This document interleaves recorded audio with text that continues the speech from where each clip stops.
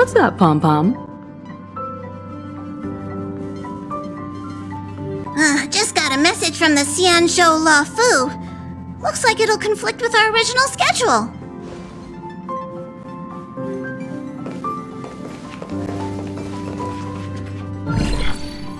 It's been a while, my friends on the Astral Express. How's your trailblazing expedition going? Soon, the Xianzhou Luofu will be holding the Luminary War Dance. Those who have aided the Luofu in overcoming the crisis are cherished allies of the Xianzhou. Thus, on behalf of the Seat of Divine Foresight, I'm extending an invitation to attend the ceremony. Your presence would be greatly appreciated.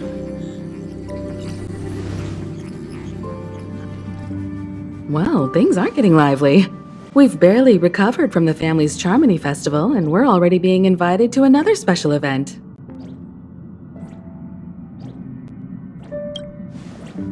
Why not think about it this way?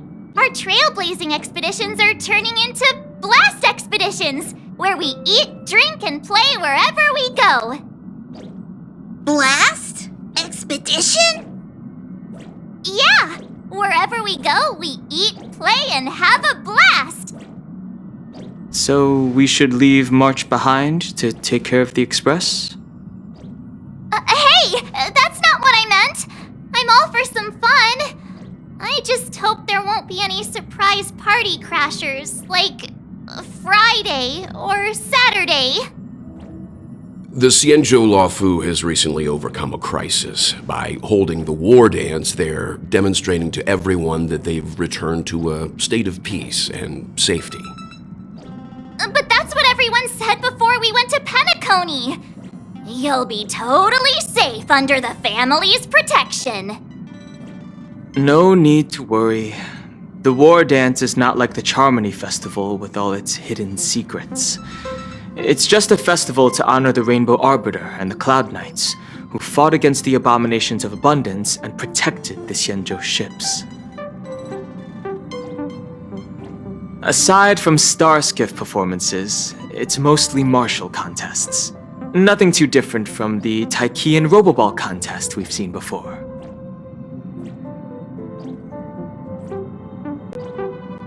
What do you think, Himiko? Since we've accepted Miss Black Swan's proposal, we should probably head to Amphorius for refueling.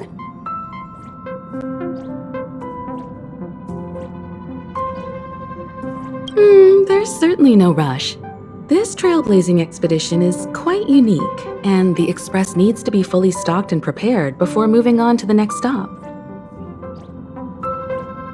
With Madame Herta's help, I was planning to deliver some Leviathan fossils from Kalinga Abyss to Ron May, member 81 of the Genius Society.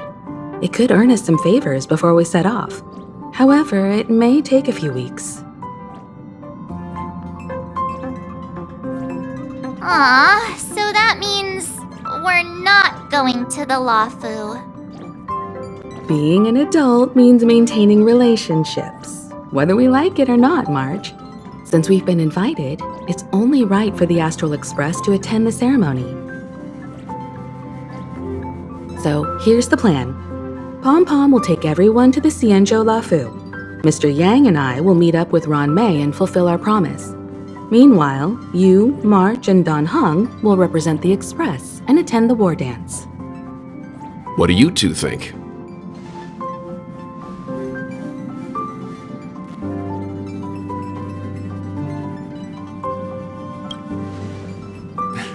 I don't hear any objections. Now that everyone's on board with the plan, it's time to warp to the Xianzhou Luofu.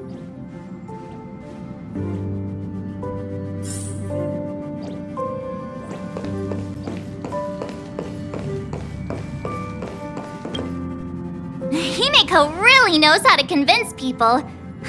Between Leviathan fossils and the war dance, the latter definitely sounds more fun. By the way, Don Hung, this time you'll be taking a stroll with us on the Luofu, right? And just let you two wander around aimlessly on the Luofu by yourselves? I don't think so. Plus, Mr. Yang is right. The ambrosial arbor crisis just ended, and both the long life and short life species are still feeling uneasy. And that's why Jing Yuan wants to organize the war dance, to show that the Xianzhou Luofu is stable and safe. And since he has extended an invitation, it's only right that I visit my old friend.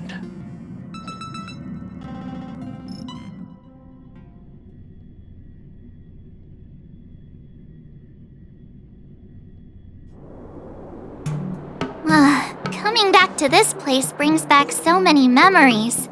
You know?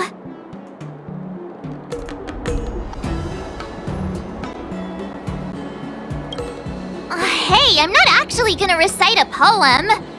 I was just thinking about all the twists and turns we went through when we first arrived on the Xianzhou. This time, we're not being forced or enticed or chasing after wanted criminals.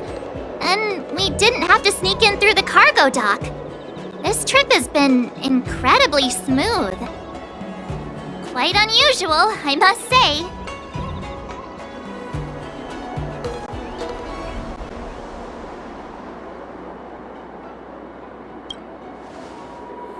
I agree.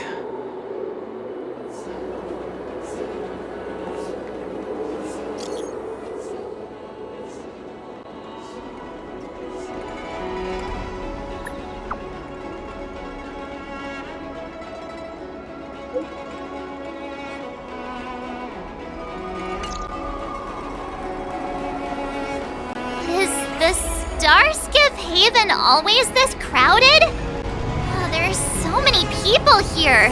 I can barely hear anything. Yanqing said General Jing Yuan sent him to welcome us. But where is he? Let's wait for him in front of the... Hey, you guys! Hold on a moment. Did they just call us? Look at their outfits.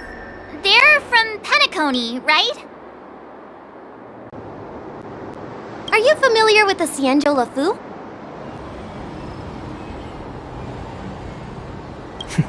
We know a little bit about it. What do you need? We're from Penacony. Maybe you've heard of it. We came to this ship to gather interesting materials for making dream bubbles. Oh, we just left there. Oh, talk about coincidence. That's great. Do you know any must-see attractions on the Luofu?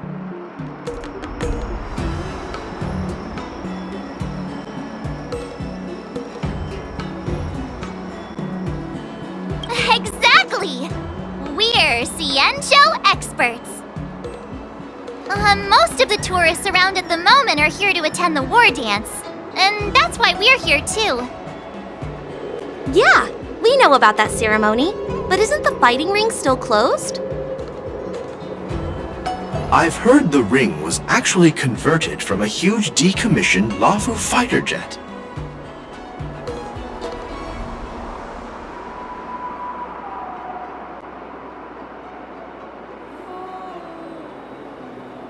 No doubt about it.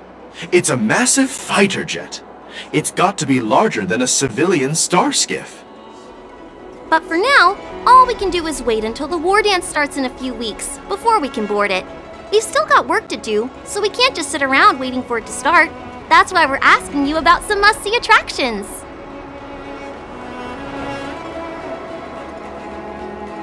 We're looking for unique experiences that you won't find on Penacony. Our clients love these kinds of dream bubbles the most. You're the expert here. Give them some suggestions.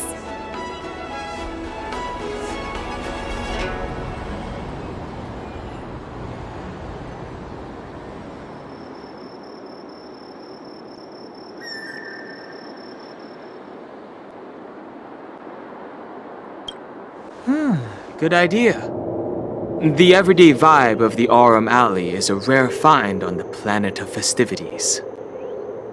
Everyday vibe. Yeah, our clients have had their fair share of adrenaline-pumping dreamscapes. Maybe something down to earth would touch their hearts.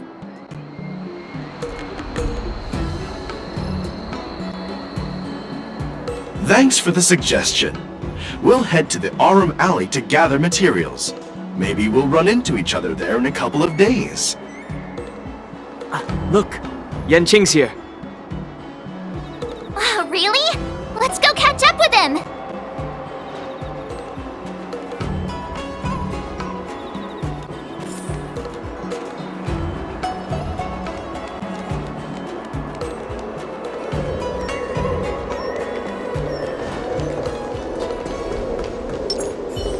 There you are! Everyone, this way! Hey everyone! It's been a while!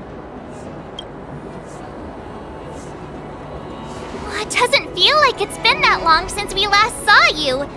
But, Yanqing, are you? What's up, Miss March? They say kids grow up really fast.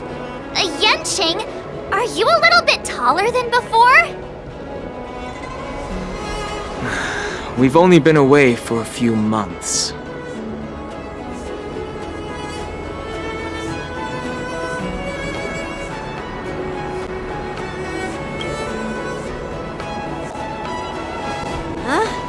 What are you doing? Sorry, but after our previous adventures, I've become suspicious of whoever greets us first.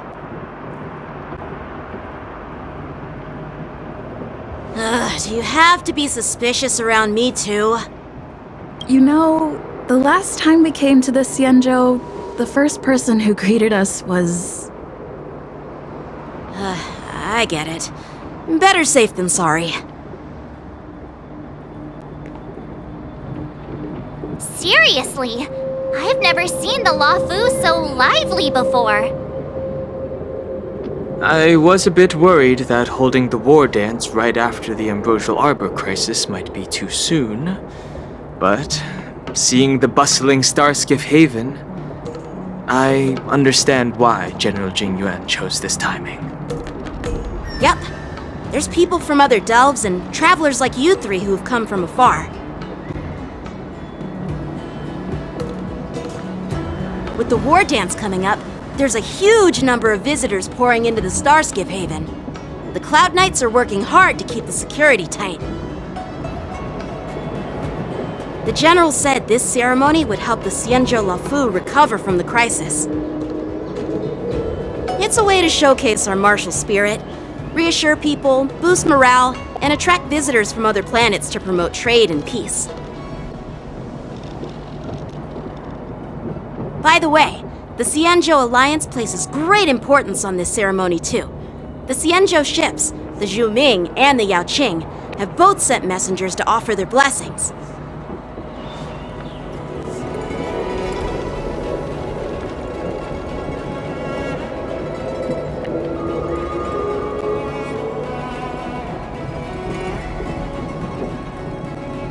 Yeah, I wonder if you've heard of it. It's known as the Star Forge, and it's responsible for providing more than half of the Cloud Knights' armaments. The Xianzhou Juming boasts skilled craftsmasters, and General Huayan is a top-notch craftsman himself. If only I could get a sword forged by him, I'd be on Cloud 9. By the way, Yanqing, where are we headed next? I'm sorry for talking your ear off. The General wants to catch up with you at the Palace of Astrum. He's been eager to hear about how the Express has been doing.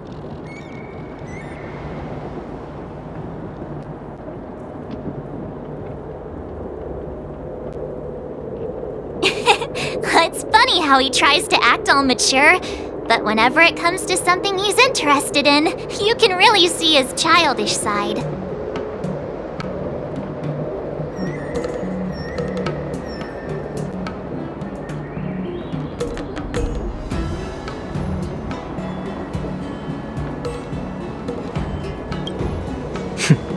I agree.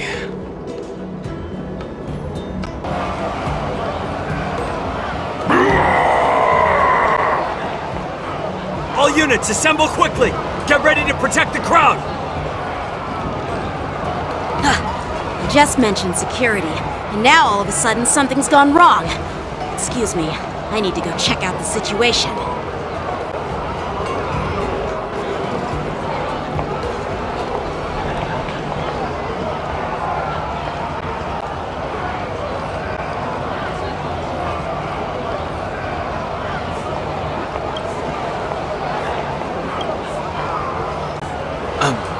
We'll go with you.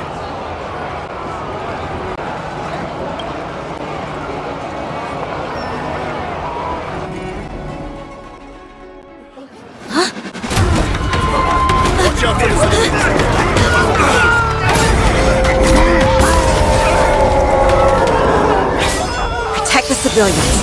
I'll deal with him.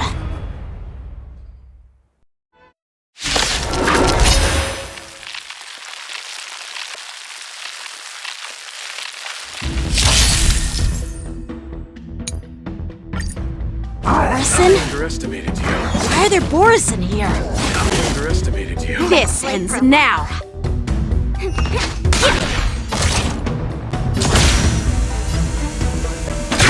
Detonate! Like fire until everything burns to ashes!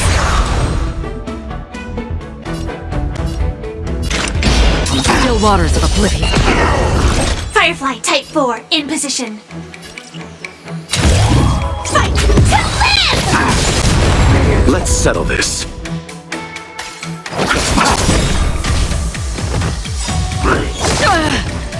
Bloom.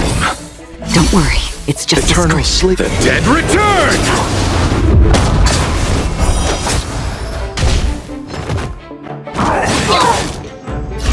I will claim victory for myself. Set the seas ablaze! Did that hurt? I weep for the departed. It too shall fall.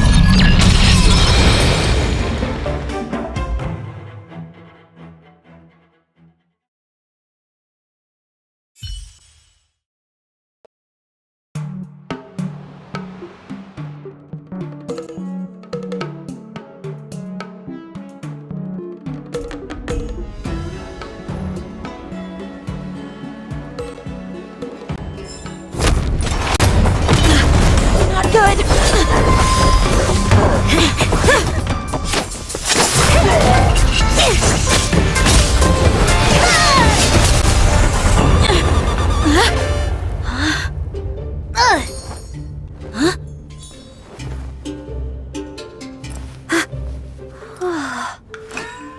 Thanks for the help.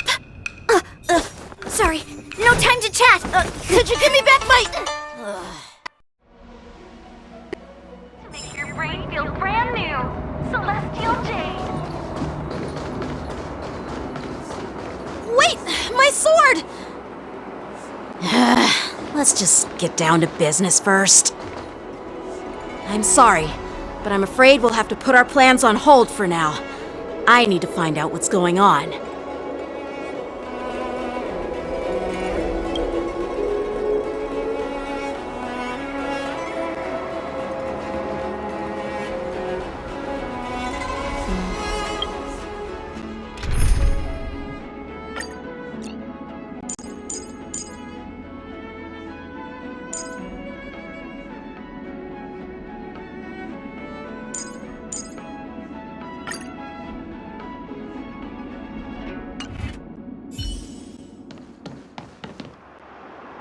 While we appreciate your rescue, my Xianzhou friends, don't you think it's a bit too much to detain us and our cargo?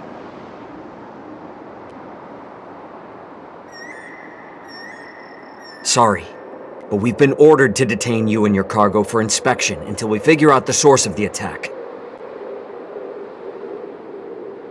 Once we're done with the formalities, we'll let you and your cargo go. Oh, but this shipment isn't even meant for the Luofu, and it's IPC's patented technology. Who do you think you are to conduct an inspection? According to the protocol, all cargo arriving on the Luofu must go through inspection. Oh, but we didn't officially enter your dock at all.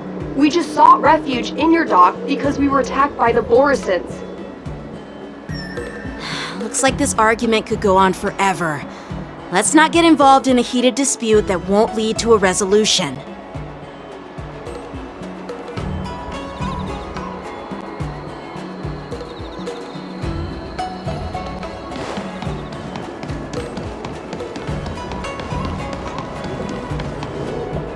Who's in charge here?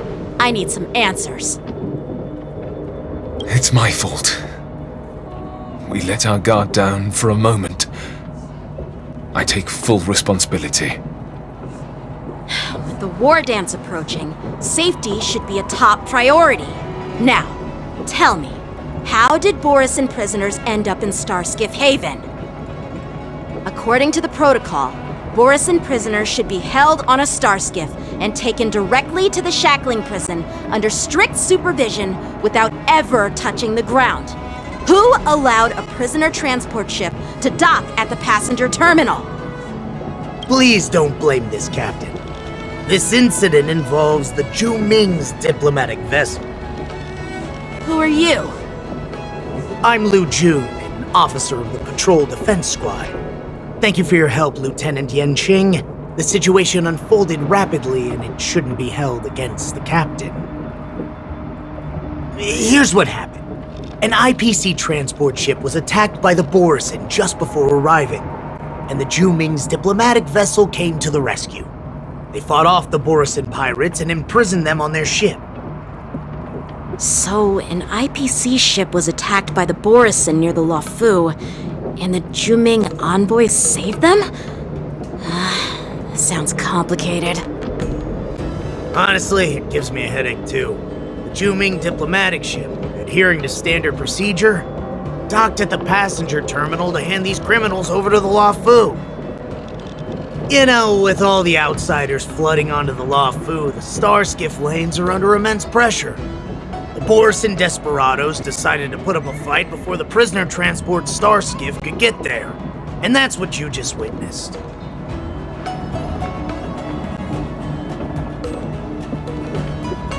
We'll make sure these prisoners are sent to the shackling prison as soon as possible. I see. It's an unusual situation indeed. I'll report it to the security department of the Realm Keeping Commission and ask for their cooperation in handling the aftermath. Maybe I should gather more details from others so that the Seed of Divine Foresight can have a better understanding of the situation.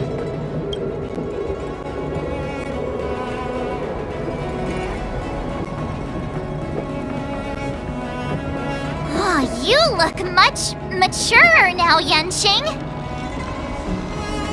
Please don't tease me, Miss March.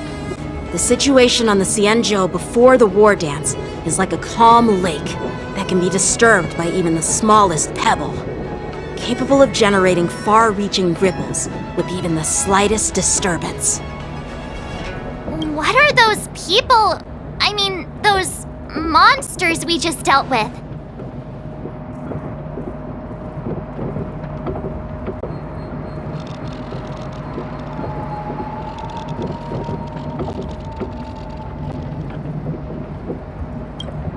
Those werewolf monsters are known as Borisin. They are abominations of abundance, and we've been fighting them for a very long time.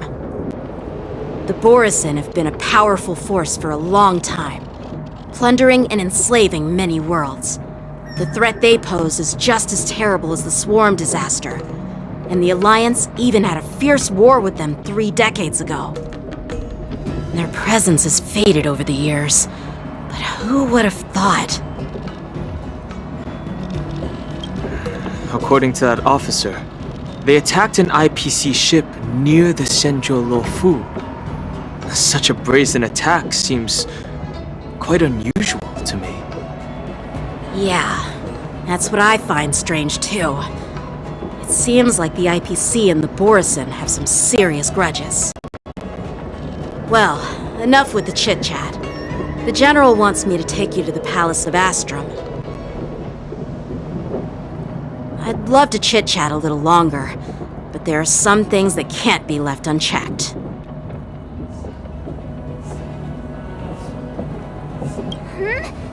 Is it a serious matter? Maybe you'll need our help in hunting down the Borisin? Thank you, but it's no big deal. By the way, that young lady who just appeared, she took my sword. I'm thinking of filing a lost property report at the Realm Keeping Commission to see if I can get it back.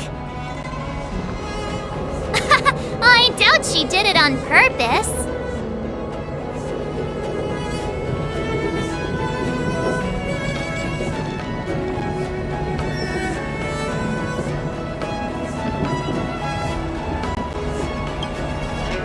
Perhaps she's around here somewhere. Shouldn't we take a look? All right, let's not keep the General waiting. Don't worry. There aren't many people out there with that kind of talent. It shouldn't be too hard to find her.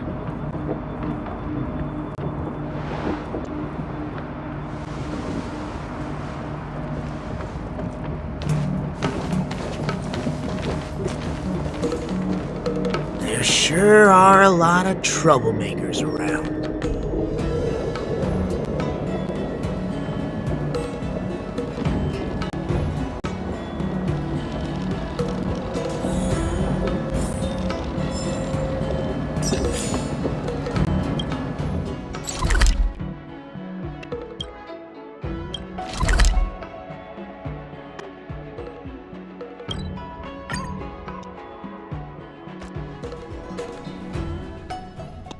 It's been a long journey, Elder Hwayan. Thank you for your presence. Don't mention it. Thank you for taking the time to welcome me.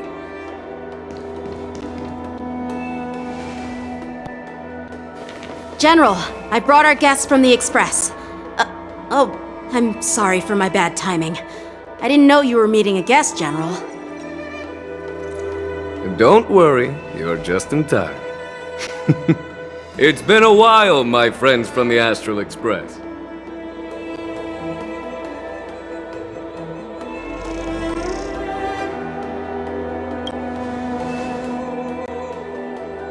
Sure, how couldn't I have?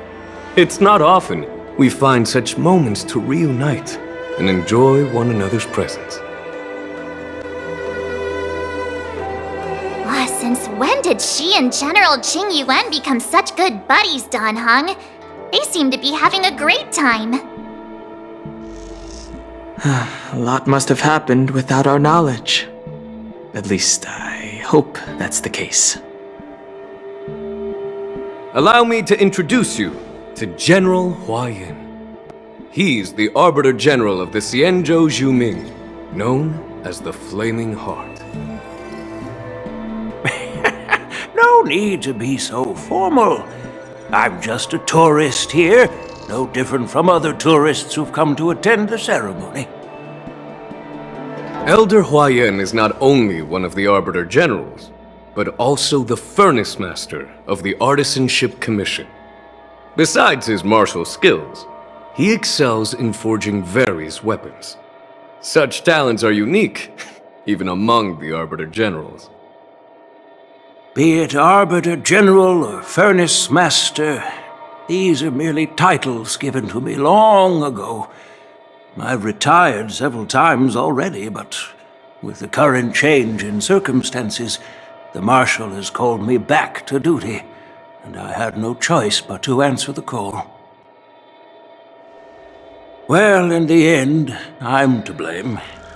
Living such a long life naturally brings its share of disapproval. It's an honor to meet you, General Hwayan. It's my honor to meet you, General Hwayan.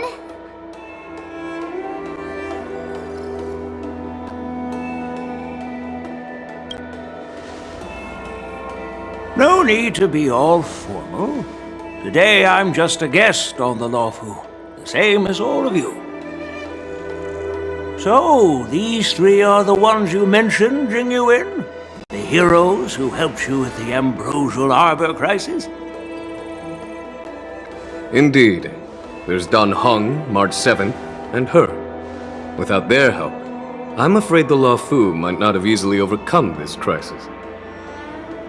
So, the Imbibitor Lune's reincarnation has returned to the Lawfu and will attend the war dance.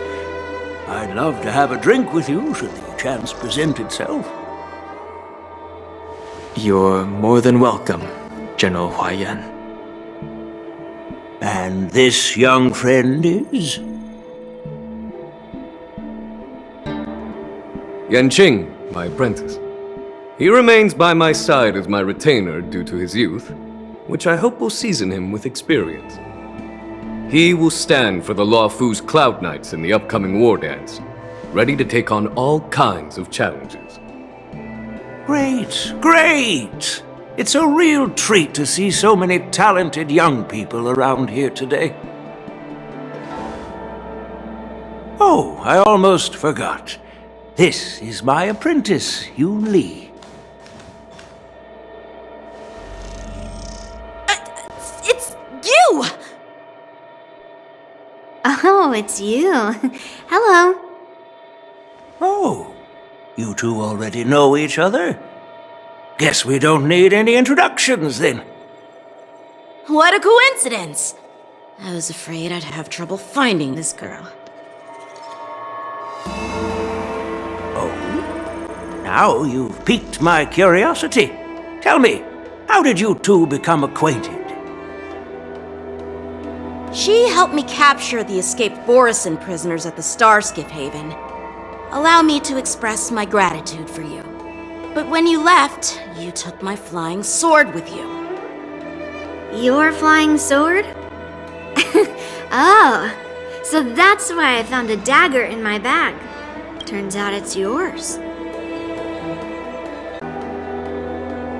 Yes, it is. Now that we've met again, I hope... Nope, that won't do. Won't do? You want your sword back, right? Well, you can't just take it back. On the Juming, when you lose your sword on the battlefield, you have to reclaim it on the battlefield. As for this little sword, it was supposed to strike that escaped Borisin prisoner. But unfortunately, its owner's agitated state caused it to fly off like a kite with a broken string, and it missed its target. By the way, if I hadn't caught it and helped it hit its mark, that Borisin prisoner would have gotten away. Hold on a sec, Yoon Lee. You took my sword without even asking, and now you're refusing to give it back? So much for Lawfu's sword masters. What did you just say? If you just stepped up and took your sword back from me fair and square, I would have totally respected you. But nope, you tried to play it down, expecting me to just hand it back to you like it's nothing. In front of everyone.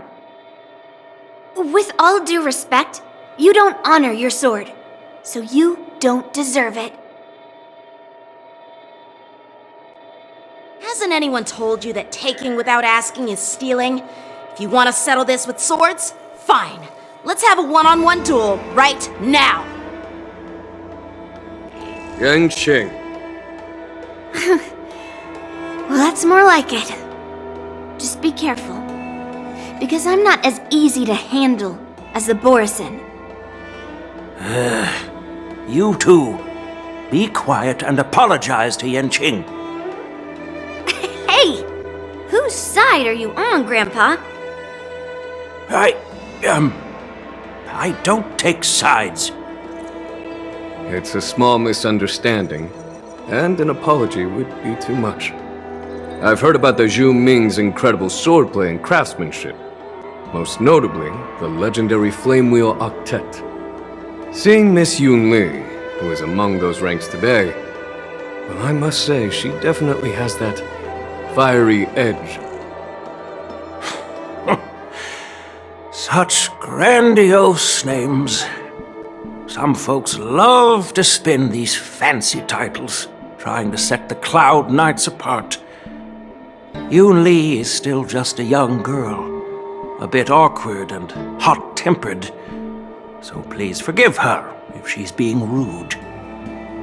Well, everyone, Elder Huayan and I have some business to discuss. For now, Yang Qing, why don't you entertain our guests and take Miss Yun Li to the inn? I'll find another chance to talk with you all.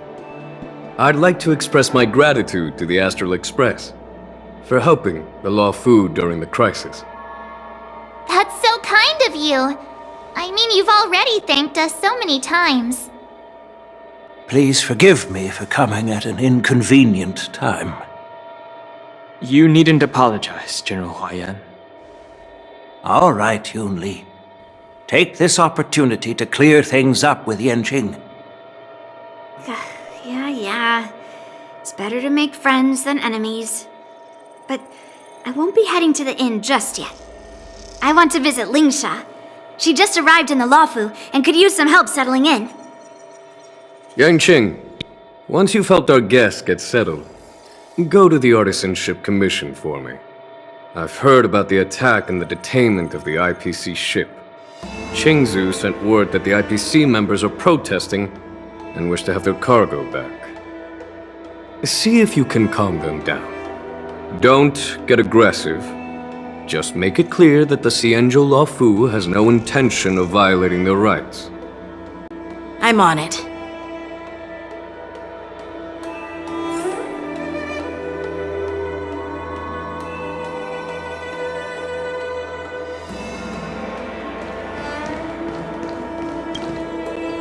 This is the report Qingzu just sent me.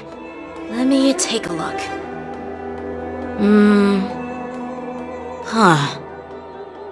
Looks like the General has given me a tough challenge. He wants me to try and help put the IPC's mind at ease.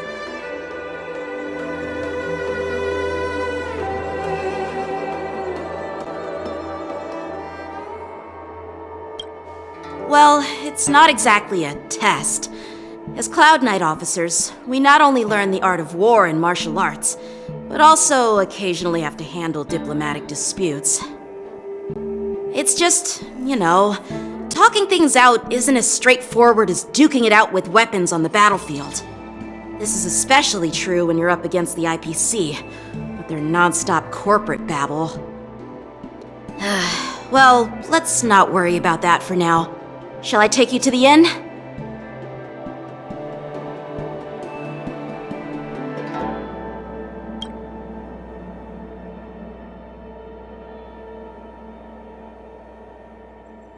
It is the Luofu's honor to have you in attendance at the war dance. Yet, the fact that a simple martial arts ceremony has attracted esteemed generals from the Zhu Ming and the Yao Qing implies intentions beyond mere spectating. Might there be any specific instructions from the Marshal? You're overthinking it, Jingyuan. As I said, I'm here to broaden my granddaughter's horizons. I have no ulterior motives. However, I have no clue what the Yaoqing Arbiter General has in mind. Do you remember when you accepted this position? I told you that an Arbiter General's battlefield goes beyond the physical one. You'll need to lead and manage everything on the Xianzhou. The title of Arbiter General holds a weight far greater than its literal meaning. So many years have passed, and you've done well. However, longevity for the Xianzhou people can be a curse. Living too long means that every mistake you made will lurk in the shadows. And one day, they'll eventually catch up to you. The Marshal knows everything that has happened on the Luofu. As for the Merlin's Claw of the Yaoqing, she has come specifically for you.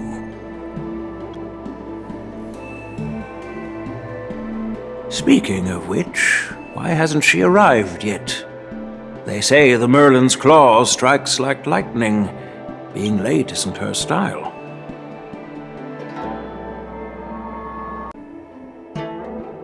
That's not true, General Huayan. She's been here a while, but I'm sure you've heard of her unbridled nature. As soon as she disembarked from the star skiff, she mentioned having something to attend to and simply disappeared. You must be the messengers from the Xianzhou Yao Qing, I assume. We are Jiaoqiu and Moza, retainers of the Merlin's Claw. It's an honor to meet you in person, Arbiter Generals. Now this is interesting. A guest who doesn't come to visit but sends a message instead. What does she mean? Tell me, what could be more important to her than coming here? Master heard about a spectacular view in Scale Gorge Waterscape. I believe she went there to enjoy it. A spectacular view? Ha! Did you hear that, Jingyuan? This person is being sarcastic. Please do not misunderstand me, General Huaiyan. I was simply stating the truth. Master thought it would be inappropriate to keep you waiting, so she sent us here. Once she's finished with admiring the scenery, she'll personally come and apologize to the both of you.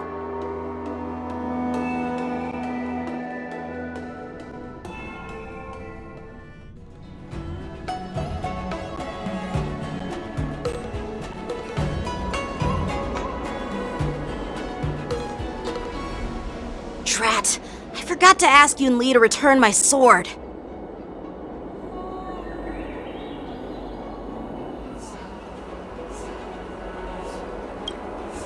Unacceptable. Every sword is precious to me. If it weren't for the General's interference, I would have taught that shameless girl a lesson in swordplay.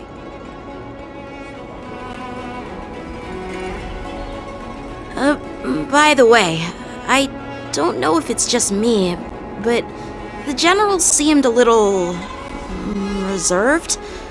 Could it be because of Elder Huaiyan's visit? Reserved? Really?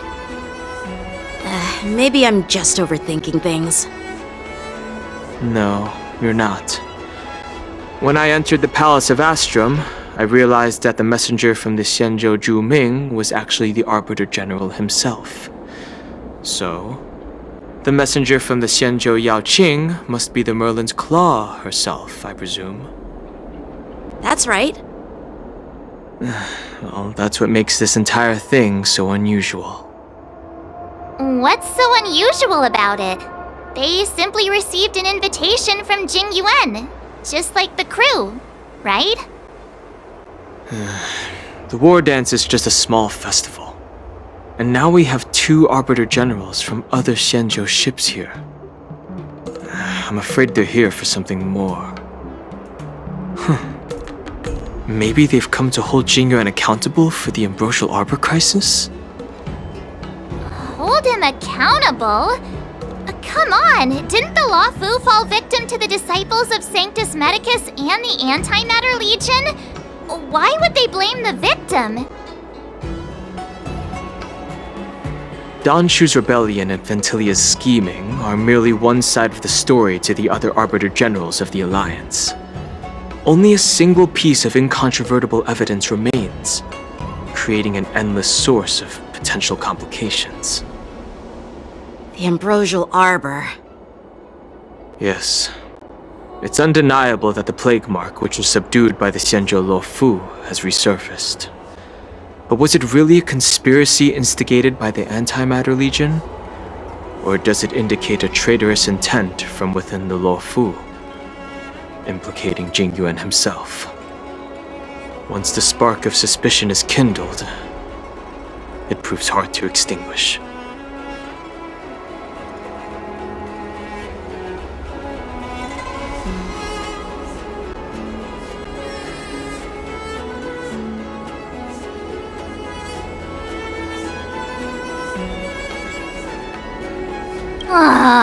What was I thinking?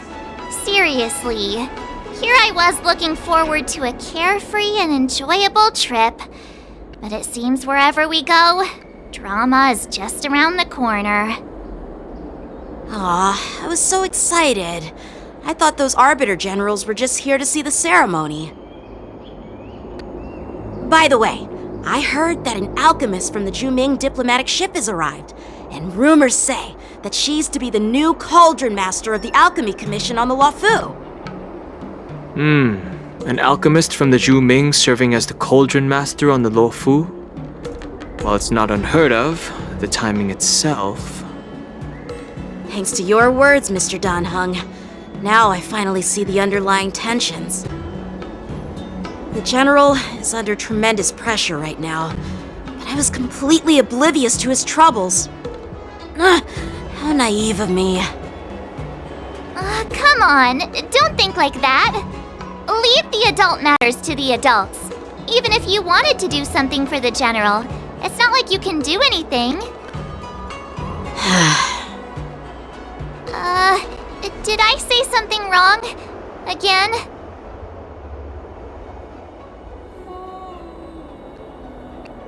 Miss March is right. I don't have the skills to share the General's burdens at the moment. Still, I'll do my best to follow his instructions. Let's go. Once I've taken you to your accommodations, I need to go to the Artisanship Commission to handle the IPC's protest. He looks like he has a lot on his mind. We can't just let him go alone. Why don't we accompany you to the Artisanship Commission? This is too much trouble. While I appreciate your kindness, dealing with the IPC's workers could be tricky. I'm afraid this will cause trouble for the Express. No worries. We're pretty experienced in dealing with the IPC. You've heard of the 10 Stone Hearts? We've dealt with quite a few of them, right?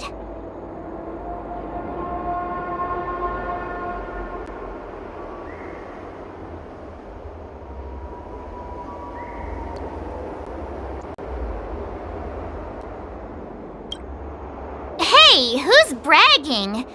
Anyway, this time it'll just be a few ordinary IPC workers. Surely you don't think they'll be even trickier than Aventurine, do you? Well, since you're willing to help, I won't decline your kindness. Let's head to the Artisanship Commission and meet them.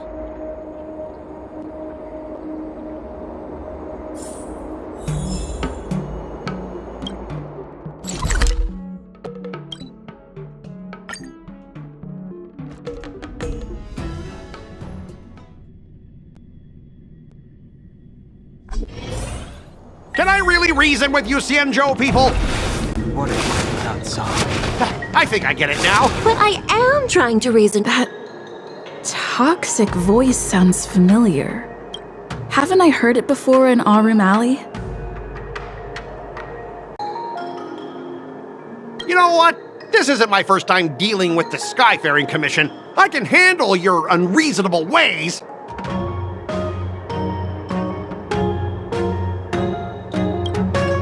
But straight up snatching IPC cargo, isn't that going a bit too far?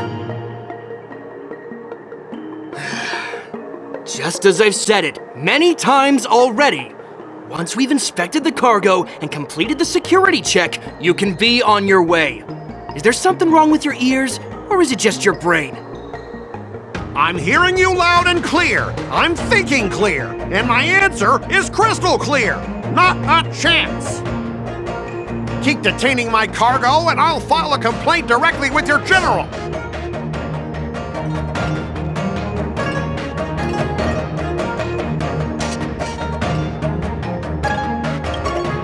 You jerk! Who are you calling a dog? Wait, why are you here? You're staying on the Xianzhou, are you? What terrible luck! Wherever you go, disasters aren't far behind. Aren't you the guest from the Astral Express? What brings you and Yanqing to the Artisanship Commission?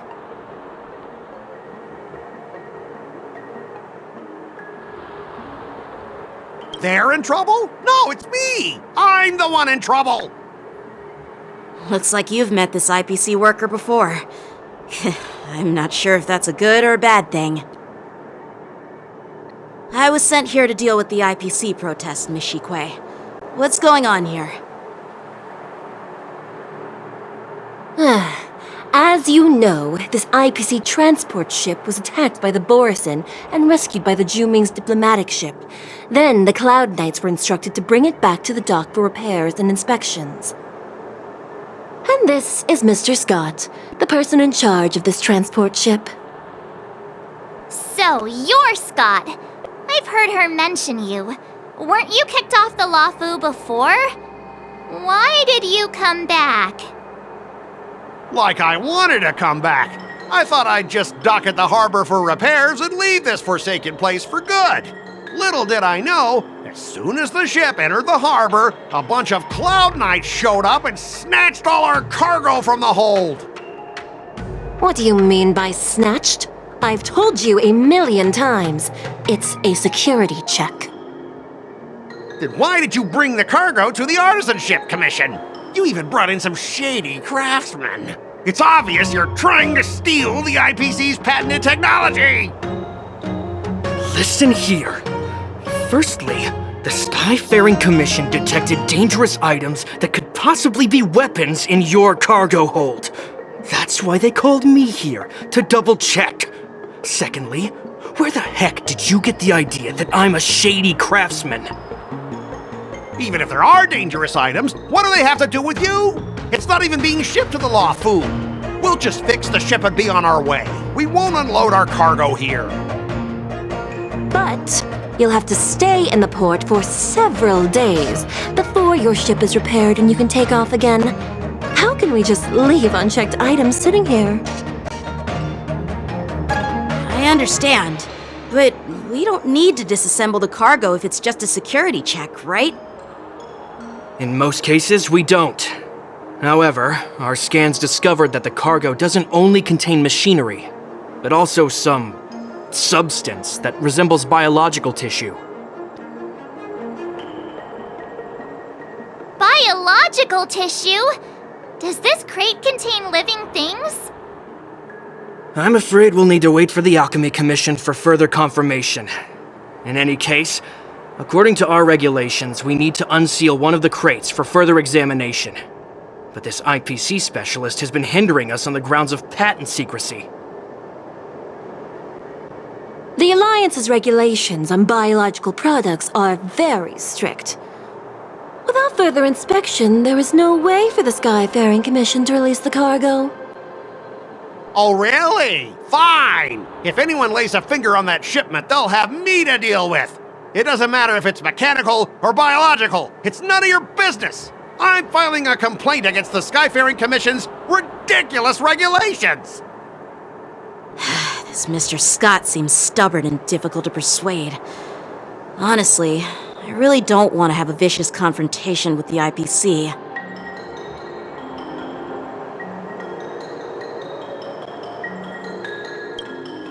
I heard how you helped Aramali. The IPC representative back then was Mr. Scott, right? Since you've dealt with him before, it looks like I'll have to rely on you again.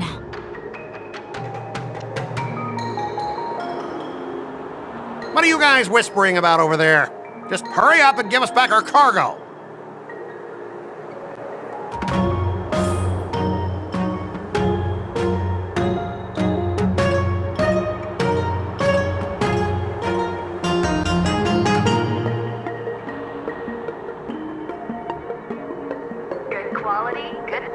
Hassle-free chartering.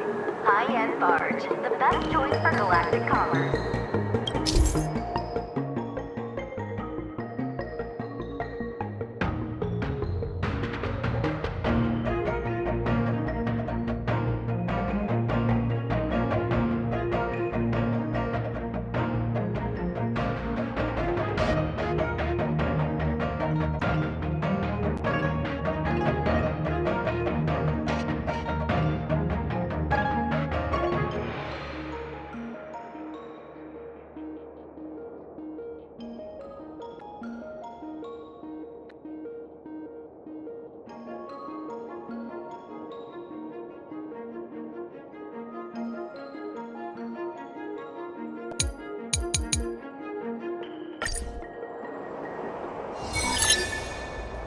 As I recall, this guy won't listen to reason and can only be persuaded with intimidation. But he does seem to follow rules to some extent. Let's use that against him.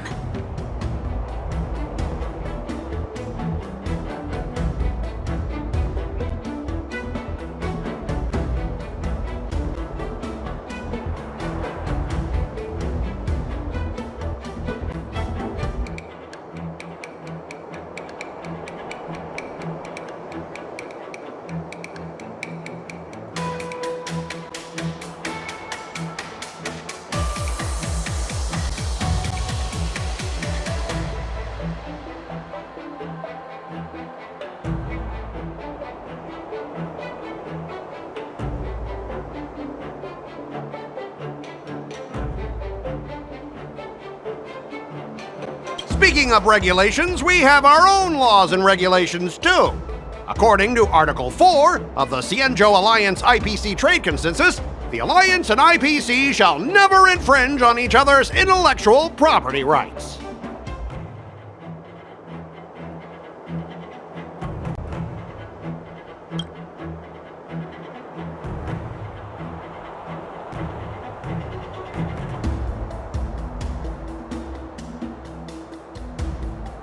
The Alliance can sign a non-disclosure agreement with you. That way, you won't have to worry about any infringements, right?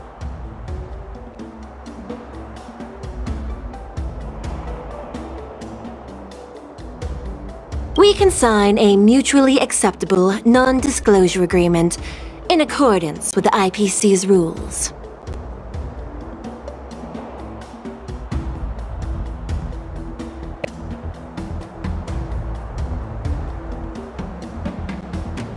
Well, that makes sense, but how can we trust you to honor the terms? Even if we set aside the secrecy of intellectual property, these prototypes built by the Intelligentsia Guild are incredibly valuable, beyond your wildest imagination. If anything goes wrong, you won't be able to pay for it even with your lives.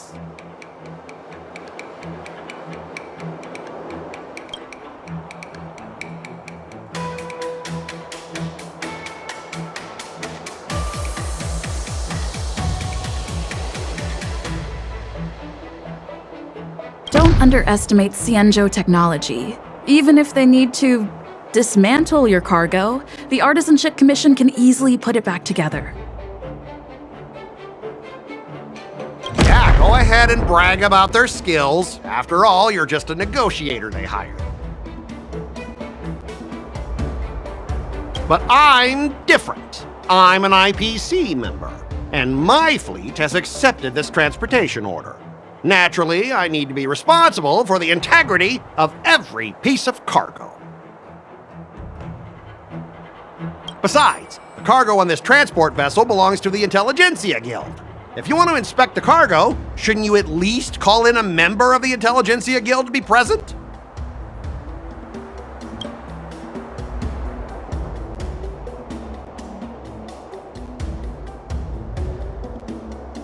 According to the principle of territoriality, since your vessel is stranded on the Cienjo, the Skyfaring Commission has the right to inspect it. Indeed. According to Article 27 of the Cienjo Legal Code, all official and private goods upon entering the port shall be subject to inspection. Failure to submit to such inspection shall be deemed equivalent to the possession of unlawful items and shall be subject to legal ramifications. Huh? My synesthesia beacon must not be working, because I have no idea what you just said. Simply put, if you insist on hindering the inspection, we'll have to treat the cargo as unlawful items and confiscate it. Confiscate it? How can you Cienjo people be so unreasonable? If this were pure point and incoming cargo posed a safety risk, the IPC would take it in for containment and disposal, correct?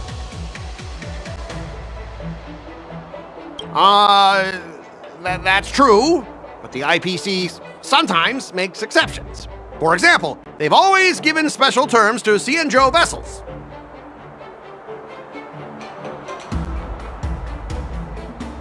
We both need to follow the regulations, because that's how the IPC and the Cienjo operate, right? As an IPC worker, I have to abide by its regulations. If I make an exception and allow you to inspect the cargo, it'll spell disaster for me.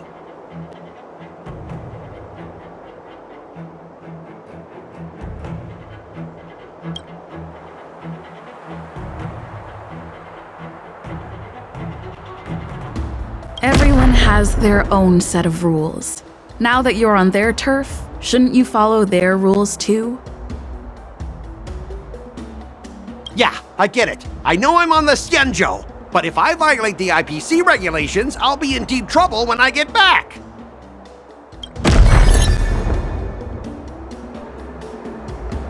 Well, you guys sure know how to argue your case. Fine, I'll allow you to do the security inspection. It's just that, I need some time to sort things out. This is a big deal. Let me talk to headquarters first. So, Mr. Scott, are you just stalling for time and planning to leave the Cienjo as soon as your ship is repaired? To avoid the Skyfaring Commission's inspection? Well, IPC staff are free to come and go, as long as they don't break any laws. Yeah, you've got some insight there. Who are you again?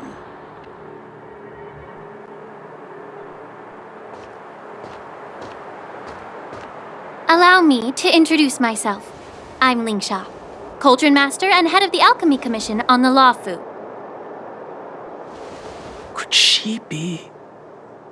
Yeah, she's the new Cauldron Master assigned here from the Cienjo Juming. I received a report from the Artisanship Commission about cargo containing samples of unknown organisms. It said they needed help from the Alchemy Commission. I had nothing better to do, so I came myself. It's fine, Mr. Scott. If you really don't want your cargo to be inspected, it doesn't matter. It doesn't matter? How can you say that? Why are you being so nice all of a sudden? Well, since you're not going to check it, I'll take this crate and be on my way. Is that okay with everyone? Yeah, sure. Why should I object? Not only this sample, but all the goods on the transport ship are yours to keep. Like I said, we won't inspect them.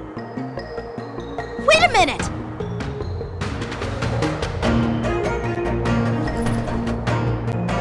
Well, that's more like it. If only the young displayed a more reasonable attitude, we could have sidestepped that altercation just now. Our ship will leave in a few days once the engines are repaired. Your ship can leave whenever you want, but I'm afraid I can't say the same for your cargo. According to the import and export regulation signed between the Cienjo and IPC, all biological shipments can only leave the port when they have confirmed to be of no threat, or when all biological activity expires.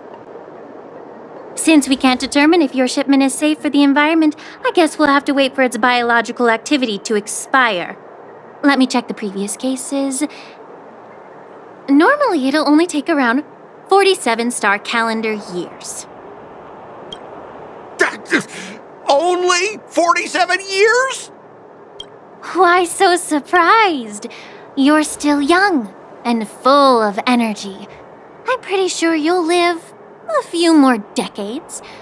Have some confidence in yourself.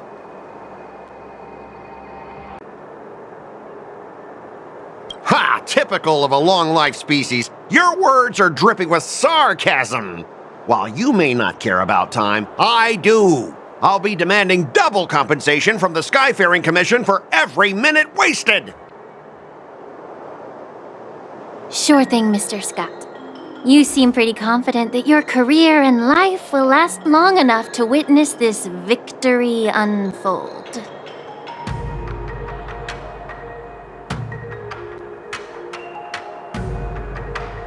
Step aside, guys. Let them do the inspection. But, Mr. Scott... Come on, we're already in enough trouble. Just let them do the security inspection. And if needed, I can always grovel before the Intelligentsia Guild later. I'm just using my head for what it's apparently good for, right?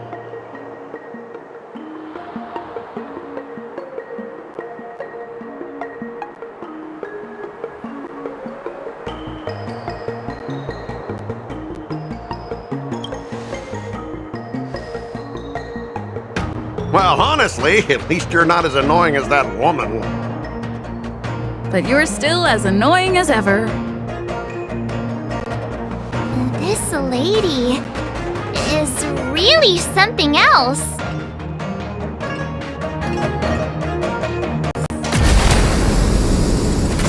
Is this the IPC product?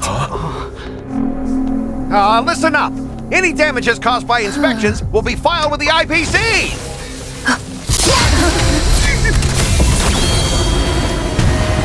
Turn it off!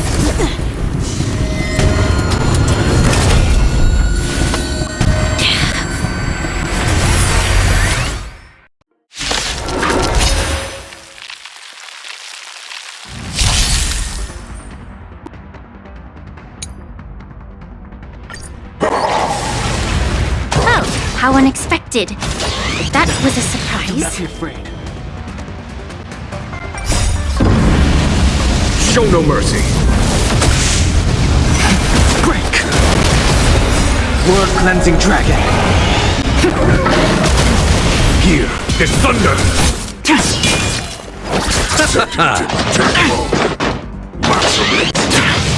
Bloom.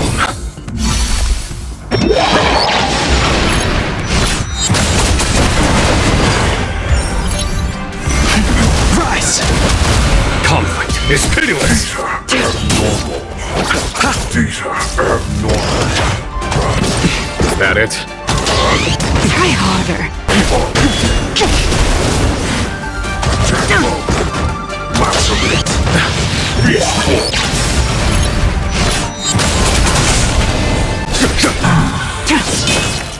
Receive divinity. Repay. The dead return!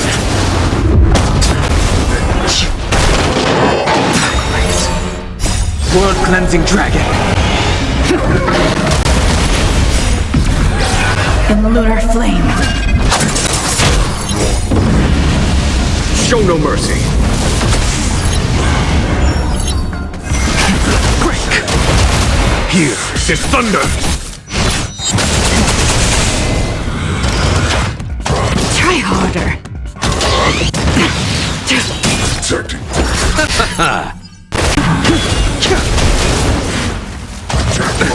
Nothing major.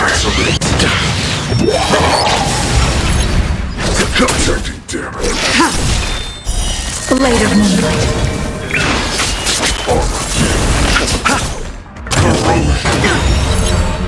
The dead return!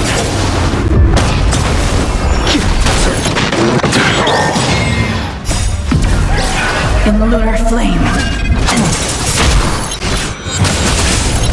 Conflict is pitiless. Show no mercy.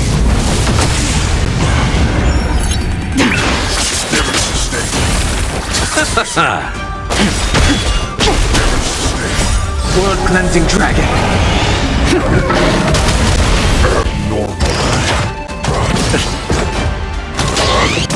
Is that it? Bloom. Repay.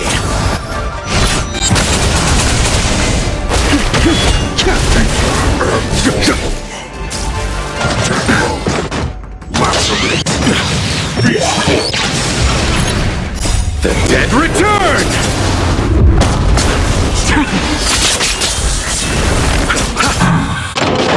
Try harder.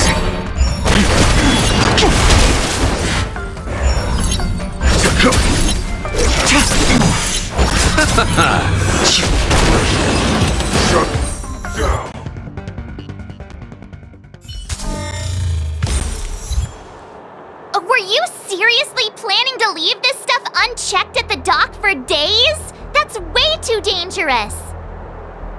I had no idea about it! You must have accidentally triggered the cargo's defense program!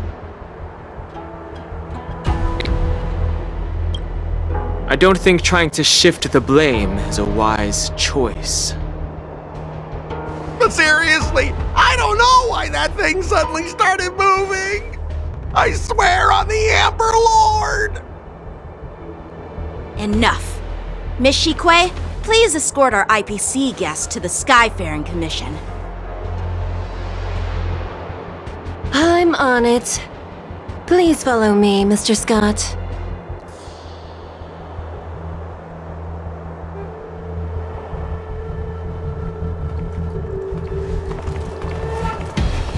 Gentlemen, our preliminary inspection shows that there is indeed hidden biological tissues inside, just like the craftsman feared. I can't even tell if it's ingenium or biological in nature.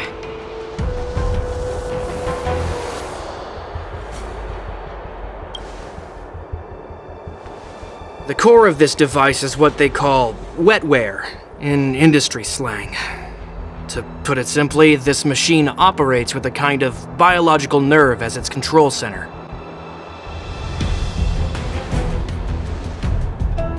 I'll take some samples for the alchemist to analyze and figure out where the biological tissue comes from. Why would the Intelligentsia Guild use such unethical technology? Perhaps they're trying to create a new weapon?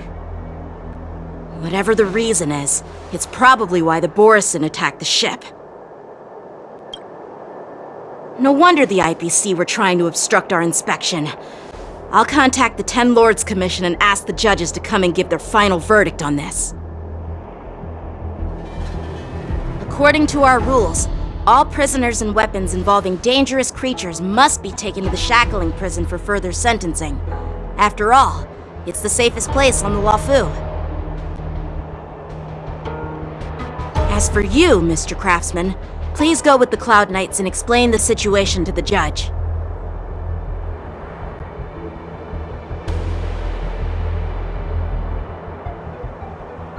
I had a feeling that the IPC members would cause trouble, but I didn't think they'd be this tricky. Thanks for your help, Miss Linksha. I should thank you for saving my life. Your sword skills were impressive, taking down that big guy. I thought the General's retainers were all burly martial masters. I didn't expect Yenqing to be so...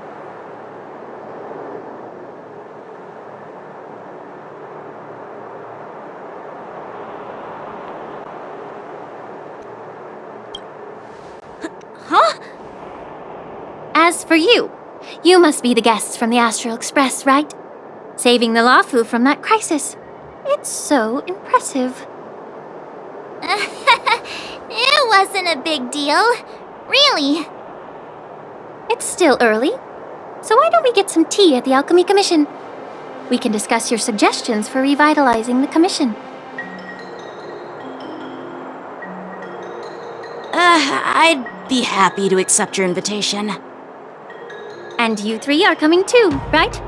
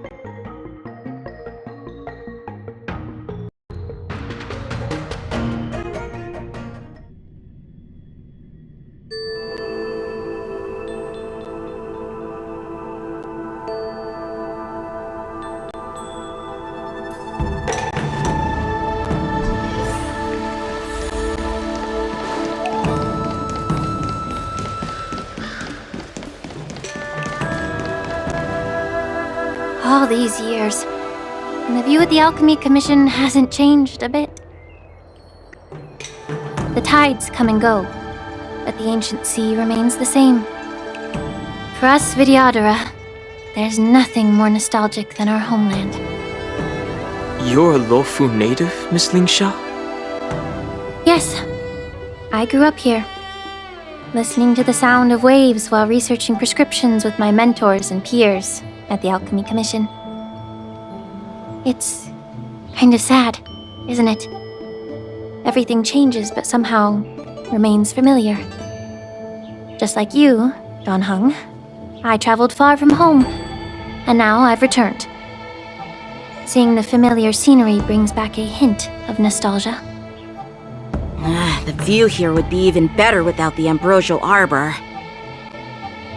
Oh, really? I think that towering tree looks pretty impressive. Even if it's impressive, it's a plague mark. The Xianzhou have been fighting abominations for thousands of years. And now that the ambrosial arbor has been reborn, it's only natural for everyone to feel uneasy. Well, once a seed is planted, no matter how long it takes, it'll eventually sprout and bear fruit. In my humble opinion, the rebirth of the ambrosial arbor and the resurgence of the disciples of Sanctus Medicus were inevitable. The seed was already planted when the ancestors of the Xianzhou sought immortality.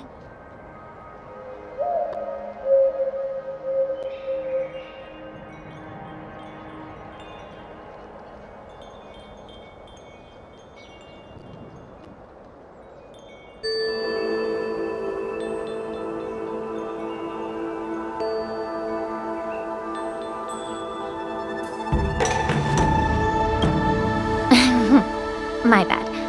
Well, since you went through the entire Ambrosial Arbor crisis firsthand, Dan Heng and Lieutenant Yan Qing, I'd like to discuss something with you. What would you like to discuss, Miss Lingsha? I was lucky enough to be chosen by the Alliance to come in and clean up all the old grime in the Alchemy Commission. Honestly, the Alchemy Commission is riddled with problems and has reached a point where fixing it seems impossible. I'm looking to remedy this problem, but was wondering if you could provide any insights. Well, even though I'm a Vidyadharan like you, I'm an outsider, just like my companions here. I can't really say much about a remedy, but I do have a piece of advice, Miss Lingsha. The Vidyadhara and the Alchemy Commission on the Luofu have always been intricately connected. If you cannot distance yourself from these ties, Miss Lingsha, changing the situation within the Alchemy Commission may be quite challenging. I may not know about politics, but I do know that the disciples of Sanctus Medicus have been operating within the Alchemy Commission for years. If you're determined to root them out, maybe you should discuss it with the General. I see. Thank you for your valuable insights.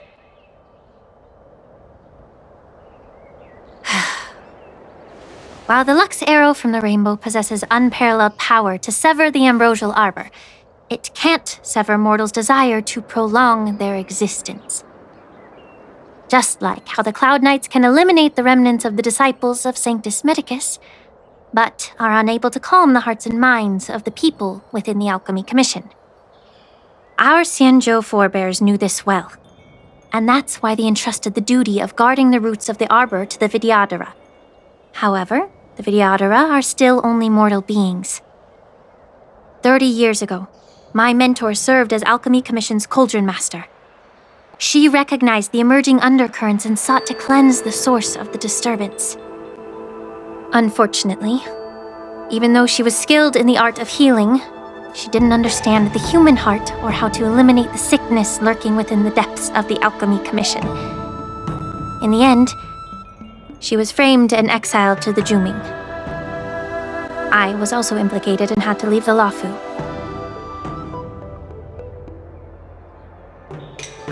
And guess who arbitrated the case and handed down the sentence? None other than General Jing Yuan himself. What? You heard it right. The The ones responsible for the corruption in the Alchemy Commission are not just the remnants of the disciples of Sanctus Medicus, but even the Divine Foresight himself.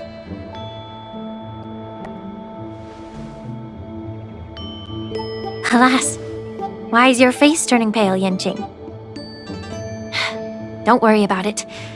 I understand that when someone holds a position of power, they may sometimes have to make tough decisions.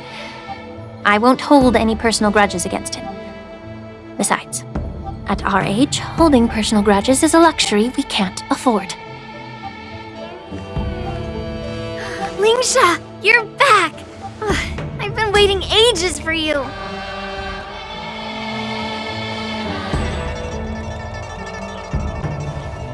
Yunli! Why aren't you with your grandpa? What brings you to the Alchemy Commission? Well, let me take this opportunity to introduce you to Yanqing. What a small world. You stole my sword! Give it back! I see. Let's skip the introduction part then. Why do I keep bumping into you?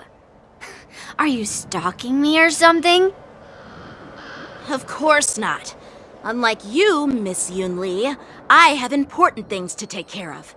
You, on the other hand, seem to have all the time in the world to wander around without returning my sword. Grandpa used to say that a sword reflects its master. I talked to your sword, and it told me that you've been distracted. You hesitate when you should strike, and you struggle to stay calm when your sword is unsheathed. Now that I see you again, I realize your sword was right. It wasn't me who took your sword. It was you who lost focus. Do you really expect me to believe that nonsense? I've been taking it easy on you because you're a guest from the Juming, but you're not taking the hint. Don't people from the Juming know you're supposed to return what you've borrowed?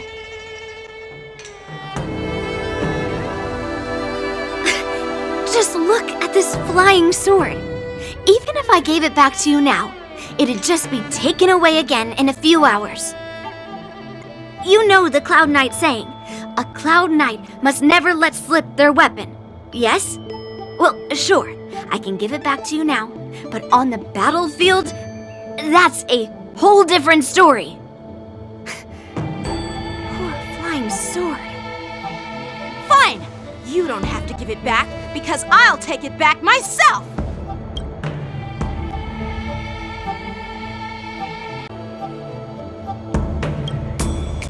Between these two, who do you think is tougher? Don't get me wrong, I'm just curious. Get ready to separate them. It is my first day at the Alchemy Commission. A brawl is definitely not how I imagined celebrating it.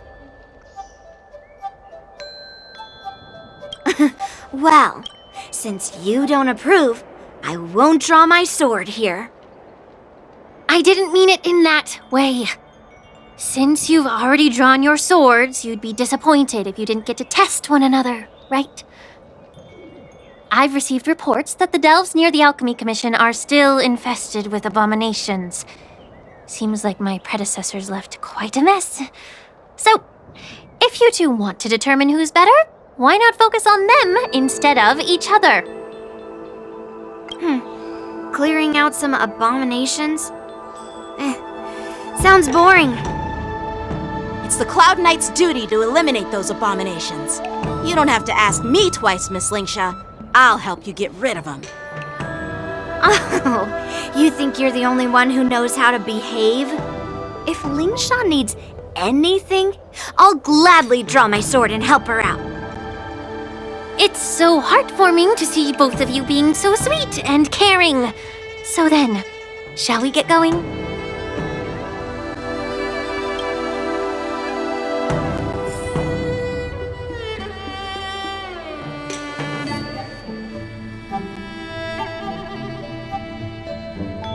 Ever since the disciples of Sanctus Medicus were eradicated, their experimental abominations have been festering here. If you want a contest, I'll be the referee. The one who kills the most abominations within an hour wins. Lingsha, as always, you're still an expert in making unpaid work sound so noble and grand. It's for your own good, little Yunli. While you desire to compete against each other, I don't want to see either of you getting hurt. That's really thoughtful of you, Cauldron Master. So, are you both ready?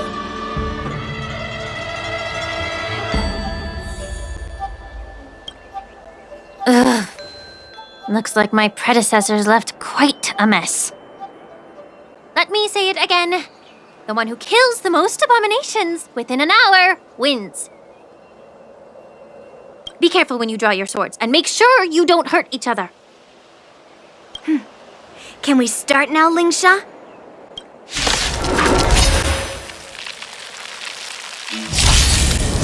Again? Time for swordplay! World Cleansing Dragon.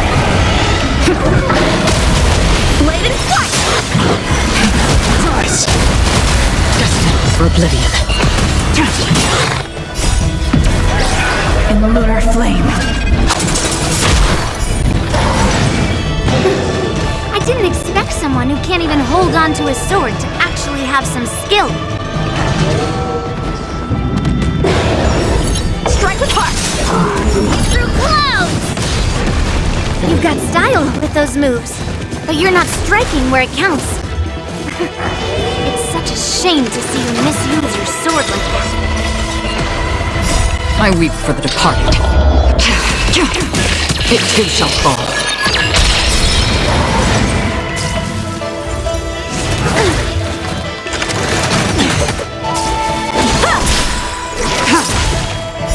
Blade of moonlight.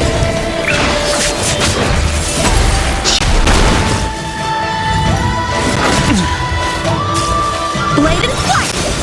Descend to earth!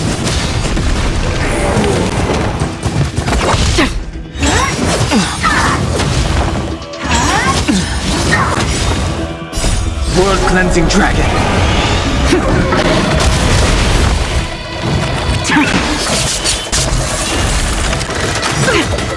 Swords descend!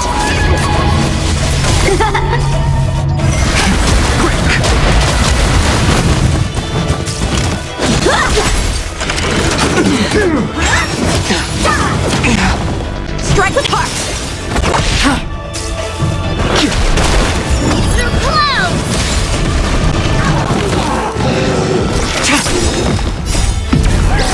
In the lunar flame. Blade of moonlight.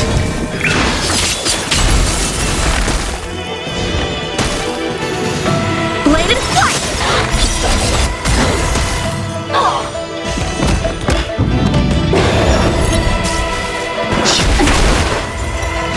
Again, destined for oblivion.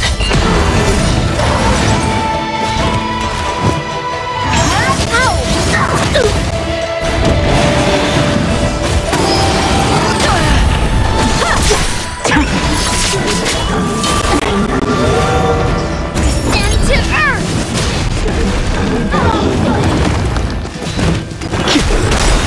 World Cleansing Dragon.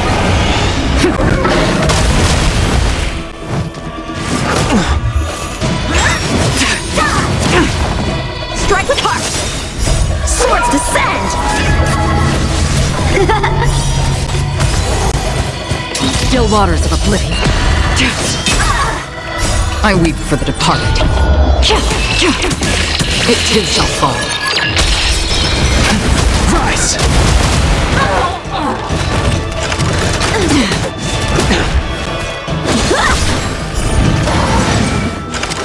Descend to earth!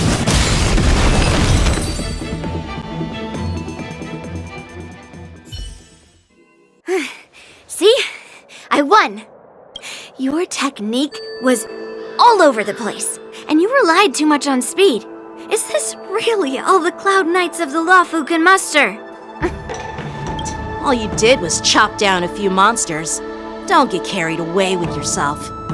Oh, well then I'll give you a chance. Defeat me or hand over all your swords. If you're trying to pick a fight, just ask, because I'm ready for ya.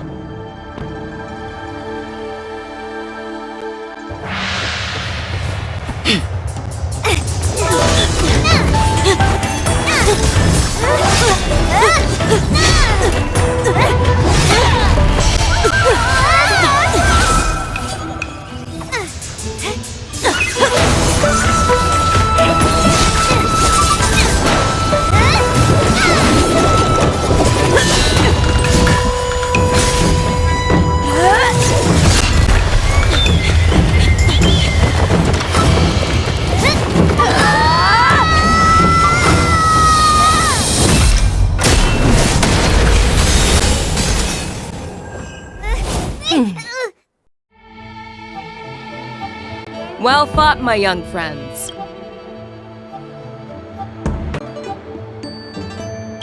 However, both of you have shortcomings. One of you focuses on dodging and weaving, while the other relies on brute strength, trying to take down targets with a single strike. Who are you? Me? I'm just a patient seeking medicine from the Alchemy Commission. A passerby, if you will. I thought I'd see my fill of impressive fights during the war dance.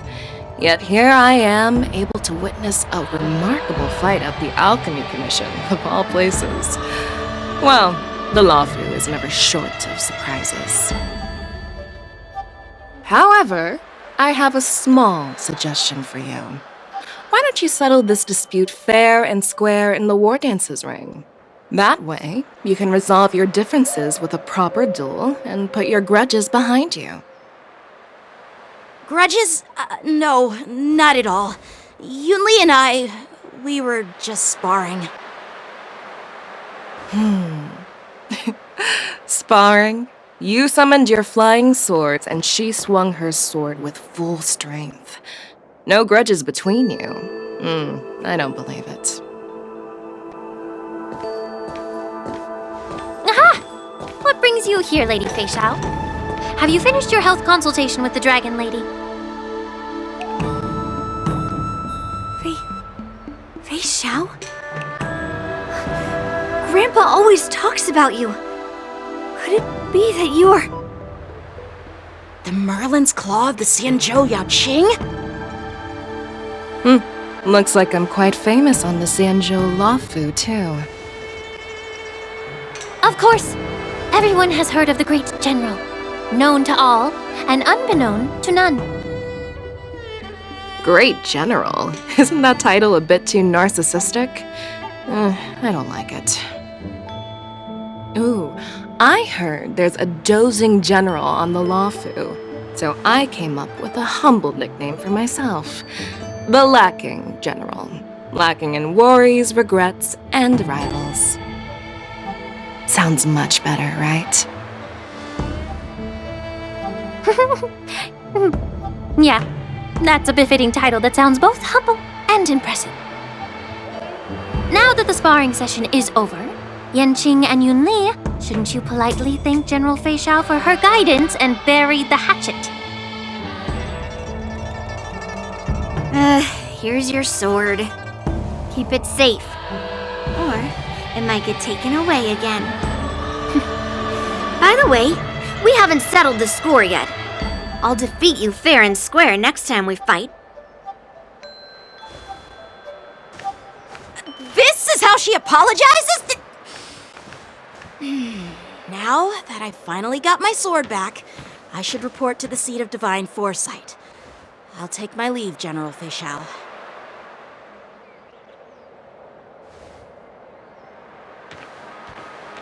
Oh, by the way, Miss Lingsha, if you've got some free time, I'd like to invite you to the seat of divine foresight for a chat with General Jingyuan.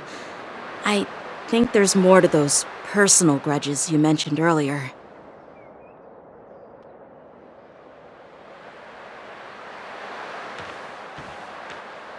Thanks for stepping in, General Fei Xiao. Otherwise, I'd have had to knock them out with my incense. Not at all, just doing what you asked. How about we call it even as payment for the healer lady's consultation? Sorry, but even a general needs to pay their bills. We don't do credit here. And let's not forget, you'd have been waiting decades for a chance to see the Dragon Lady if it weren't for me.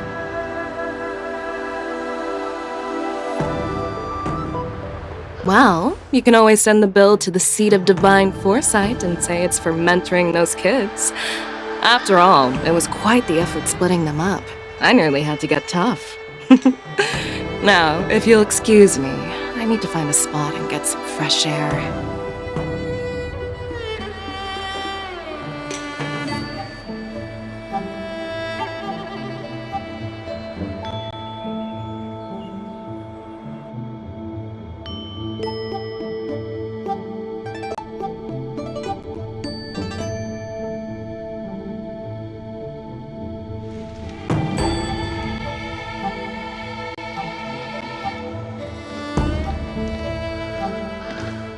Back already? You've met with Jing Yuan and wandered around for a few hours. So, what do you think? It appears that the Divine Foresight is using this war dance as a show of strength to convince everyone that the Luofu is prospering after the Ambrosial Arbor crisis. But... I know you're going to say but, right? But the influx of people attending the war dance is like a breeding ground for disorder and rumors. One wrong move, and the Luofu could be in a world of chaos.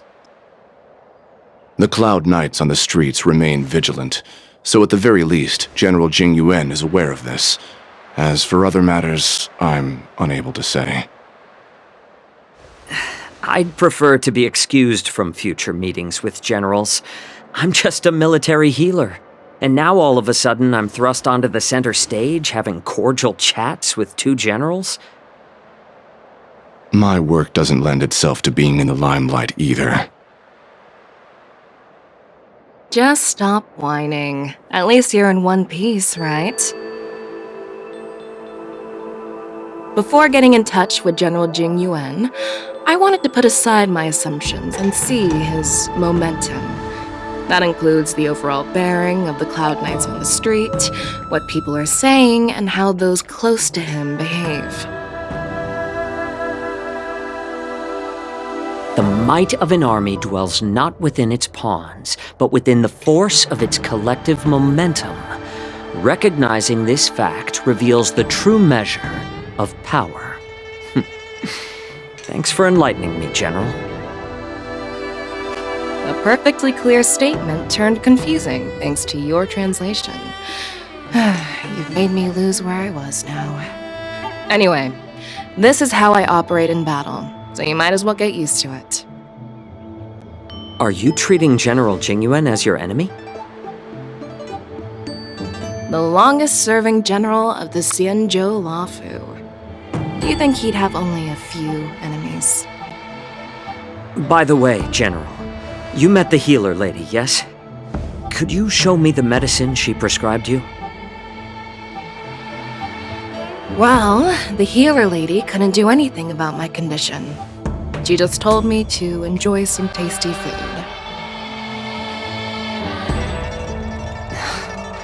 So not even the famed healer lady could help? Don't worry. I'll fulfill my promise and find a way to cure you. Actually, I've found some leads.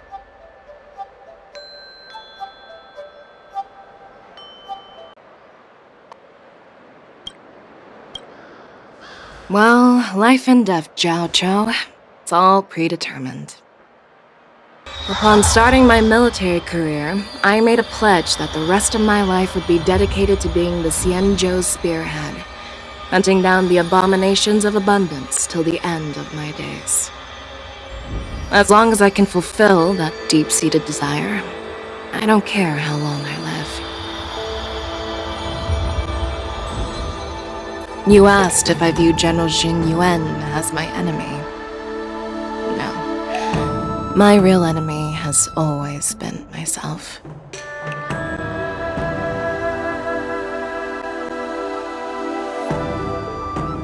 Enjoy some tasty food.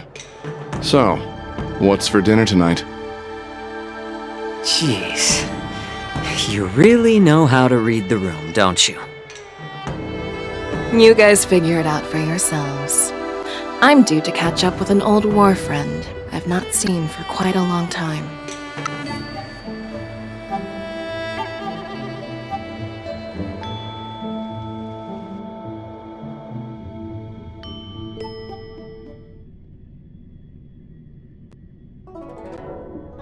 Hey! Was that the Yaoqing general who just dropped in out of nowhere? Oh, she's so awesome! I mean, when Yun Li swung that massive sword, she just casually blocked her attack with ease. Mine too. Yeah. But to go up against Yun Li is quite impressive, you know? That aura of heroism and grace, it almost makes me want to learn Xianzhou swordplay. You think so too, right?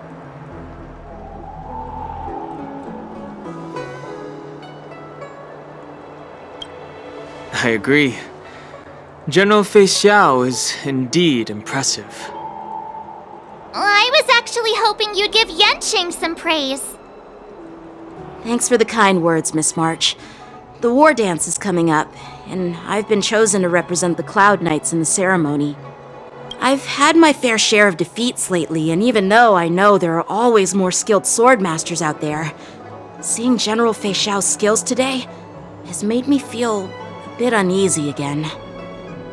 Don't underestimate yourself. After all, generals won't fight in the ring during the war dance. Just remember the state of mind you had when you single-handedly took on me and Blade, putting life and death aside. With that mindset, you can prevail against most challengers. I see. Thanks for the advice, Master Danheng. By the way, now that today's events are over, General Jingyuan wants to invite all of you to the Seat of Divine Foresight. He has something important to discuss. I bet it's about how to deal with the generals from the Yaoqing and the Zhuming. I really don't want to get caught up in grown-up games so soon. I just hope Generals Fei Xiao and Huaiyan can see the truth. We don't need any more chaos on the Luofu before the war dance.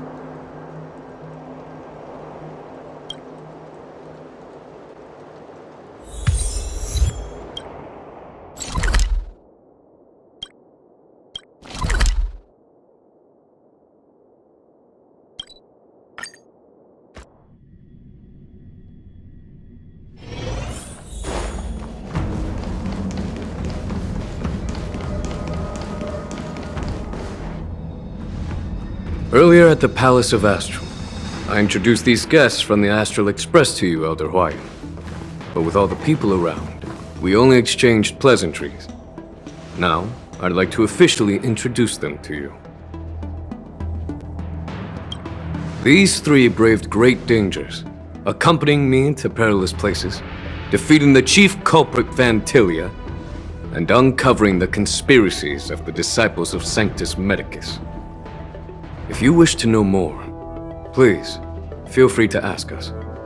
Well, I skimmed through the reports about the Arbor's rebirth from the Master Diviner Hu Xuan. She's been summoned to the Yuchui for questioning. There are a lot of doubts within the Alliance about this whole situation. But despite all that, I believe in you. Since you joined the ranks, you have repeatedly achieved remarkable feats. After the High Cloud Quintet each went their separate ways, despite the many criticisms within the Alliance, the Marshal still stood firm against the dissenting voices and entrusted the Luofu to you. Over the years, you've served the Alliance with loyalty and wisdom. You've taken down abominations in Thalassa, rescued the Xianzhou Yuchui from a siege, and destroyed the demonic planet summoned by the denizens of abundance. I still remember those battles vividly. There are fools who doubt your loyalty. They're happy to see the divine foresight fail because it gives them some kind of sick satisfaction. They haven't achieved anything of their own, so they feed off the failures of others. But I've seen enough failures in my time, and I want to believe that your loyalty has never wavered. So, General Fei Xiao of the Yaoqing is the only one investigating the Ambrosial Arbor crisis on behalf of the Alliance? No. I am too. This old man's words always catch me off guard.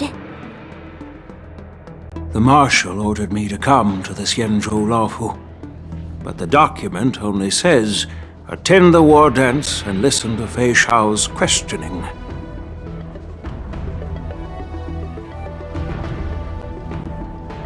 The Marshal is well aware of Jing Yuan's purpose in holding the ceremony and understands the situation he is facing. She mentioned it because she believes both issues are important. Thanks for your kindness and sincerity, Elder Huayan.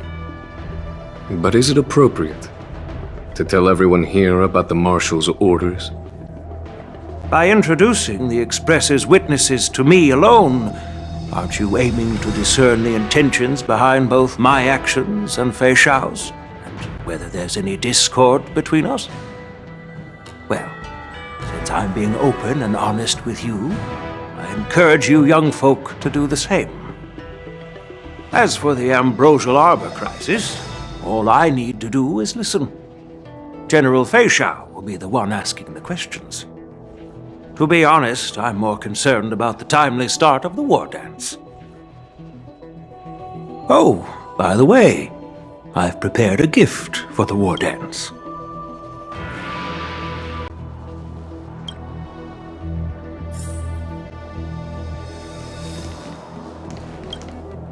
Yes, it's this case right here.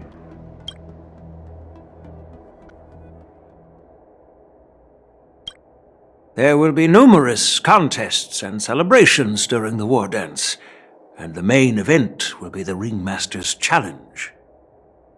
The host will dispatch a skilled warrior to take on challengers from all over the cosmos, showcasing the excellent martial arts of the Xianzhou Laofu. When you mentioned that the Astral Express would be attending the ceremony, I thought the High Elder of the Laofu would be the Ringmaster. You humor me, Elder Huayan. The healer lady is just a young lady who knows nothing about martial arts. How can I assign her as the ringmaster? I'm no match to you when it comes to joking. What's this box for? Why don't you open it, General Huayan? This sword case is intended for the War Dance's award. It's empty now, but in a few days, a precious sword will be delivered and stored inside. I don't mean to boast about our skills, but this sword represents the pinnacle of the Zhuming's craftsmanship. It has a legendary history, full of heroic tales from foreign lands, tales that are too detailed to be summarized in just a few words. Since the delegation delivering the sword hasn't arrived yet, I'll just leave the case here for now. I've been wondering who would be worthy of such a sword. And then it hit me. I can award it to the champion of the Ringmaster's Challenge. The ceremony's champion is sure to be a perfect match for the sword. Moreover, I hear that Yanqing is an excellent swordmaster, and that he will be representing the Laofu as the Ringmaster. So it seems like a perfect gift for him. Thank you for your generosity, Elder Huayan. If you want to give me a sword, just say the word, Grandpa. No need to beat around the bush. You've got confidence, my girl, but I don't think you can best Yanqing. I know you're all about swords, Miss Yunli. It's just a shame that it's the sword that ultimately chooses its rightful master. Yeah, and even if someone gets their hands on such a precious sword, it'll probably end up in someone else's. The outcome of our duel at the Alchemy Commission is still up in the air. Since you're interested, why don't you represent the Xianzhou Juming and challenge me in the ring? That's exactly what I had in mind. Nobody knows who's gonna come out on top. It could be me, could be someone else. It'll probably be me. But whatever happens, it won't be him.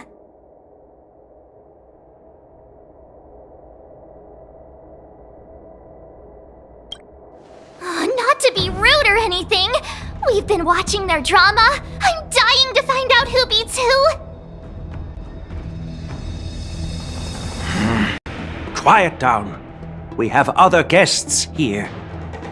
I've prepared this sword to add some excitement to the ceremony, not to have you two squabble. It's not a good look for the Alliance. While you both seem confident that you'll win, you need to remember there can only be one winner and one loser in the ring, which could lead to hard feelings. Actually, I have an idea. We don't know who the winner will be, and it might not be either of you. But if you're eyeing that prize, you'll need to work together. I want you to take on an apprentice who will take part in the war dance and win at least one match. How does that make sense?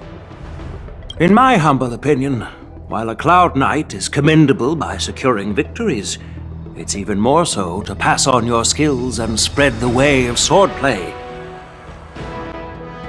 I'd be greatly pleased if this apprentice could represent the Express in the war dance by displaying their Cloud Knight flair and prowess. Well, Elder Huayan's idea is quite interesting. Imparting swordplay skills requires teamwork, and both the winner and the loser will learn a valuable lesson regardless of the outcome. The question is, whom should the two of them take as an apprentice? Huh? Who? Wait, me? I noticed just now that Miss March seemed quite interested in the outcome of your sword fight. So I thought, why not teach her the art of swordplay? Wait, are you serious, General? Why am I being dragged into this all of a sudden? I've never practiced swordplay before. I'm a total newbie. You really think I can learn it? Well, you'll probably realize I have no hope and give up on me. And that'd be so embarrassing.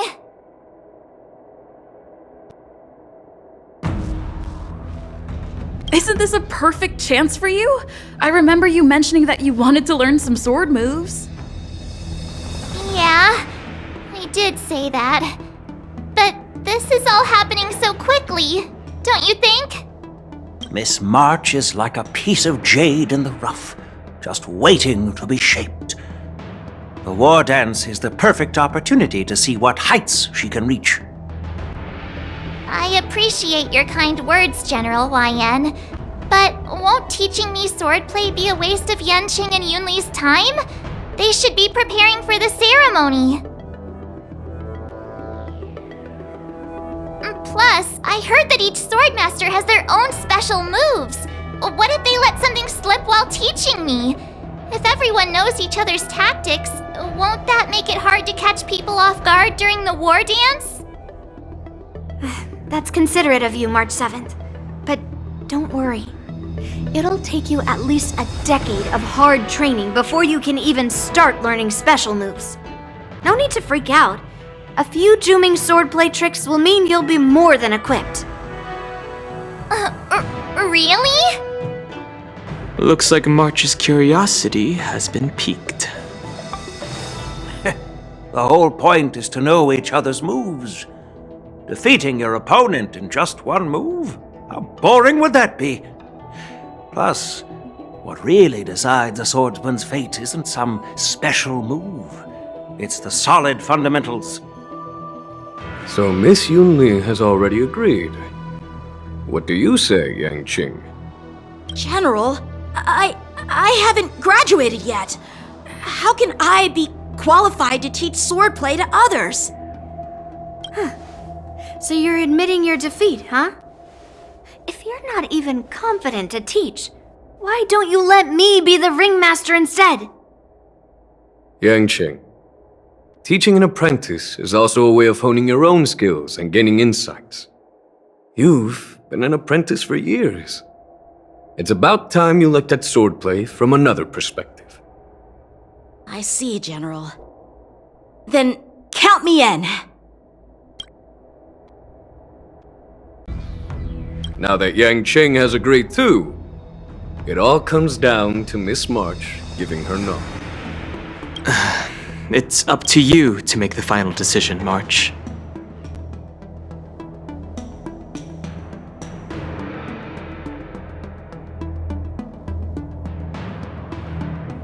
I understand. Then I'm on board. Thank you for your kindness, General Huayan.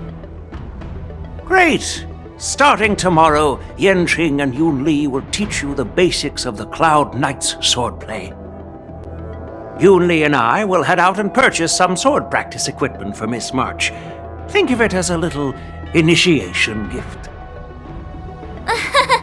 You're too kind. Wait, you're giving me a gift? Shouldn't it be the other way around?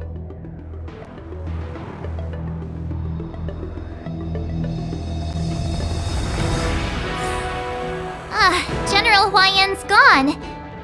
Wait, why does something feel off about what we talked about? I think we strayed off topic. How did things even get to this point? Yeah, I brought you here because the General said he had some important matters to discuss. But how in the world did Yun Li and I suddenly become Miss March's swordplay mentors? Because General Huayan wants us to stick around on the Luofu for some time. But from his point of view, we're no different from all the other tourists who may leave at any time. Since the crew's actions were mentioned in the Luofu's operations log were given to the Alliance, he probably wants to see firsthand if we're as capable as the report claims, or if we're just some made-up excuse to save face. And he wants to see it for himself during the war dance, which is why he even dragged Yun Li into this. What began as a simple contest between two sword masters has now evolved into you two collaborating to mentor March. Elder Huayan is still that tricky general who likes to give everyone a headache. My apologies. Truth be told, I invited all of you to the ceremony because I wished for you to act as my witnesses. I apologize for not disclosing this information earlier. In the coming weeks, I'll also invite all of you to a meeting with General Fei Xiao, where you may need to answer her questions and clear up any doubts she might have. So please, be prepared for the meeting.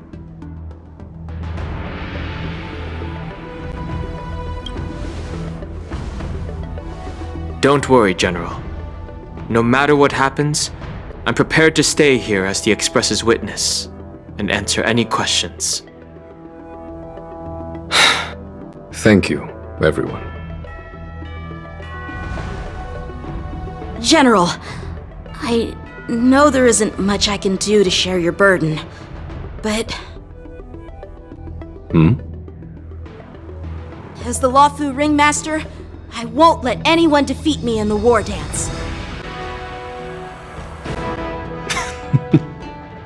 I know.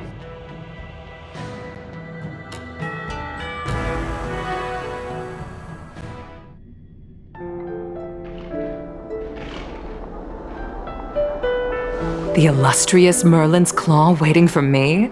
And for so long, too? It's quite an honor. It's been a while, General Fei Xiao. It's been 30 years since we last saw each other. Right, Yukong? Yes, back then you were the vanguard of the Yao Qing's Verdant Knights, and I was a pilot of the Law Fu's Rainbow Orbit fleet. Who would have thought that upon meeting again, you'd be a general, and I'd have given up flying? Really does feel like a lifetime ago. Well, I wouldn't say I haven't seen you in 30 years. After all, your great victories are announced through the Yellow Bell resonance system every day. So I'm well aware of your great feats. How's your health holding up? Still stable, I suppose. Do you still remember the medic who saved me in battle? That healer with the odd name and peculiar temperament. What was his name again? Was it Pichu? Or Kachio? Jiao Cho. He's been my retainer and personal healer, delegated by the Alchemy Commission from the Xianzhou Yao Qing. Over the years, he's dedicated himself to managing my condition.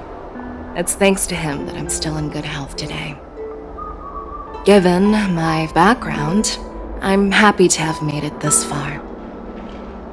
I'm relieved to know that you're safe and sound. Well then, since you and Elder Huayan are here, I imagine you must have received orders from the Marshal? As your friend, may I ask how the Alliance intends to punish the General of the Lawfu? The Arbor's rebirth has frightened the elders who lurk behind the scenes. They fear the resurgence of abominations, much like what happened 30 years ago. Although the report from the Lawfu explained all the details, we don't know if the Ruin Legion really invaded, or how exactly the Stellaron Hunters and the Astral Express became involved. This puzzle has many missing pieces. As you know, the fugitive Jing Liu, who mysteriously disappeared many years ago, has resurfaced. This time, she has brought along an Outworlder and a coffin, claiming to offer the Marshal a method to fight against the Eons. The Lawfu Preceptor has also leveled accusations against Jing Yuan for neglecting the Alliance's principles.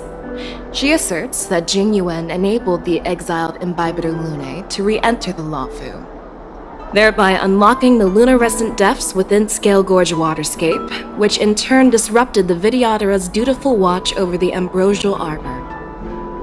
It is for these reasons that I have come here to the Lawfu today. Well, duty calls. Perhaps I shouldn't have mentioned all of this to an uninvolved person, but since we once fought together, I didn't want to keep you in the dark. Perhaps pretending you didn't hear any of this would be for the best. I understand. I'm sorry.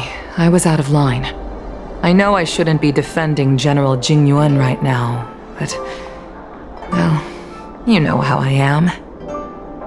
The Lawfu has enjoyed centuries of stability since the end of the sedition of Imbibitor Lunae, much of which can be attributed to General Jing Yuan's masterful strategizing.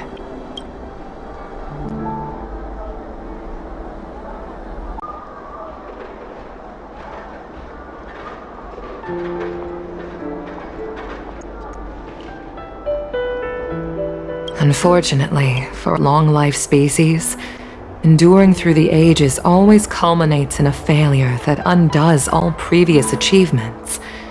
A moment that our adversaries relish. That's true. And that's why I'm also here for another purpose. To visit Hule. Hule? You mean that Hule? The Borisin warhead? The same Hule who has been imprisoned in the Shackling prison for over 7 centuries? The nemesis of the Foxians who will never be forgiven and shall be imprisoned until the end of the cosmos. I can't quite remember the exact wording, but yes, the very same Hule. Usually, only emissaries from the Xianzhou Yao Qing Skyfaring Commission visit him once every century. Why do you have to visit him now, of all times? The Foxians and the Alliance made a pact to combat the abominations, aiming to achieve justice and free their kin. That werewolf monster is to be forever imprisoned in the dark recesses of the shackling prison, facing unending retribution. Given the situation on the Luofu, those on the Yaoqing are concerned about Hulei's imprisonment. I'm afraid that the routine visit every century is no longer sufficient to ease their concerns. That's why I was sent here, to reassure them. It's all bad news. Well, not everything. There might be a silver lining. Oh, by the way, I found some clues about the thing you asked for. Tell me more.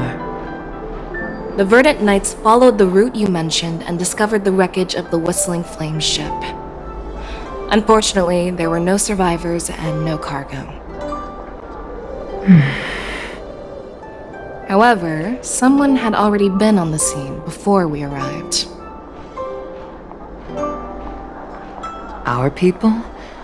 Or someone from the IPC? No, neither. Yukong, have you heard of a person named Ron May?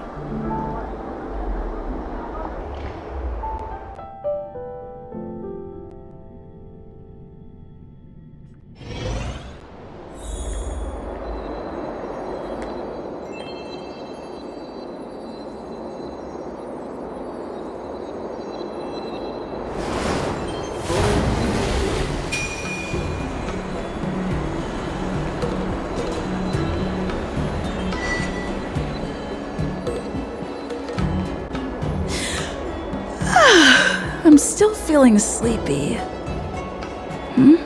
Did I oversleep? Where did March and Don Hong go?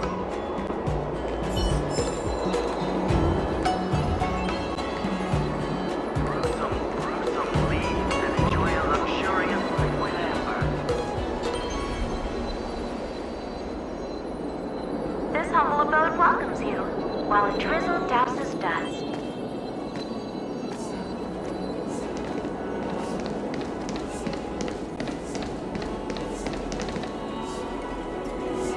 There you are!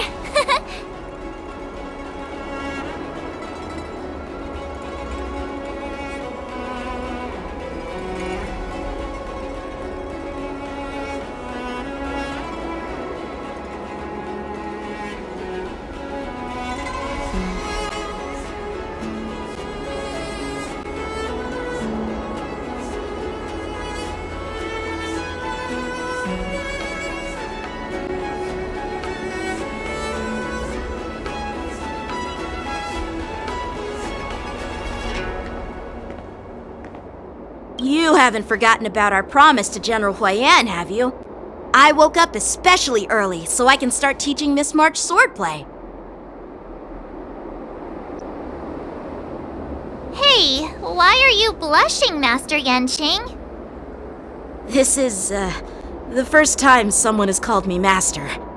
I need to, get used to it. Let me make it clear. Swordplay training is about improving your body, mind, and strength. It's not a casual game you can master overnight.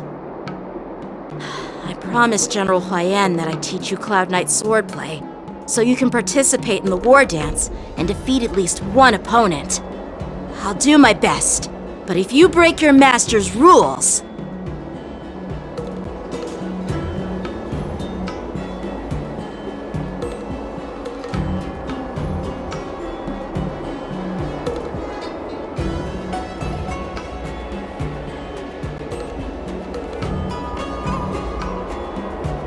Is it too late for regrets?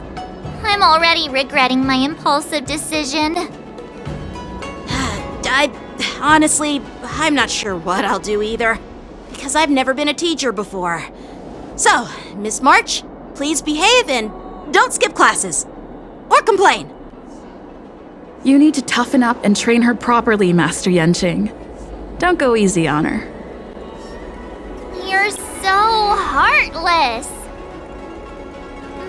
By the way, where's Yun Li?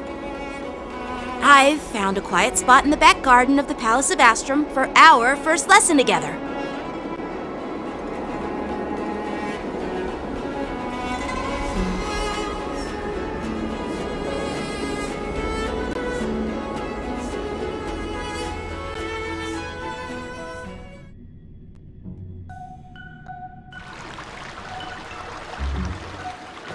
Seriously? It's the first day and you two are already late? Why is everyone on the Luofu so laid back? So disappointing. Master Yunli, you're already here.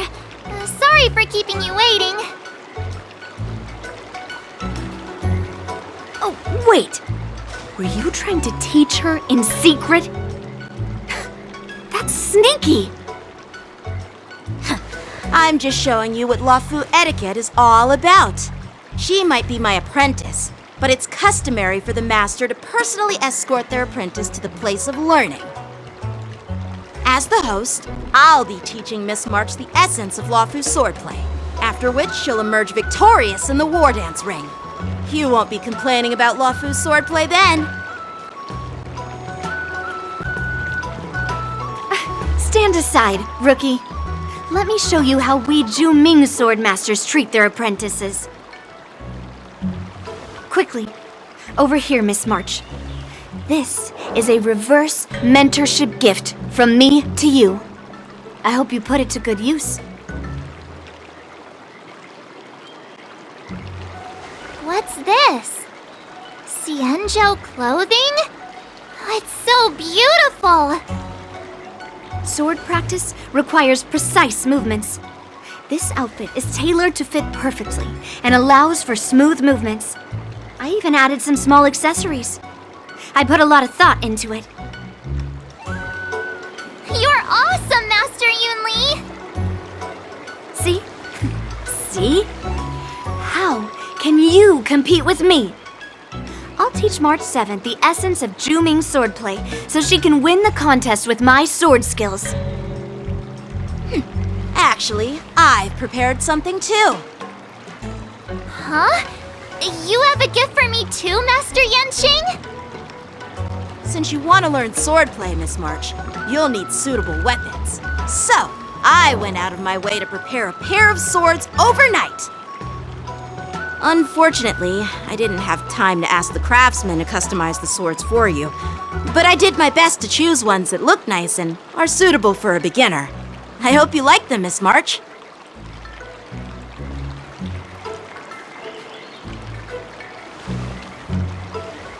Thank you, Master Yanqing!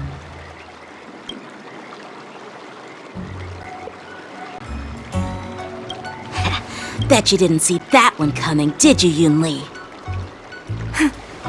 The real competition is just getting started. I'm so lucky to have two great masters! But why does it feel like things are getting a bit weird?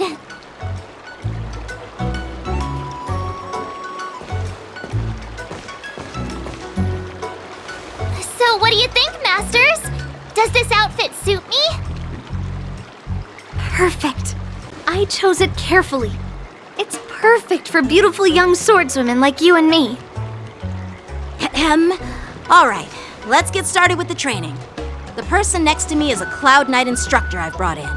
For your first lesson, try exchanging a couple of moves with him. Wait, we're having actual combat training for the first lesson? Isn't that a bit too intense? Well, I heard you have some experience with archery and martial arts. The first thing we're going to do is see just how strong your fundamentals are. Come on, step forward and strike with the sword in the most natural way you can think of. It's important for us to grasp your natural movements so we can decide where to start and what you need to learn.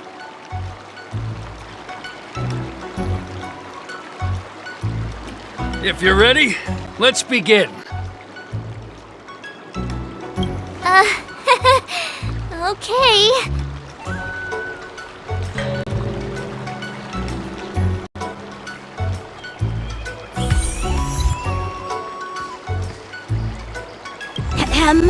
All right. Are you ready? Yeah, I'm ready. But please go easy on me. Then I apologize in advance, Miss March.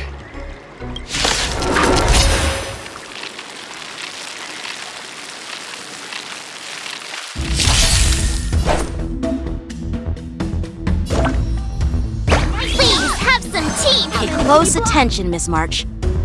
Lawfu swordplay is all about being swift and agile in your movements. Right on time. Ignore him. Strength is everything. Like this? Well done!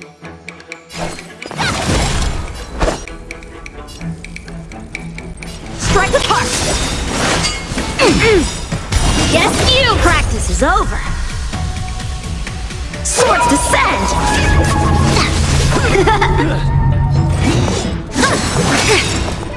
Right on time. Time for swordplay. I'm starting to get the hang of it. How many can you block? Blade and fight! You'll make good practice. Here you go, Master! Yes, you! Awesome! With a true heart and focused mind, here I come! What I can really do. Azure Dragon, White Tiger, less carbs, watch this! What are you mumbling about? Isn't this, sword technique? Shouldn't I be saying something cool? Time for swordplay.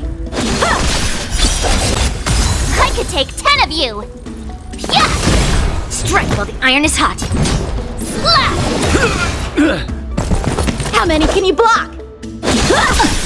Ready to shine.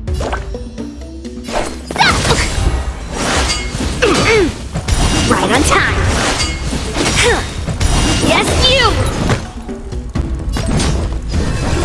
Oh, I get it! Melt! Alright, check out this move! Time for swordplay. Strike apart. Descend to earth!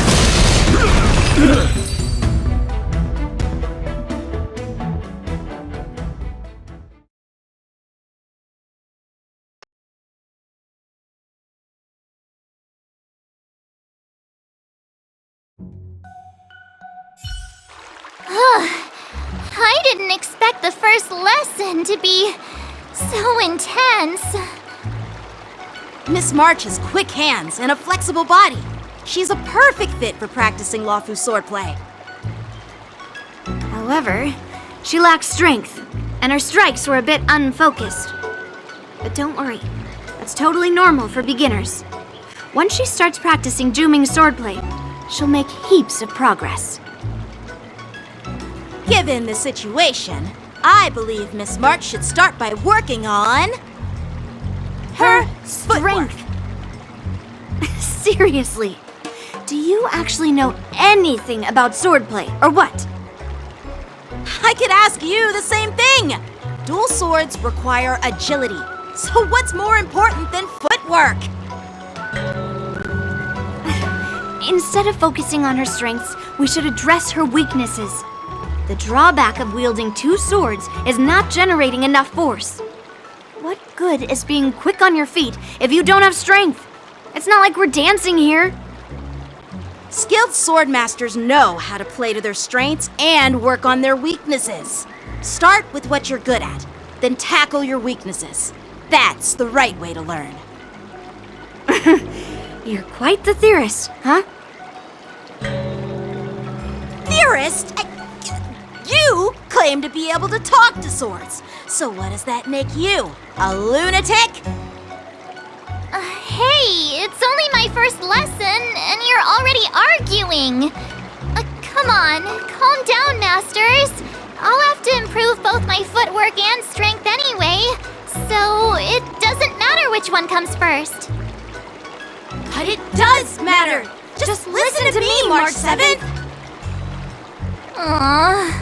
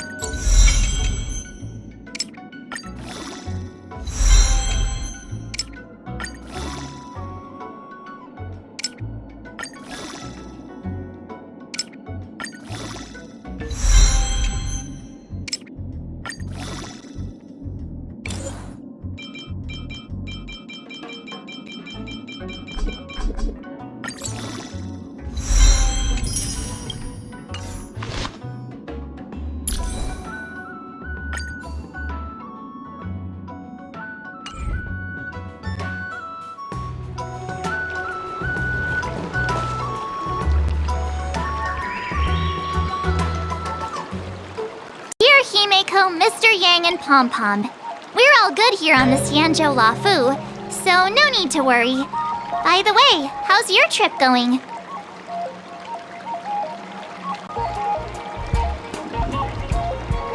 As for me, I've somehow become the apprentice to 2 Cloud Knight sword masters, and I've been honing my sword skills with their guidance. One of them is Yanqing, the boy we've all met before. The other is Yun Li, the granddaughter of General Hua Yan from the Xianzhou Juming. Both masters are super strict, giving me a real taste of how hard sword training can be. I tried to drag her into this, but she refused. Then I tried to rope Dan Heng in, but Master Yanqing wouldn't have it. Still, I didn't let the difficulty get to me. In just a few weeks, my sword skills have improved a lot. Both my masters think I have unique talents in swordplay, and are literally fighting each other to teach me their skills. Thanks to their guidance, I've actually made some progress. When I get back to the Express, I'll definitely show off my skills and impress you all. Looking forward to your reply. Yours, March 7th.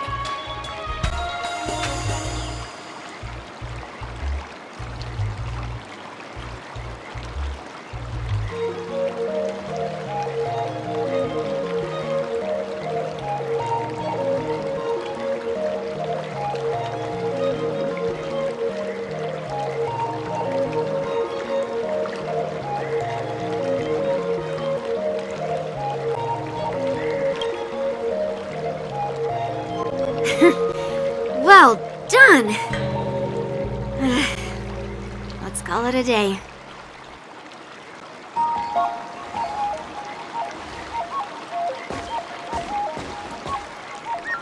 Miss March's sword skills are really coming along. She'll hold her own just fine in the war dance.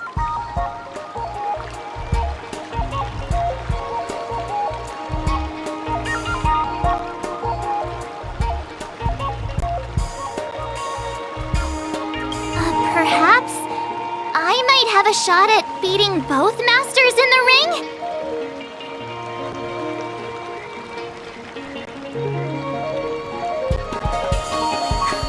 Get real. You've only been practicing for a short while. How could that possibly happen? With your talent, Miss March, if you dedicate a few more decades to training, you might eventually be able to defeat Yun Li. Decades? But I'll be an old lady by then. No. Can you believe it? March 7th has actually become a pretty decent swordmaster in such a short time. Now I understand why Grandpa always had a grin on his face while training me. Are you sure he wasn't laughing at you? Oh, shut up! It's all thanks to your amazing guidance, masters. Miss March, you're really getting the hang of wielding dual swords. If you're keen on advancing, trying out different Xianzhou blades can improve your touch. Let me see. Which sword is the most powerful? Single sword? Great sword? Or maybe a flying sword? There's no such thing as the most powerful sword. It's all about the skill of the swordmaster. Yanqing wields several flying swords, while I only wield one. But remember how I kicked his butt at the Alchemy Commission? First, you didn't kick my butt. Second, you'll never kick my butt. Third, how about we settle this right now and see who kicks whose butt? Yeah, I'm up for that. And if I kick your butt, you'll drop out of the war dance. Deal?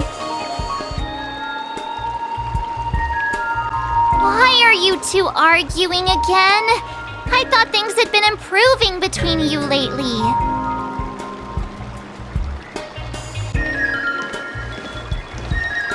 was talk that the leading disciples of the Luofu and Juming generals were supposed to face off in the war dance, but for some reason, they suddenly teamed up to train an apprentice of their own. Turns out, the rumors are true.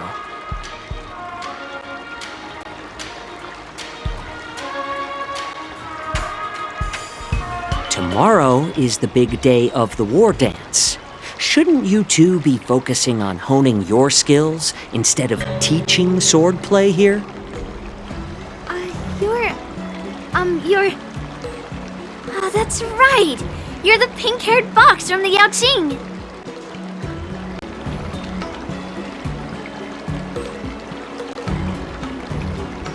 This is Mr. Jiaoqiu, the healer working for the general of the Xianzhou Yaoqing. Ah, got it.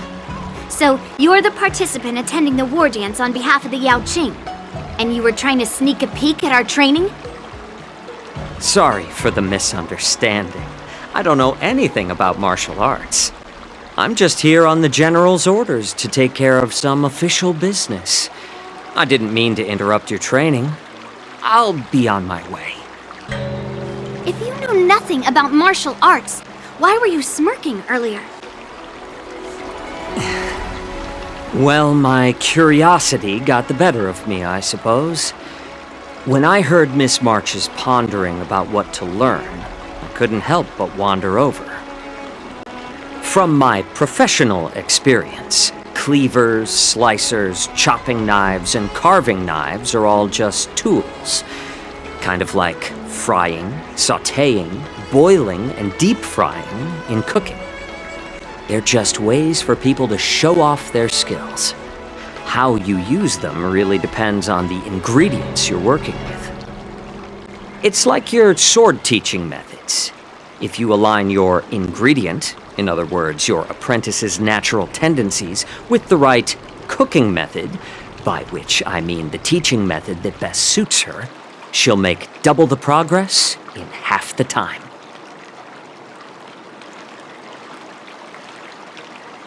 For example, golden eggplant tastes best when fried, cloud peppers when stir-fried, and yellow boulder beef when simmered. It's all about discovering the nature of the ingredients. Apprentice.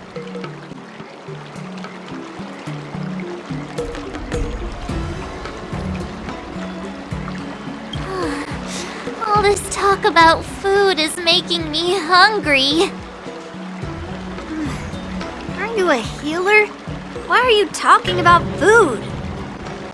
Well, it's just a metaphor. The medicinal school I follow on the Xianzhou Yaoqing is called the Ranja School, that specializes in food therapy. So it's only natural that I know a thing or two about cooking. So, you're the general's cook? I'm a healer. But anyway, a cook who isn't interested in health doesn't make for a good advisor. Fine. Call me a cook if you want. Seeing the way you're looking at me, it's obvious you think I'm just some feeble academic who likes to blabber on about martial arts. But, in reality, I know a thing or two about killing. After all, the art of healing inherently encompasses both life and death. Seriously? Trying to save face in front of kids? Ugh. Do you recognize this bottle of medicine in my hand? No. This is called tumble dust, an extract from an exotic flower named Yabra. Is it poison? Well, it depends on how it's used. With just one drop, it's able to numb a patient's body during surgery, making them painless throughout the entire process. However,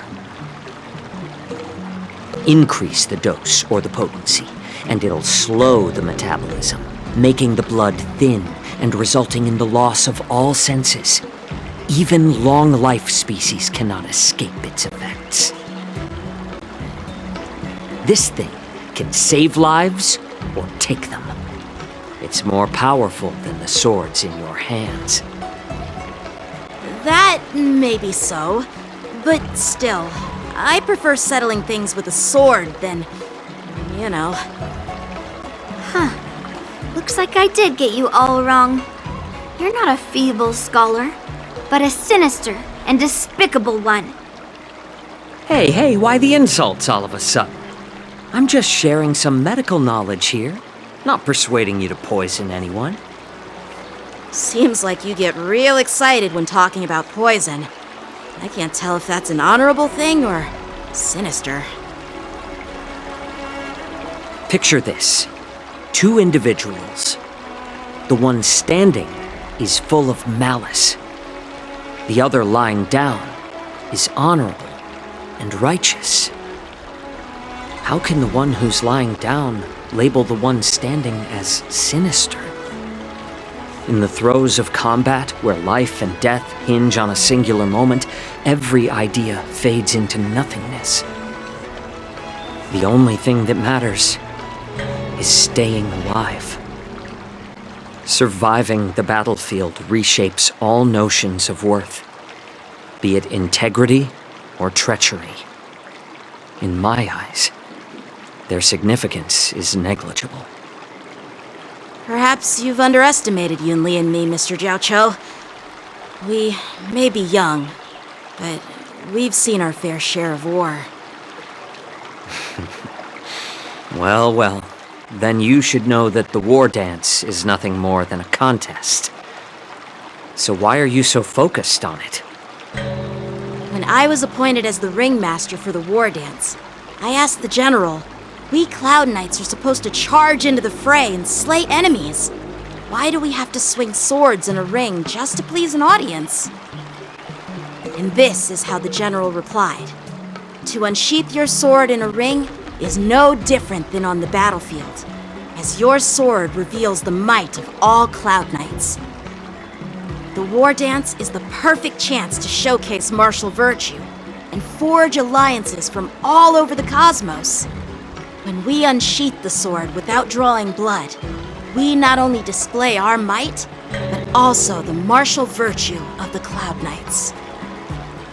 That's quite an insightful statement, Yanqing. Well, my apologies for being so short-sighted. I've been on the Luofu for quite some time, but I haven't had the chance to see the ceremony venue for myself yet. Hearing you speak so highly of it has piqued my curiosity. Would you mind showing me around? You want to see the Sky Splitter ship where the war dance will be held? Let's go! I bet Yunli and Miss March haven't seen it either, right? Well then, I'll give you all a tour.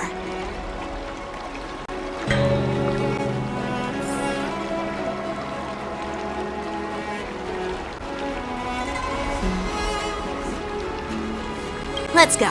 I'll give you a tour of the Sky Splitter.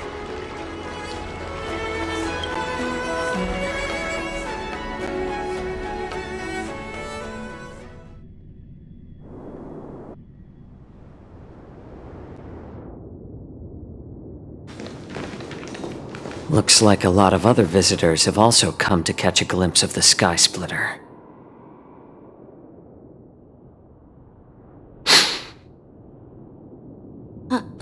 What's up, Mr. Jiaoqiu? No, it's nothing.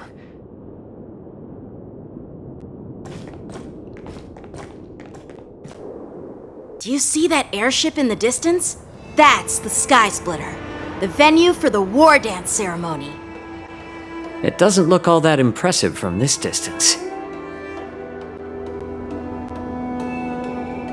The Sky Splitter is actually a decommissioned Luofu military vessel. People aren't allowed on board until the war dance officially commences.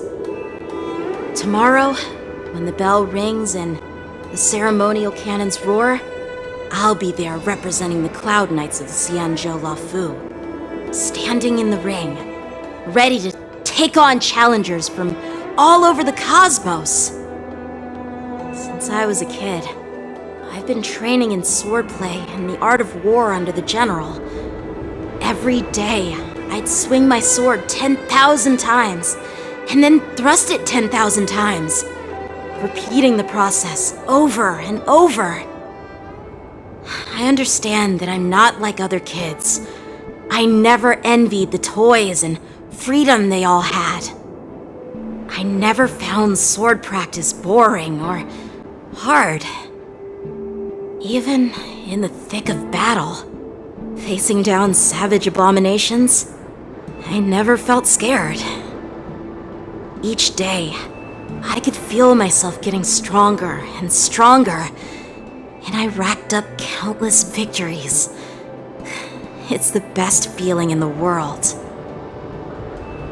But then, I faced a really tough opponent, and just one slash shattered my confidence into 1,000 pieces. That's when I felt true fear for the first time.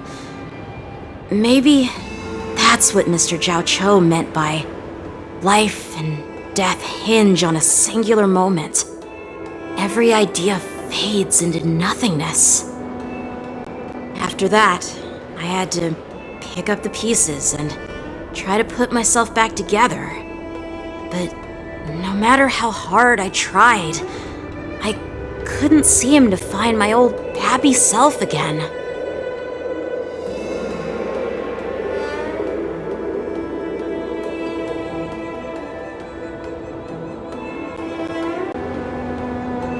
I often ask myself, why do I wield my sword? If defeat is inevitable, why do I continue to fight? Is it to reclaim the joy of victory? To meet the general's expectations? Or to secure my honor among the Cloud Knights? While the general could teach me the art of swordplay, he couldn't teach me why I should keep on going. He said the reason must come from within myself. I've been struggling to find that reason. But after talking with you, Mr. Jiao Cho, I think I already have that reason in mind. As a member of the Cloud Knights and the General's apprentice, I've had a weight on my shoulders. And I know there's still more to shoulder. But when I wield my sword, it feels like I'm letting go of everything. I love the feeling of giving it my all, facing any obstacle in front of me, pressing forward. That's why I wield my sword. Oh, Yanqing. So young, yet so grown up. By the way, how old are you exactly? Age doesn't really matter. All sword masters will understand how I feel. I get it. Looks like all the kids on the Luofu live tough lives. So, how about you, Miss Yunli? It's not polite to ask a girl her age, no matter which Xianzhou ship you're on. I'm not asking your age. I'm asking if you have a dream like Yanqing has. You don't talk like a cook. You sound more like a TV host or something. Need I repeat myself again? I'm a healer. Well, I don't have a dream like Yanqing does. The only reason I'm participating in the Ringmaster's Challenge is because I made a promise to my grandfather that I'd win the precious sword he's contributed to the war dance. Sounds like that mind of yours is just filled with swords. I bet you've got nothing better on your mind. My father was a craftsman on the Xianzhou Juming. Because of his foolishness, many innocent people fell victim to the cursed swords he forged. Since I was a kid, it's been clear to me that not everyone deserves to have a weapon in their hands. Giving them a sword is no different than being cruel to the innocent. So, Whenever I come across someone unworthy of a sword, I can't help but want to take it away from them. Given that Yanqing is the war dance ringmaster, I'm stepping up to challenge him. To ensure the precious sword doesn't fall into the hands of an unworthy master. Hey, what do you mean by an unworthy master?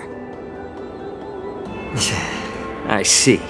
It's not easy for kids on the Juming either. Well, it's better to have a reason for wielding a sword than to be lost and confused. I've saved countless Cloud Knights in my life, and there are plenty of exceptional warriors, just like the two of you. What happened, Mr. Zhao Chou? Oh, nothing. I was just reminded of some old friends and old tales. Judging from my professional perspective as a healer, both of you possess remarkable vitality. Your energies flow like raging fires and mighty gales. The upcoming fight will definitely be impressive. Well, we've seen the Sky Splitter and toured the Stargazer Navalia. I guess it's time to say goodbye for now. What? You're leaving already? But you haven't asked me about my dreams. I've been working hard too, you know. It's getting late, Miss March. Unlike you lot, I'm a grown-up bound by responsibilities and duties.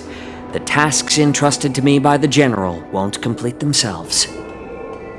By the way, Yanqing, is it normal to have so many people wandering around in an automated area like the Stargazer Navalia?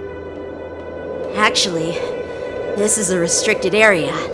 But since you're all guests, I made an exception, so you could take a look around. I understand. Well, I'll take my leave. I wish you both the best of luck in the ring tomorrow.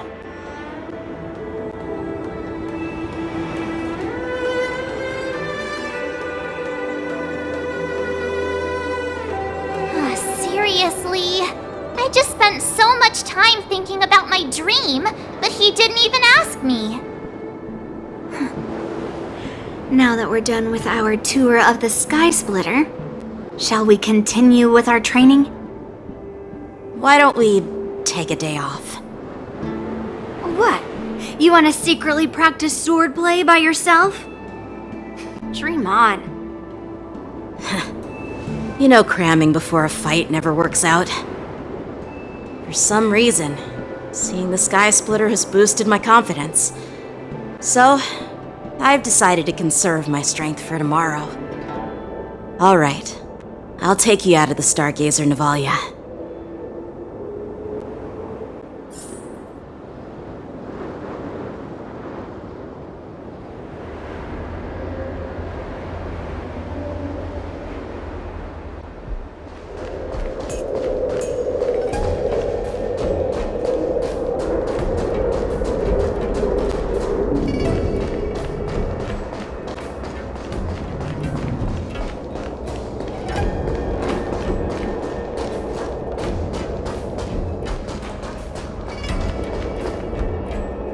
Just shut up, Red Fang! This is not a beast ship. I need some time to take care of things. You willingly donned the skin of a lowly beast to join this mission, dedicating yourself to our glorious cause. And now you're telling me you can't handle it? Do you realize how many ships we need? I'm doing my best, all right? It takes time to figure all this out. When the guns go off tomorrow, all eyes will be on it. That'll be our only chance. Arzash! Who's there?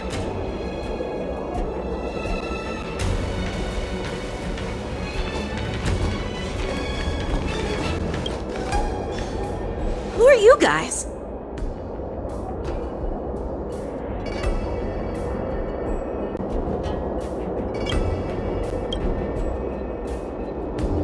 An impromptu inspection. Why are there outsiders loitering in Stargazer Navalia?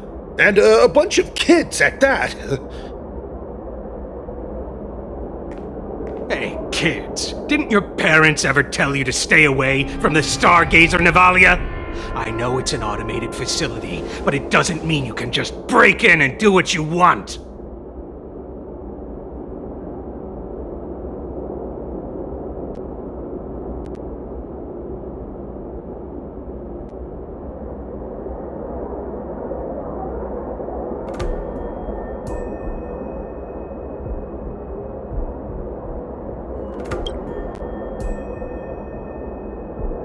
Sorry. I'll take the little ones away right now. Big sis, let's go. I want to play in Everhunt Plains.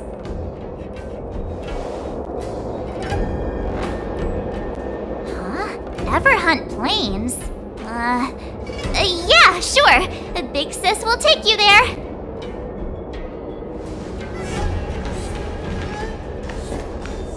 Shuha! You should have let me. Shh, the overhaul is done, and everything looks good. We should leave.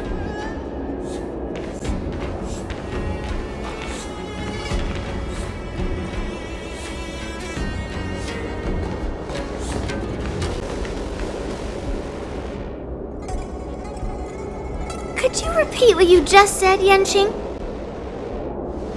What did I say? Big sis, let's go. I want to play in Everhunt Plains. Come on. Can't you read the room? Something is definitely off about the 3 people we just met. Yeah, anyone could see that. I just wanted to hear you say it again. That pink-haired fox tried to say something. I'm pretty sure he sensed something fishy. Since he's not familiar with this place, he just dropped us a hint. But you didn't seem to be paying attention at all. I knew that from the beginning.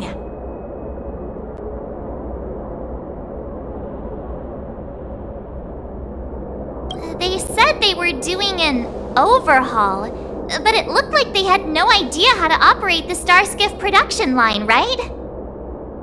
And it's suspicious how they suddenly finished their overhaul and walked away as soon as they laid eyes on us. A Cloud Knight, a member from the Skyfaring Commission, and a craftsman. They're from various departments, and the reason for the overhaul seems legit. But one of them blurted out some weird language just now. Did you hear that? I have a feeling that if we secretly tail them, we'll definitely catch these guys in the act. Follow my lead, and be careful not to blow our cover.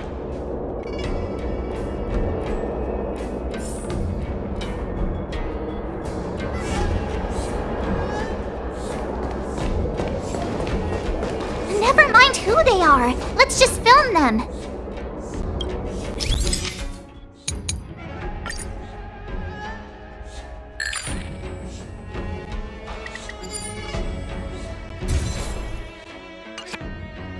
We should have just killed those lowly beasts.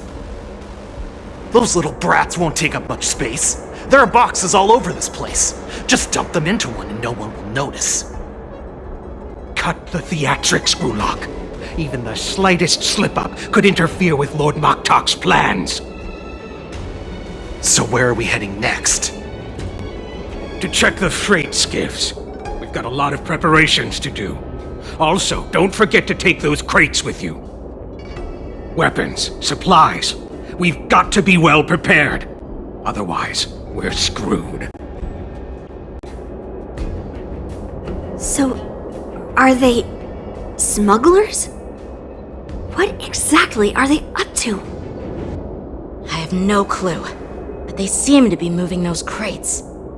I've got an idea. We can hide inside the crates and follow them.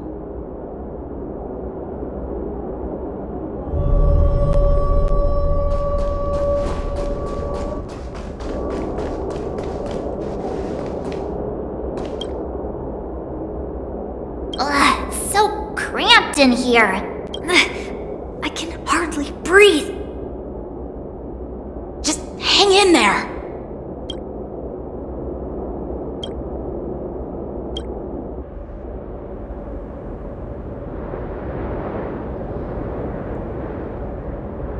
Let's just put the cargo here for now, all right? Then we'll move on to inspect the ships. Lord Moktok said that as soon as we're done, we're to board the freight skiff and leave this place. Don't worry, I've changed the shipping schedule. You two, come with me. Is it just me? I keep smelling that stench of lowly beasts everywhere we go. Don't be so paranoid.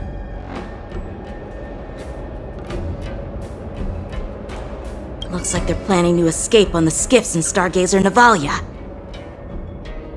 They keep talking about their plans, but where do they come from? And what do they want to do on the Xianzhou? They're definitely up to something bad. Wait, they disappeared! Let's catch up to them.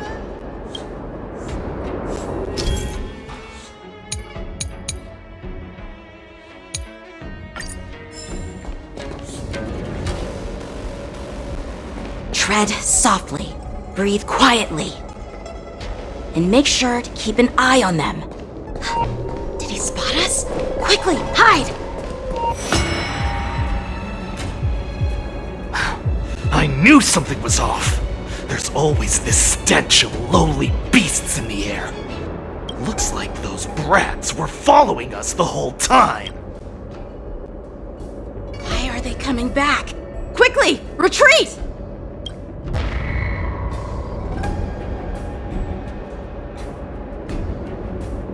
Looks like they're planning to escape on the skiffs. They keep talking about their They're definitely up.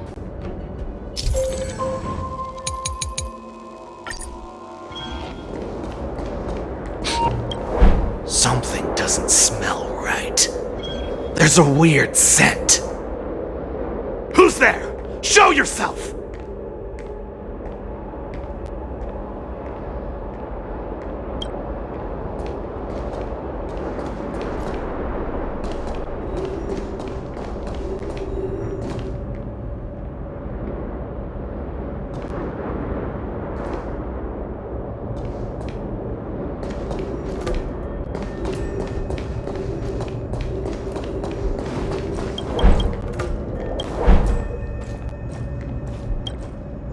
Watch out! They're on high alert!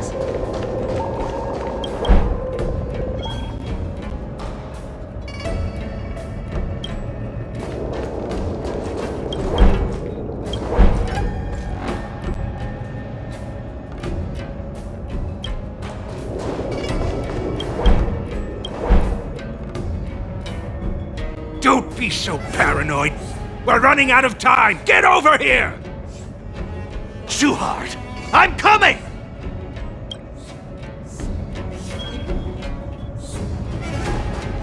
They're leaving. We should catch up to them. Quickly! Did he spot us? Quickly, hide!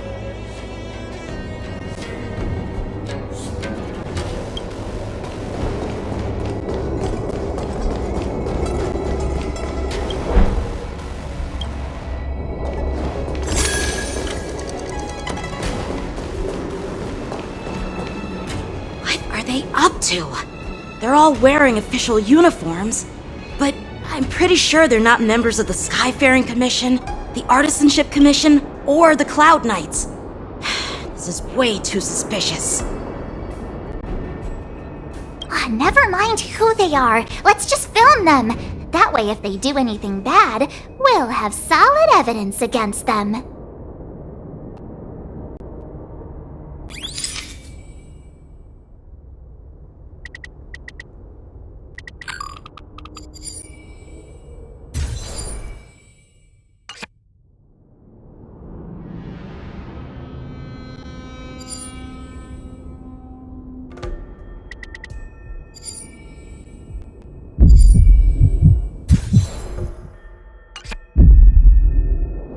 Look at this. A freight star skiff with enough room to fit at least 20 of my men.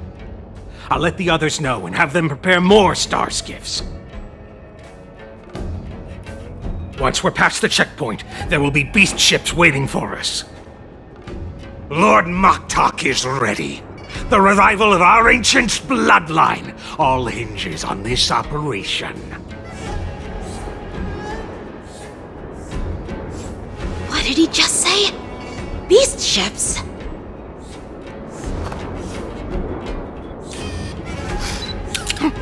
Who's there? It's those brats! I told you to get rid of them, but you didn't listen, you idiot! Wipe them all out!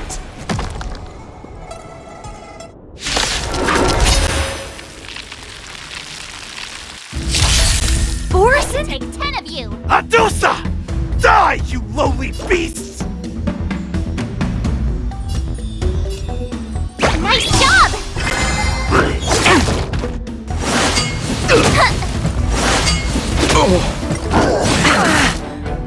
Still waters of oblivion. In the lunar flame. Blade of moonlight. The dead return!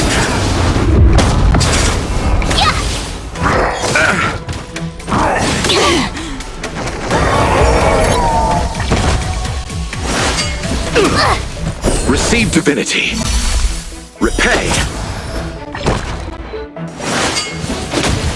Decimal for oblivion. Not very sportsmanlike. Stop! Azure Dragon, White Tiger, less carbs, what's this?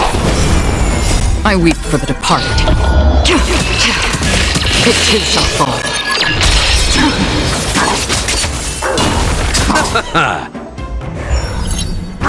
I underestimated you.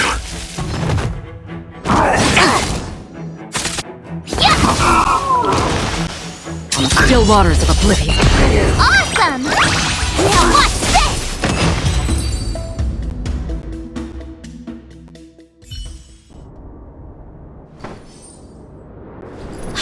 How is this possible? How did these Foxians change their appearances like that? They're not Foxians at all. They revealed their true form. They're Borison, just like the bandits I defeated on the IPC ship. Wait, that means...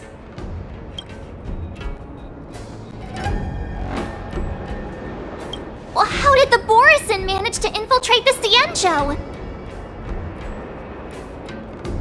It's not just a simple disguise of wearing our clothing and shaving their whiskers. They're somehow able to alter their appearance to be indistinguishable from Foxians. They even have official IDs for the Skyfaring Commission, the Artisanship Commission, and even the Cloud Knights? Let me check this fake Cloud Knight's tag. Maybe it'll give us some clues. Lujun, an officer of the Patrol Defense Squad? Wait! What's the matter? I encountered a patrol officer named Lujun before. It was a few weeks ago, when we were transporting the Borison prisoners. If they can forge official identities and move around the Cienjo without raising suspicion... Oh no, this is bad. Even worse. If you find one cockroach on the Express, it usually means... There are more Borison hiding on the Cienjo. I bet their plan is much bigger than just stealing information. We've got to report this to the Seat of Divine Foresight.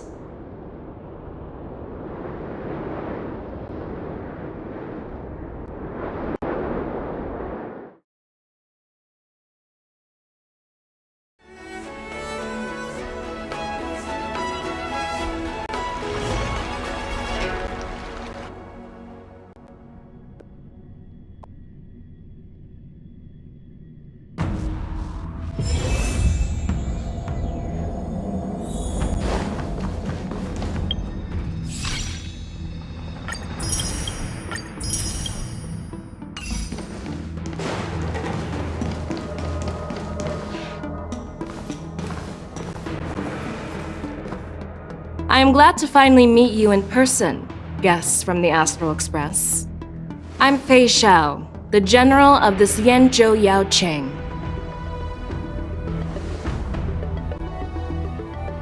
Let me introduce our guest to you. The one dressed in green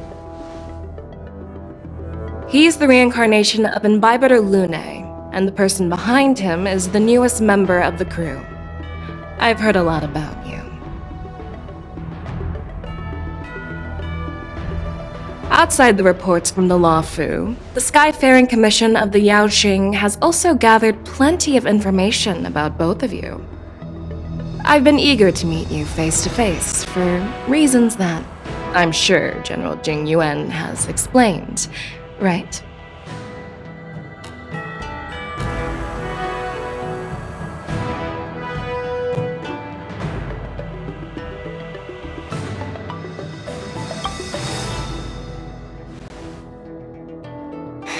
That's right.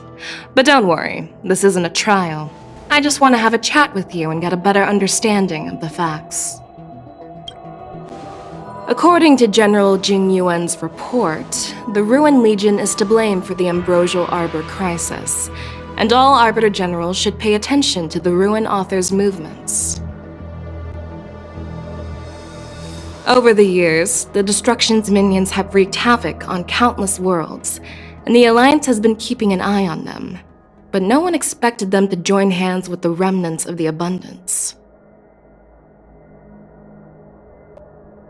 The damage caused by the Ambrosial Arbor crisis was far less severe than expected, which is good news for us. However, it was quite different from the Ruin Legion's usual style of destroying life wherever they go.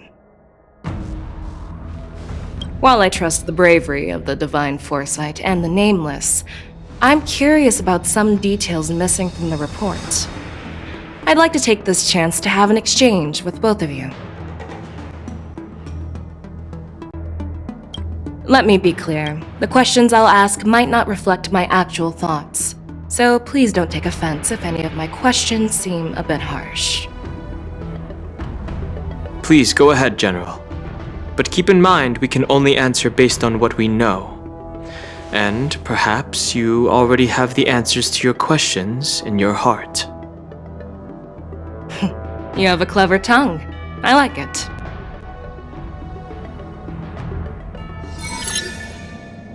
So Merlin's claw is quite articulate. Right now, her intentions are unknown, and Jing Yuan wants us to be honest. Maybe I'll just stick to the facts we know. Let's cut to the chase. Before the crisis struck, the Astral Express was guided here by a Stellaron hunter, a wanted felon, in an attempt to resolve the Stellaron crisis. However, everyone in the cosmos knows of the Stellaron hunter's reputation. So, why did you place so much trust in them? Could it be that some of you have a connection with them?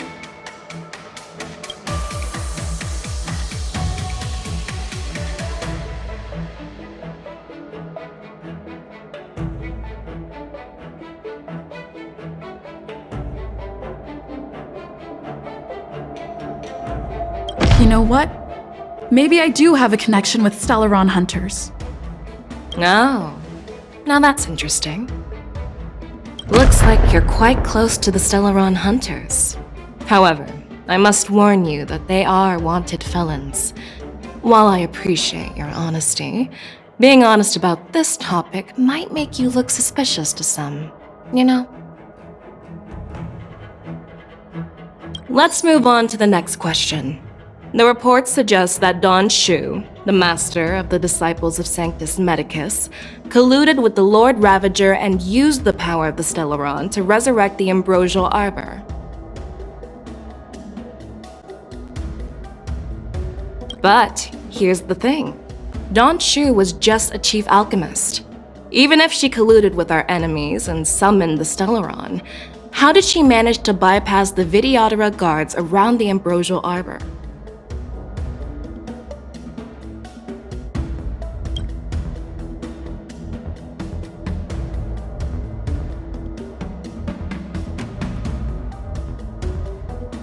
If the Luofu hadn't exiled Dan Heng, leaving the Vidyadhara with no leader, they wouldn't have fallen into chaos, and there wouldn't have been the opportunity to bring the Stellaron to the roots of the Arbor unnoticed.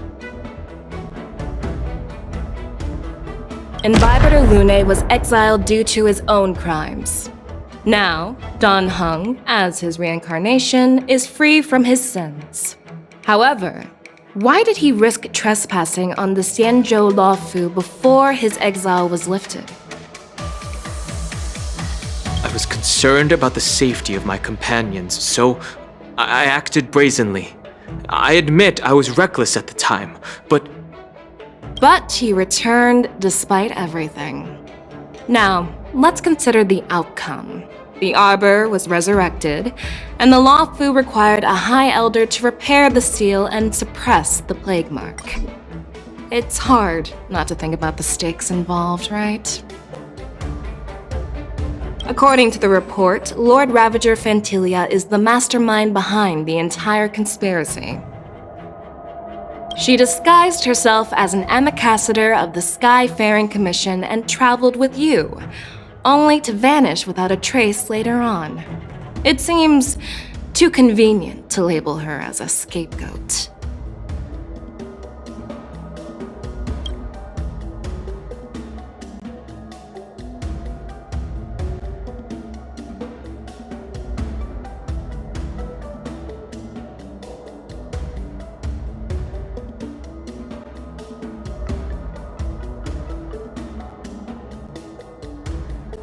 Back then, we were working with Diviner Fu, and she also witnessed Fantilia's true form. You're not going to doubt one of your own people, are you? Of course not. We can trust the testimony of Master Diviner Fu Xuan. However, even if she saw it with her own eyes, we can't completely rule out the possibility that she might have been deceived. After all, it's suspicious how the culprit just bizarrely vanished.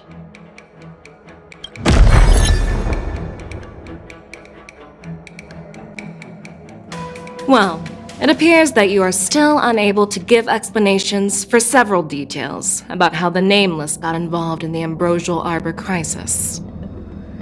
Generals, I am finished with my questioning.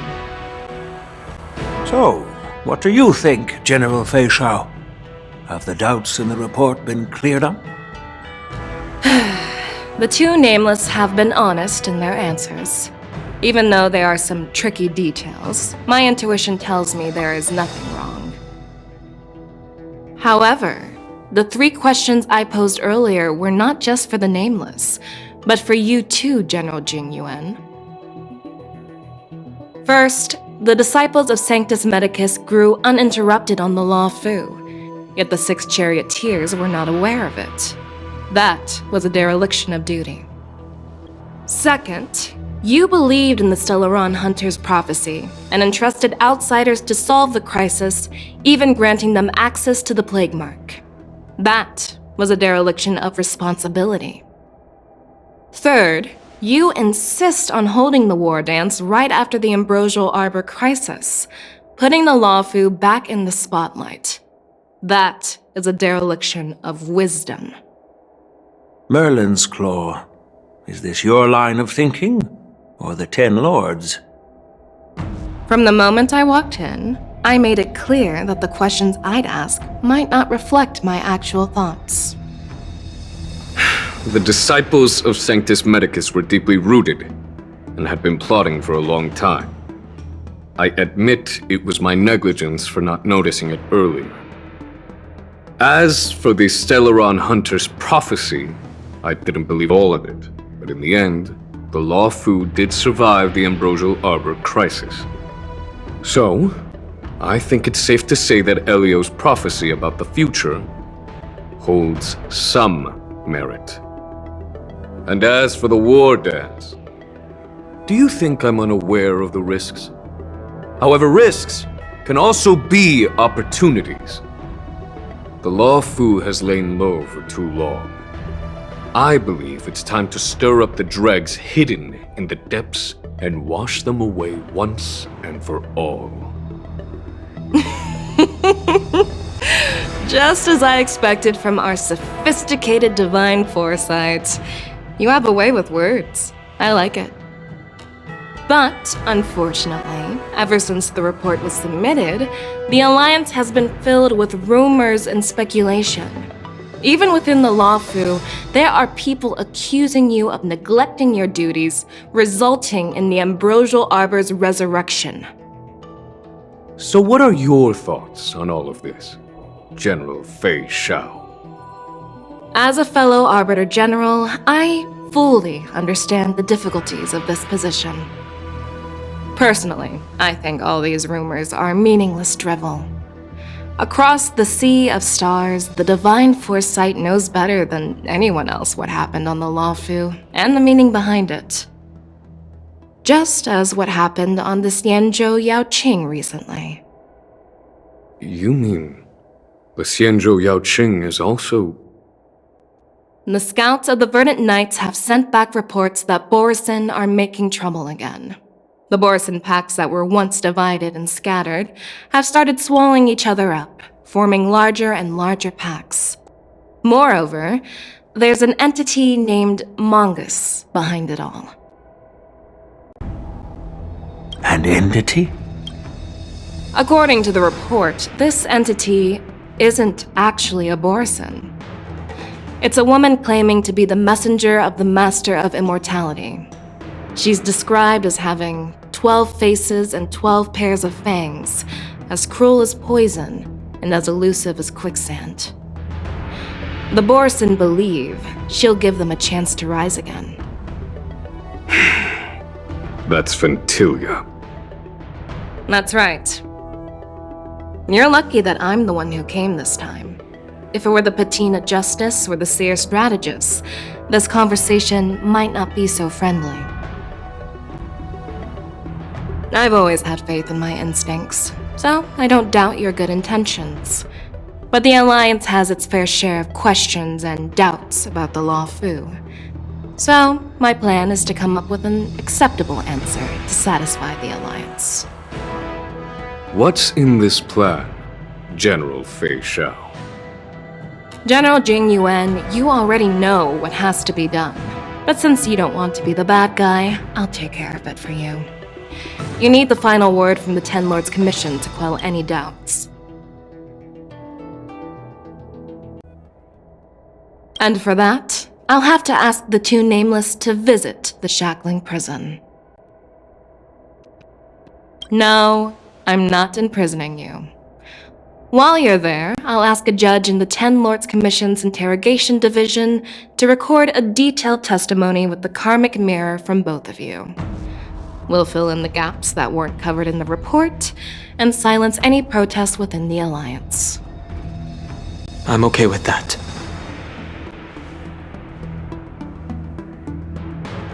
Your willingness to help is truly heartwarming, youngsters. Then, as the Merlin's Claw requests... Oh, there's one more thing. This testimony is for silencing the voices of opposition within the Alliance, but I would like to urge General Jing Yuan to listen to the pleas of the Foxians on the Xianzhou Yaoqing. So, you are here for Hule. Exactly. Hule is locked up in the Lawfu's Shackling Prison. Since he is the Broodlord of the Borisin, I want to transfer him onto the Xianzhou Yaoqing and imprison him there. The recent movements of the Borisin suggest they're planning something big, so we must act preemptively. It makes sense to have the Foxians keep an eye on their arch-nemesis. Since you trust my judgment, I'll repay that trust. What do you think about all this, General Huayan? I was worried this would turn into a heated argument, but it seems like both of you are on the same page, solving each other's problems. I couldn't have asked for a better outcome. And as for Hule, I'll send my lieutenants Zhao Chou and Moza to check on his condition in prison and ready him for transport. If there are no more questions, shall we get this started?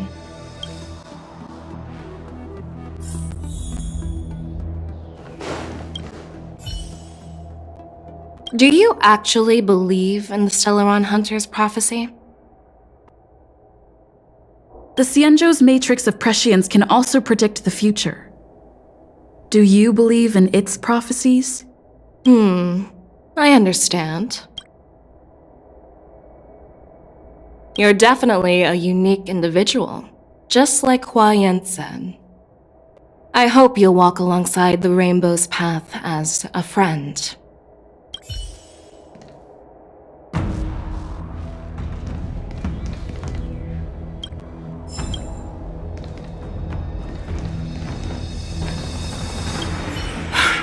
I'm really sorry about all this. But the testimony in the shackling prison won't take up much of your time. I'll call for a messenger to take you to the interrogation division. You just need to give your testimony, and then you can head back. So no need to worry. As you wish, General.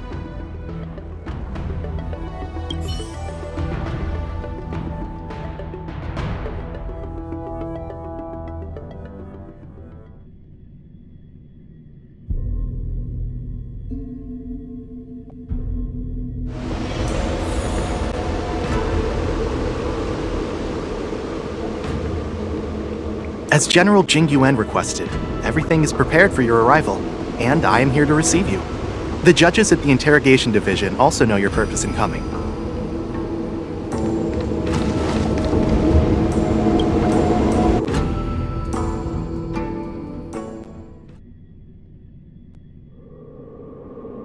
The shackling prison. I didn't expect to be back here after all these years. Dan Heng. Don't worry about me. If you're ready, I'll open the gate for you.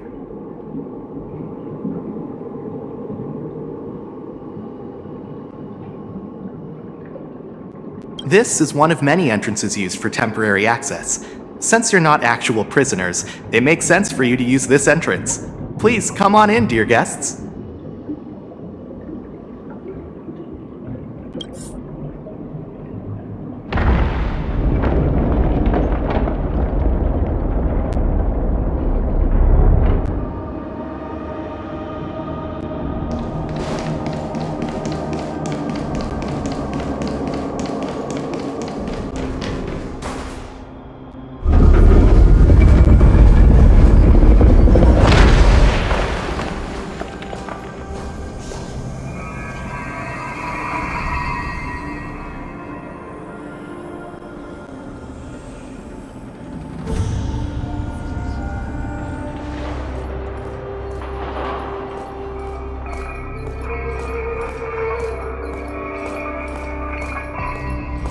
What are you looking at?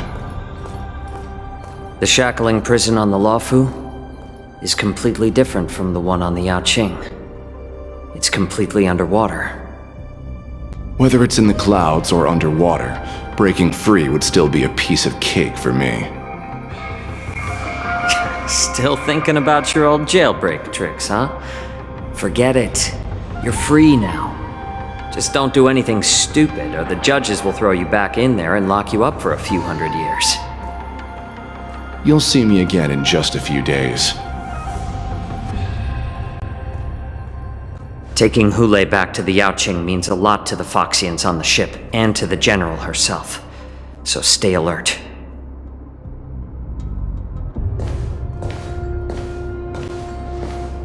Guests, my name is Shui Yi, and I'm here on orders from the Incarceration Division of the Ten Lords Commission. We're Jiao Chou and Moza. General Fei Xiao sent us to extradite the Borisin criminal Hule to the Yaoqing.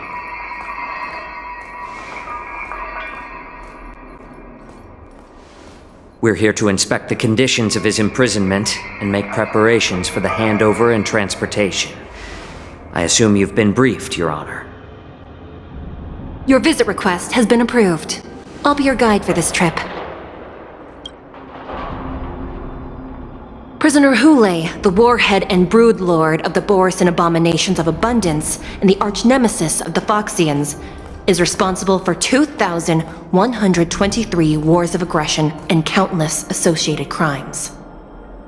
Due to his heinous acts, he has been imprisoned in the depths of the shackling prison and subjected to the punishment of the Forest of Swords until the end of time. He shall never be pardoned. No need to repeat his crimes and sentence, Your Honor. He is the greatest enemy of us Foxians. The stories of his atrocities are used to terrify our children. I'm well aware of every crime he's committed. Let's move on to the next step. When it comes to visiting criminals, there are rules in place to ensure your safety. I know you've heard legends about Hule since you were children, but your knowledge about him is likely very limited. Only the judges of the Ten Lords Commission truly know what kind of abomination is locked up at the bottom of the shackling prison. It has been centuries since Jing Liu, the former sword champion of the Luofu, captured Hule. And during all those years, we never provided him with any food. Yet he somehow managed to stay alive. It defies all the documented physical characteristics of the Borisin. The Forest of Swords, forged by the Punishment Division, is a device of intense torment, used to execute sinful abominations.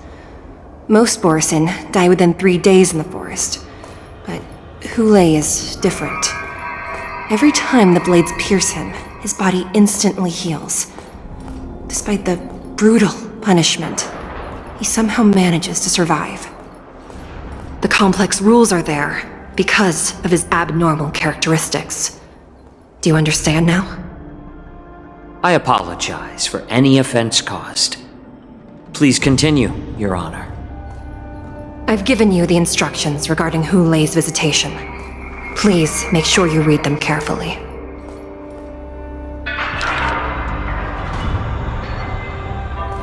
And please, take this pellet before proceeding. No, I'm not taking random medicine. Then you won't be allowed to visit Hule.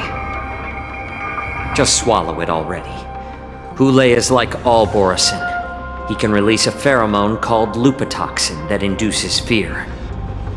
Thousands of years ago, we Foxians were enslaved by the Borisin. Not because we were naturally weaker, but because of their lupatoxin. This pill is for our own mental well-being. I understand. I knew you were a reasonable person. Now that we've taken the medicine, let's proceed.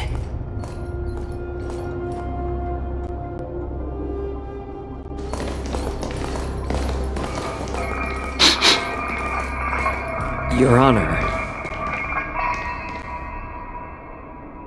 What is it? No. Never mind. Maybe I'm just imagining things. Let's keep moving.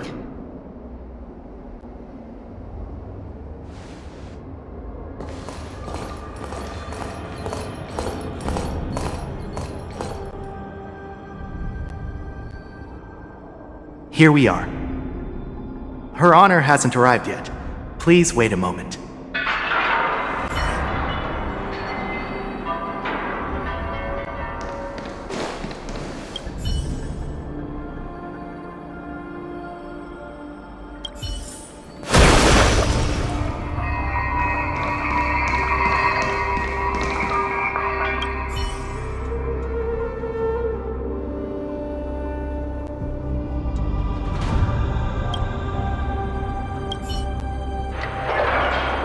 Welcome, dear guests from the Express.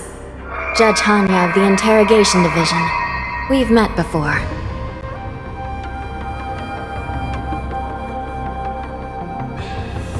Glad to meet you again.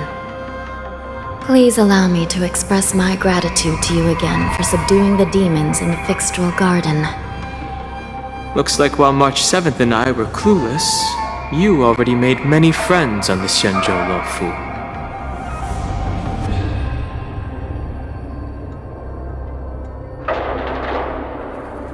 Even though you and I have met before, we can't show any favoritism under the Ten Lords. So, please do as I command as we head to Scrivener Hall and beyond. Don't do anything without my permission. This is not a place for ordinary mortals. You and Mr. Danheng, please come with me. Please lead the way. Your Honor. Please let me activate the mechanism before we all move forward. And please, watch your steps.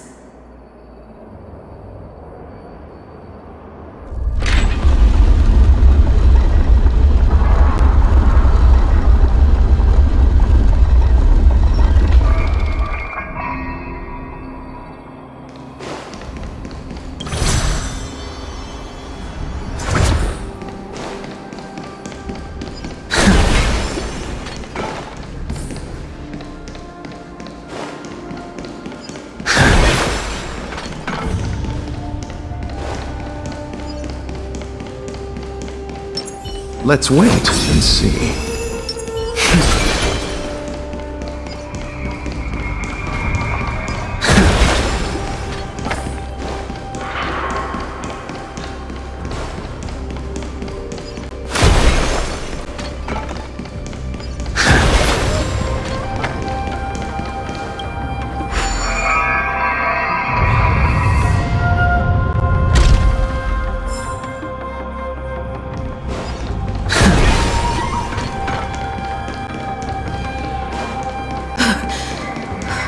Freezing. This place is filled with the cold air from the northern peak of the polar delve. Even the toughest long-life species would have a hard time enduring this.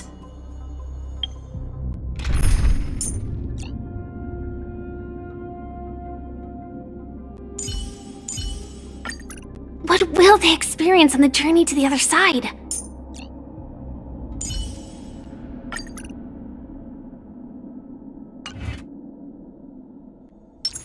Watch this.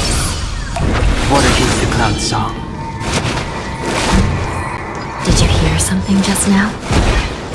Ugh, what an eyesore. These crates. They look oddly familiar. A few days ago, the Spiritfarers received reports about an IPC transport ship that was attacked by Borison. Then, a bunch of those abominations were dumped into this place. I had a feeling there would be trouble during the war dance, but throwing both the pirates and the cargo in jail? That's a new one. I heard the Intelligentsia Guild crafted something dangerous. We have many records in the Hall of Karma about these wise ones. They love to tinker with forbidden technologies, always trying to push the limits of Ingenia. I caught a glimpse of the mechs in those crates, and they bear a striking resemblance to Borison. I wonder... Well, business first. Let's keep moving.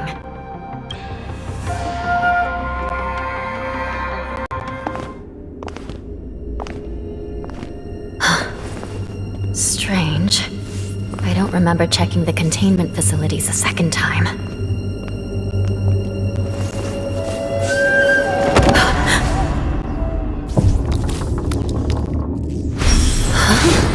Watch out!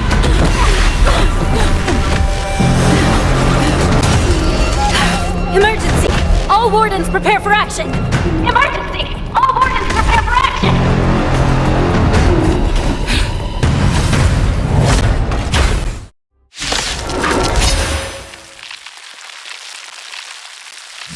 What's happening here? Why are these things moving on their own? Something's wrong. The guards aren't responding. This thing is going wild, just like a Borison. Can you find the answer? The dead return! Rise! World-cleansing dragon! You're silly? Destined for oblivion.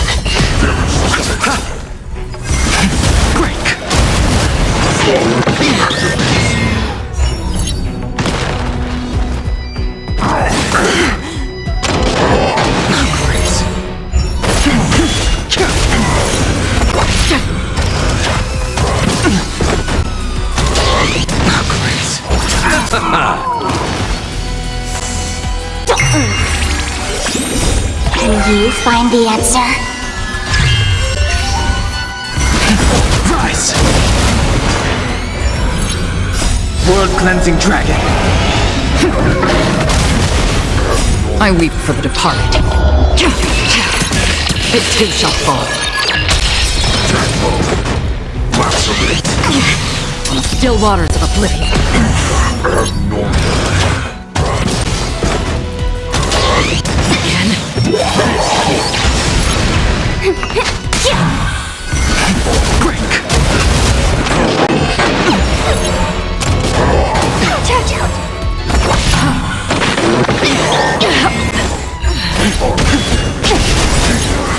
World-cleansing dragon. The dead return!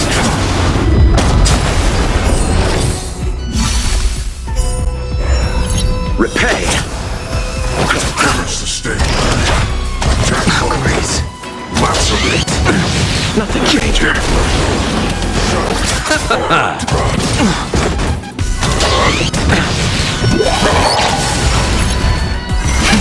Rise!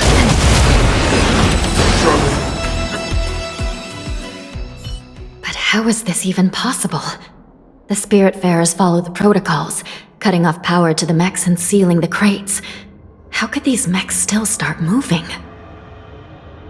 It's just like what happened in the Artisanship Commission before.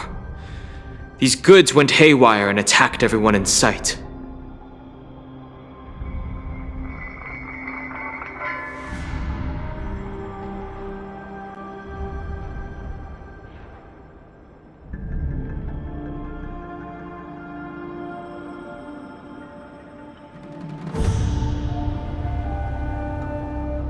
The Alchemy Commission members examined them and found some unusual structures within.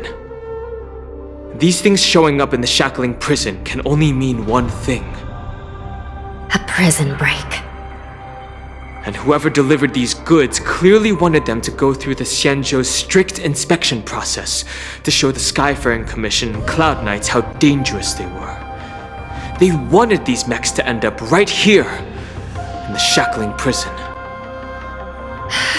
If these things already started taking action while nobody was paying attention, then the whole prison is in trouble, I'm afraid. And to make things worse, another group of visitors just entered the depths of the shackling prison, the messengers from the Xianzhou Yaoqing. And the prisoner they came to visit might be the target whom these wolf-shaped mechs were delivered here for. If that vicious beast manages to break free, it will be a catastrophe for the Xianzhou Luofu.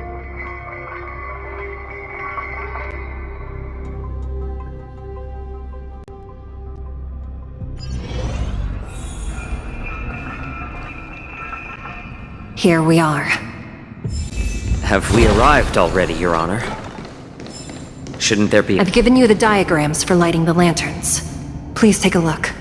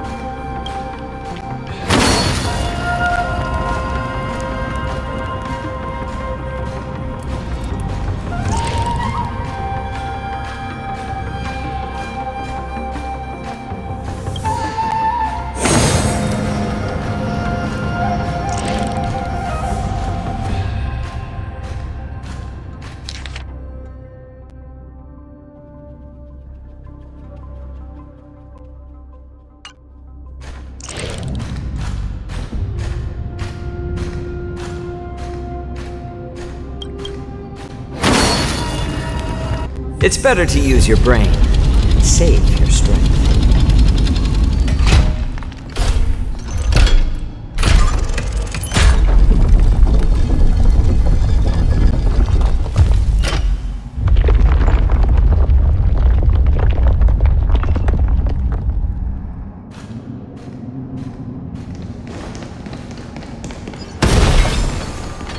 The path is open.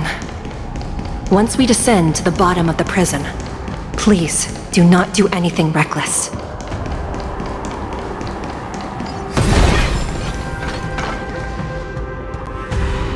Inside the delve behind this door is the greatest enemy of the Foxians, Hule.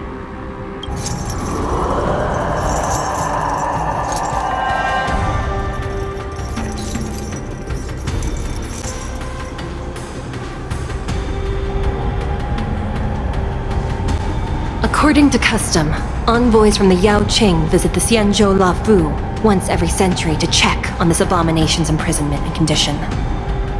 Even though the Ten Lords Commission sentenced Hule to the Forest of Swords, suffering every day for the rest of his life, I understand that the Yao Qing messengers want to see him dead. Unfortunately, for the past 7 centuries, they've had to return disappointed, because this beast simply can't be killed. If we can use his toxin to create medicine and save an innocent life, it might help balance out some of the sins he's committed.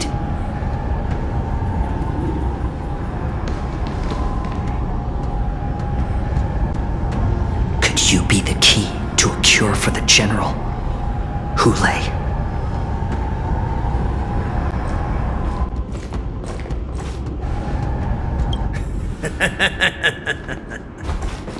And once again, the envoys of the Yao Qing will leave disappointed.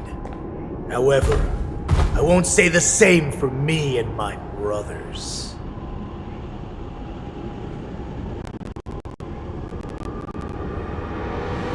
Who's there? I'm just a humble counselor of the Rhino Hound Pack. You can call me Mock Talk. Wardens, intruders on the lowest level! Send reinforcements! Nobody will hear you here, at the bottom of the shackling prison. Thank you for opening up the prison for us, Your Honor. We'll take it from here. No wonder I kept smelling that familiar stench. So it wasn't just my imagination. Do your thing, Morza. We mustn't let these abominations get any closer! Detestable things. There are too many of them. Once we were inside the shackles, we found soldiers available for us everywhere. Still waters of oblivion.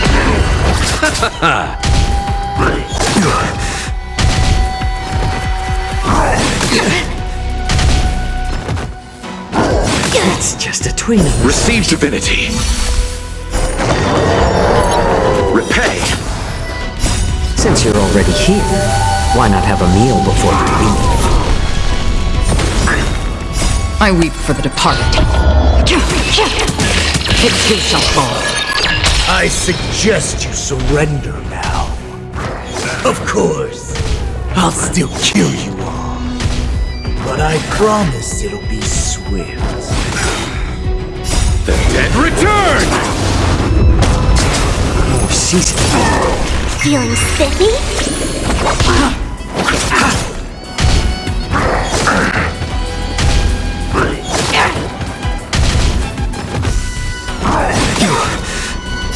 Can you find the answer? Since you're already here, why not have a meal before you leave? I weep for the departed. It too shall fall. How presumptuous! Die now! Leave if you can, Morza. It's not time yet. How familiar. More season. Since you're already here, why not have a meal before the meal? Destined for oblivion. Again? The dead return! Little more heat. Feeling spiffy? From the still waters of oblivion, I weep for the departed. It too shall fall. Receive divinity. Repay. Like that. Can you find the answer? Destined for oblivion. Again? Bloom. More season.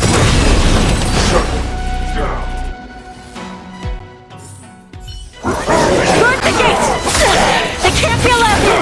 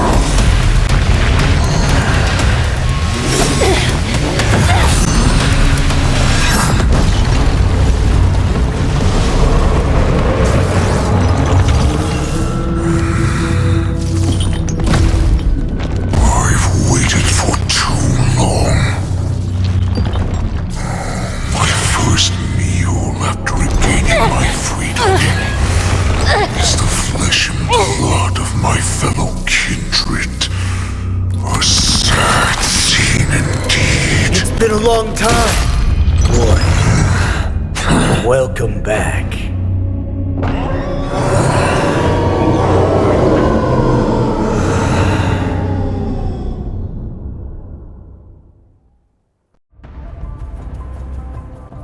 How many times has the old verdant home spun around since our last hunt? Duran's whelp, tell me your name. Oh, great Hule, nemesis of the Foxians and the hunter of all beings. I'm Moktok, a humble counselor of the Rhino Hound Pack. I am only one insignificant heir spawned from your bloodline.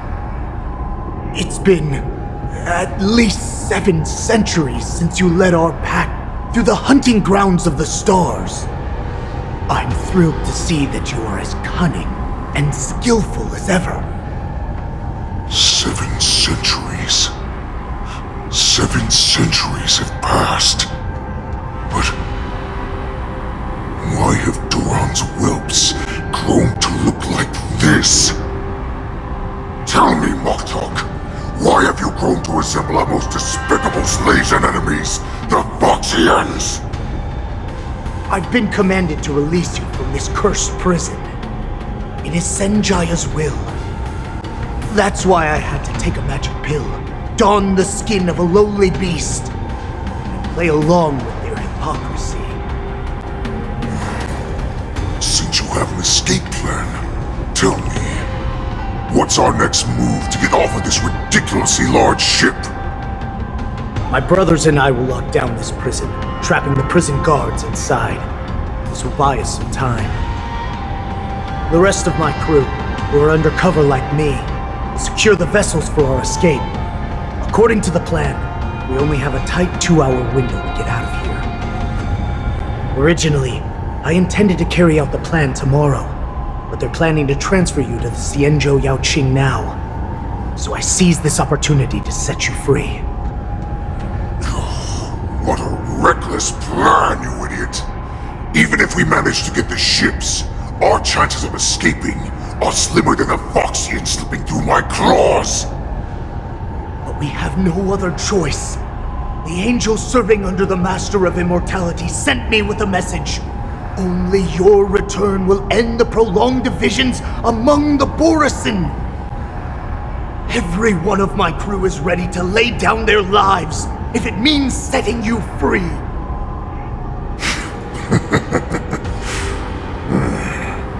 A sneaky weakling like you is actually showing some reckless bravery with this plan.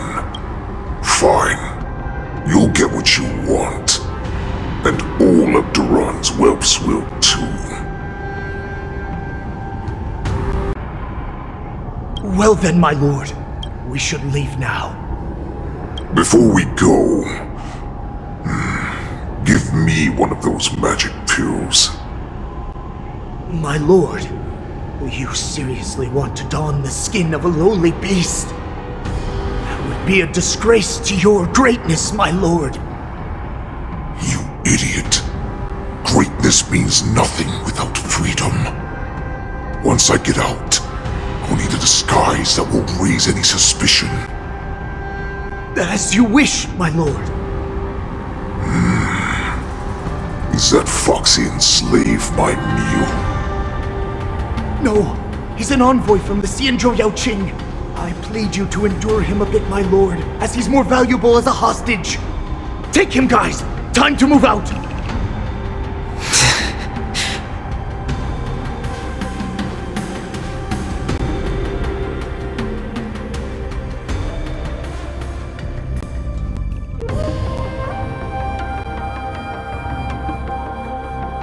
Madam Hanya, the wardens in all areas are regrouping. Those Ingenium enemies are wandering around and causing heavy casualties. And to make things worse, those iron wolves broke open the cages and let the criminals out. We've called for backup, but it seems like all communication is jammed. Let's preserve our strength and first take down the isolated prisoners. By decree of the 10 Lords, all prison breakers and intruders shall be apprehended, dead or alive. Just a short time ago, the nether key mechanism was activated. It was probably Madame Shui and the Yaoqing messengers, heading to the bottom of the prison. Given the situation, I'm afraid that area is exactly where our enemies are targeting. We mustn't let that vile beast escape from its cage. We've gathered all the prison guards who can still fight, and we'll split up and secure each floor. Go! Those intruders are quite bold. They must have been planning this for quite a while. Indeed, but Borison tend to favor direct and aggressive approaches. Crafting careful and precise plans like this is simply not their style. Let's focus on the current situation right now. Please help me.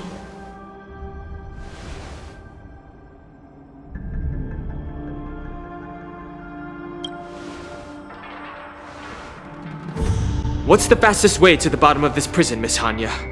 If we don't get there quickly, we'll soon be outnumbered by all the enemies inside. We'll have to bend the rules. Please, follow me. Prisoners must remain in place and obey the By decree of the 10 Lords, all prison breakers and intruders shall be apprehended, dead or alive. Yes, ma'am! Let's wait and see. Hold your position here. Yes, ma'am. We need a few tools if we want to reach the bottom quickly. Follow me to the next floor. The path is cut off. Someone must have altered the mechanism. No matter. It'll just require a bit more work to get through.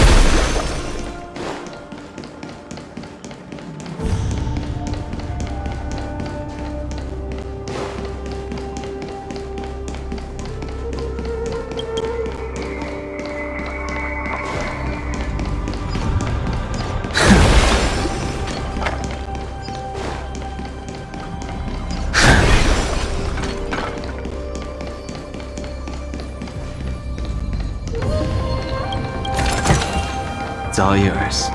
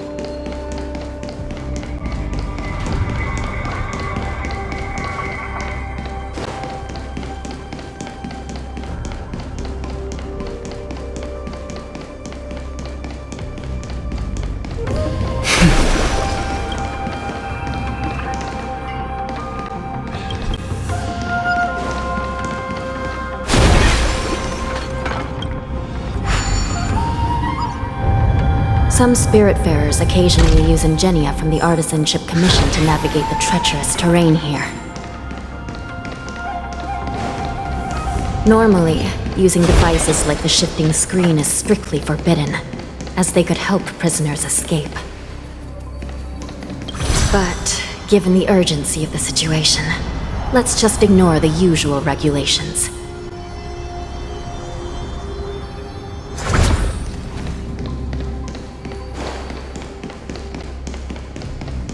The nether key has been activated. I hope we're not too late. Hang in there, sister.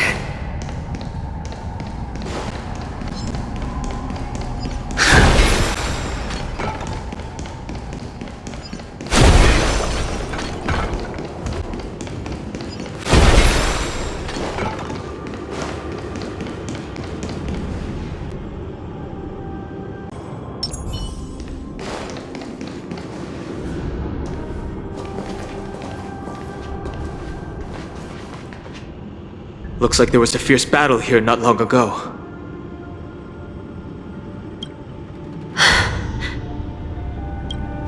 The gate to the prison delve is wide open. Hule has managed to break free. Where are the Yaoqing messengers? And where's my sister? Are they still alive? Let's look around. Maybe we'll find some clues.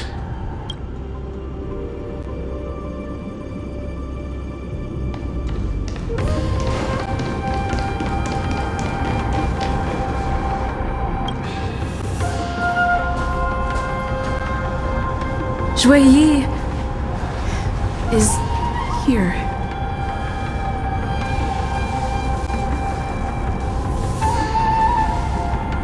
Miss Shui Yi bravely sacrificed herself.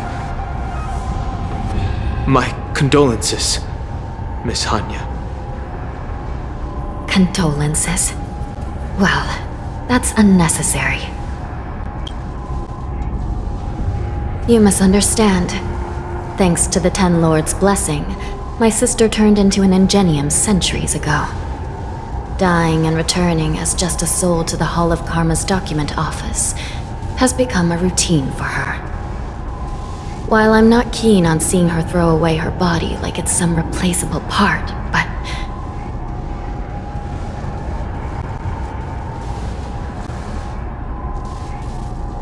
By the way, have you seen bodies that might be the Yaoqing messengers? One of them is a Foxian wearing exquisite clothes, and the other wears a dark cloak, like a fugitive. No, I haven't found any Foxian bodies. Only Borisin ones. So, the intruders and Hule are holding the Yaoqing messengers hostage. This is the worst situation. With hostages in their grasp, the prison guards can't do anything about the prisoners. If anything happens to the messengers, the relationship between the Yaoqing and the Luofu could be irreversibly damaged. We must rescue the messengers, get out of here, and spread the news. We mustn't give up as long as there's a glimmer of hope.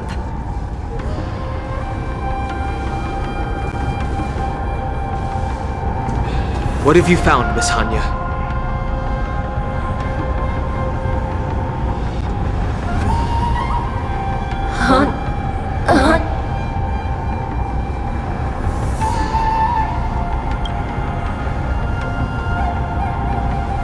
Reconstruct. It's my sister. Looks like her soul hasn't returned to the Hall of Karma yet. At such a critical moment, her death can give us information that we can turn into an advantage.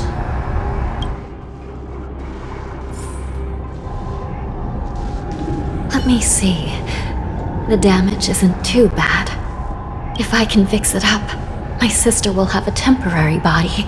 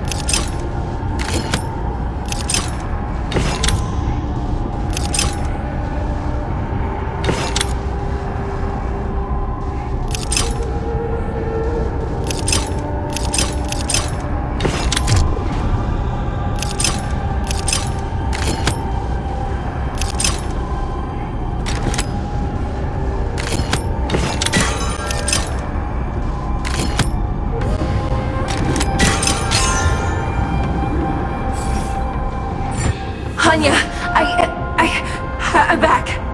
Welcome back, sister. I don't know what kind of expression I should have at a time like this.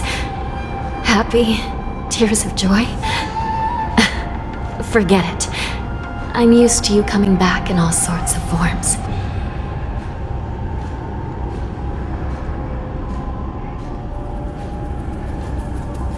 Now is not the time for jokes. This Psy Crane can't hold all of me. Sister, what did you see when you were killed? One of the Yaoqing messengers escaped, and the other one was taken hostage and brought upwards? Besides the Borisin, there were other intruders. Invisible. Invisible intruders? What does that even mean? How many conspiracies are tangled up in this mess? Do me a favor, sister. The intruders have cut off all communication between inside and outside the prison. And now you're the only person, the only bird who can slip out undetected. Make sure you deliver the news to the outside world. I understand. Please be careful, sister. You are different from me.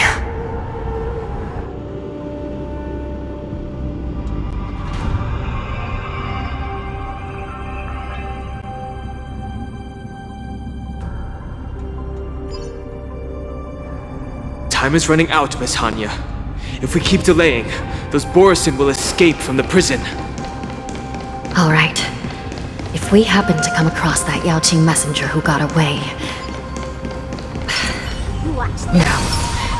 Stopping Hune should probably be our top priority.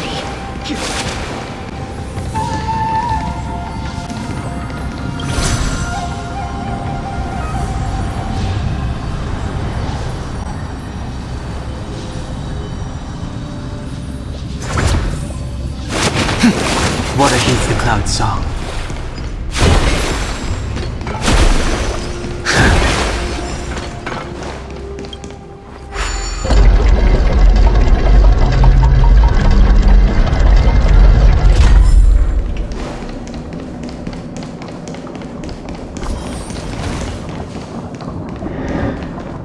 Wait! Something feels off. The invisible intruders?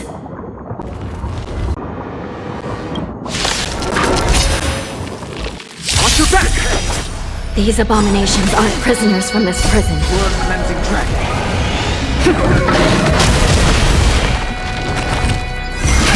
Rise! Feeling spiffy?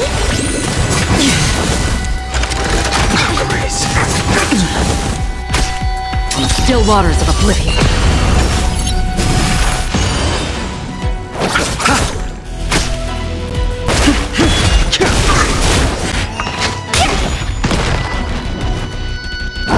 I underestimated you.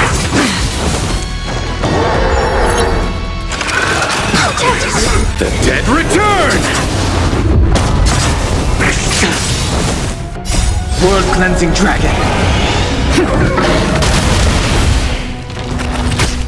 Destined for oblivion.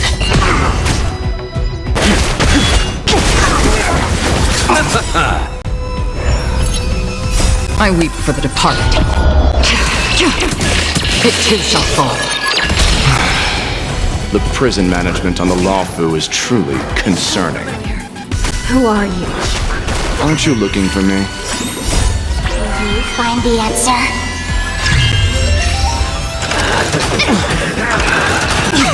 Bloom. Still waters of oblivion.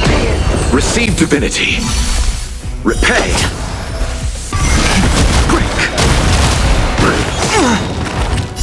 World-cleansing dragon.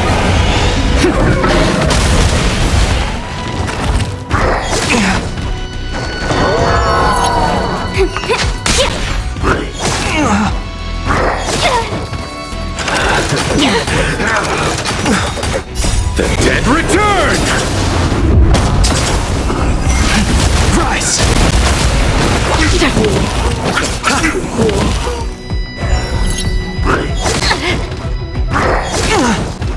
Feeling spiffy? Can you find the answer?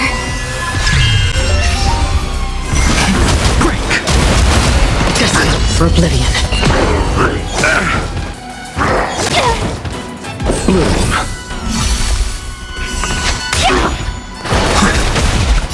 World-cleansing dragon. I underestimated you. Rise!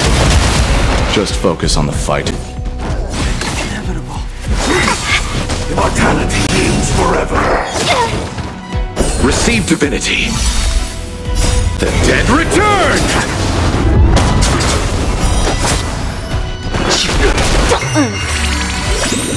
Can you find the answer? Still waters of oblivion. So familiar. Secret of the Saints! Again?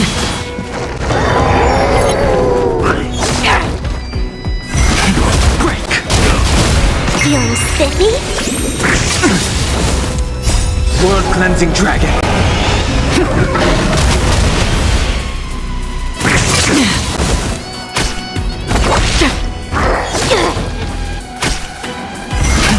Rise!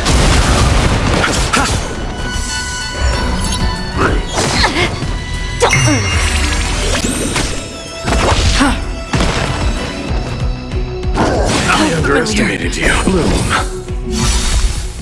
The dead return!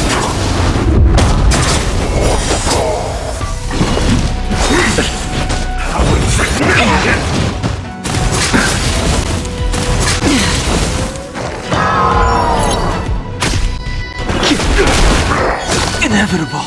Receive divinity. A miracle. Can you find the answer? Destined for oblivion. Break.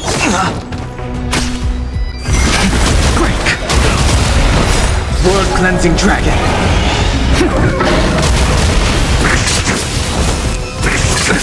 Nothing major. The dead return!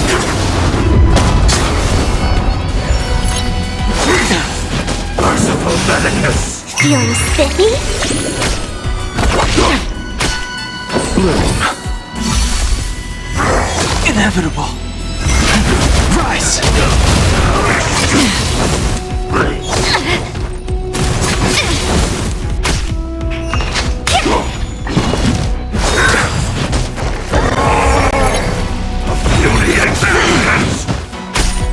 Receive divinity. On the still waters of oblivion. Bloom. Repay. The dead return! Like that, huh? World cleansing dragon. Secret of the safe. Can you find the answer?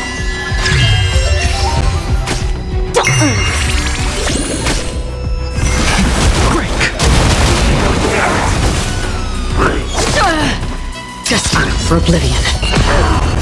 I weep for the departed. It too shall fall.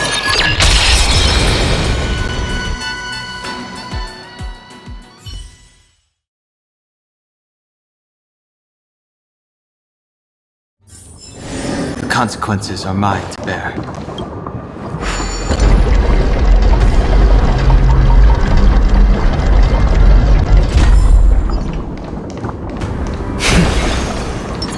Let's wait and see.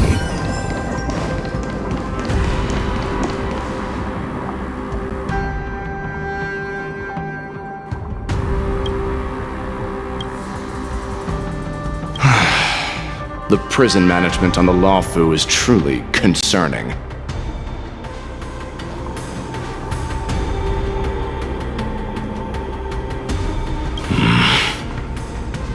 Is that so? At least 2 different groups of intruders infiltrated here. The wolf cubs and these Mara-struck soldiers. Their hiding technique, it's pretty similar to the wind mantle technique used by the Vidyadhara serving Kailorum Venti on the Yaoqing. What do you think? Well, never mind if you don't have any clues. Now is not the time to exchange assassination techniques. I'm Waza.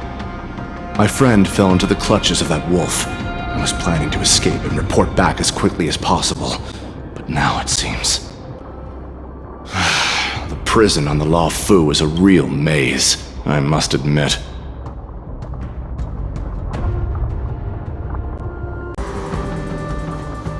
Thank you for your help, Mr. Moza.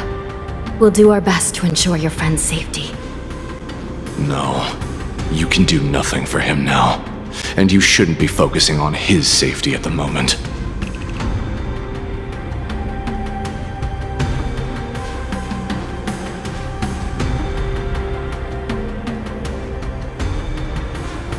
Your friend is in Hule's clutches and you're just going to leave him behind? Look, I'm the Yaoqing General's guard, not his. I've seen how that giant wolf fights, and there's no way. Trying to save my friend will only get us killed. I don't know how you think, but I won't throw my life away for a lost cause. Listen up. I've been tracking these fugitives, and I know their next move. They're planning to seal off the entire prison to keep the outside world in the dark. The worst-case scenario, we are all killed by that giant wolf, and the shackling prison is sealed off. No one will know about us or about their escape until it's too late. And the best-case scenario...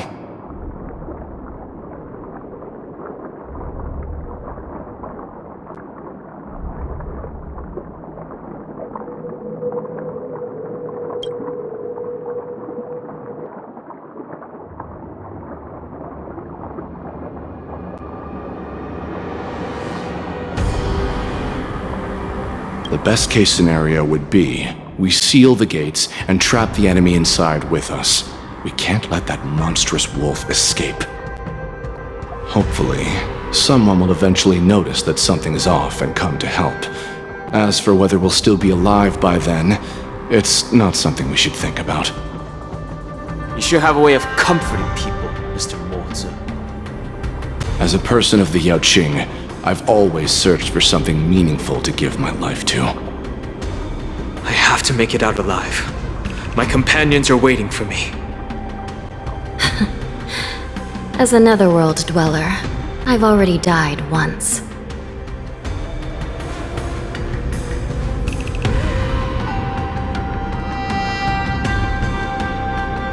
Yeah. We won't give up.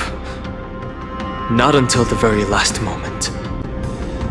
None of you are part of the Ten Lords' commission, so sacrificing yourselves isn't the right move.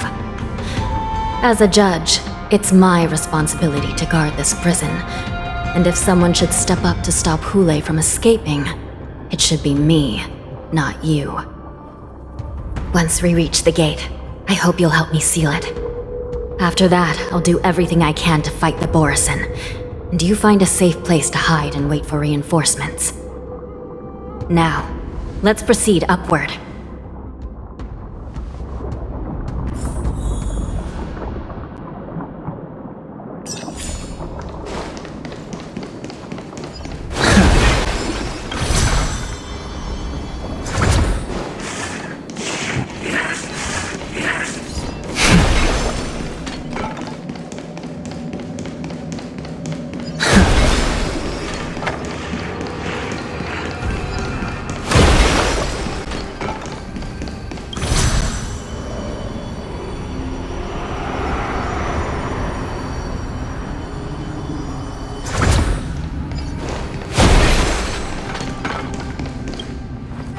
We must seal the entrance before the Borisin fugitives get out.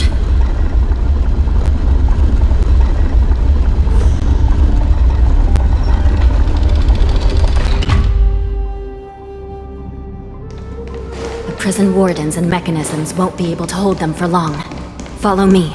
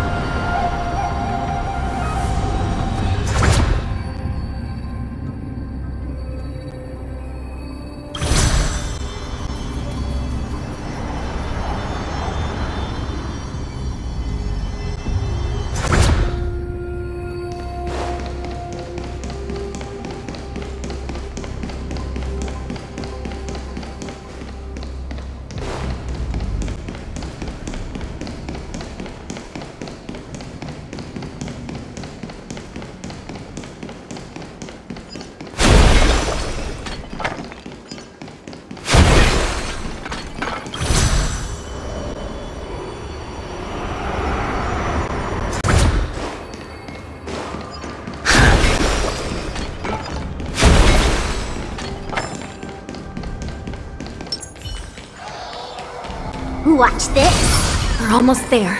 The gate is just ahead.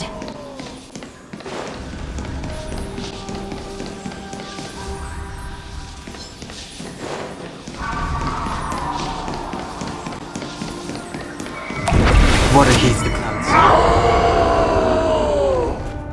I will hold them back. Don't let Hule escape.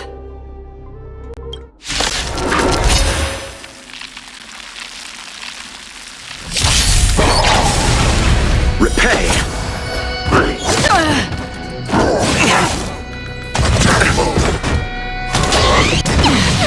Receive divinity!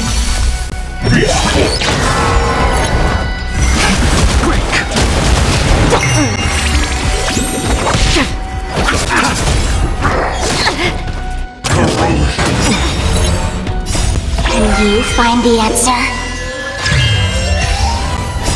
World Cleansing Dragon.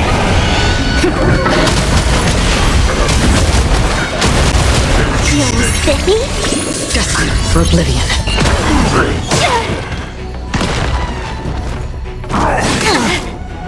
Bloom. The dead return!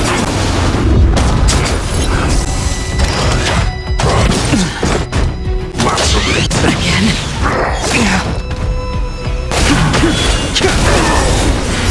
I weep for the departed. It too shall fall.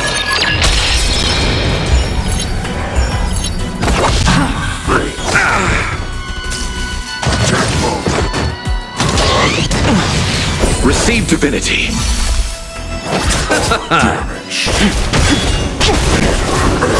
World Cleansing Dragon.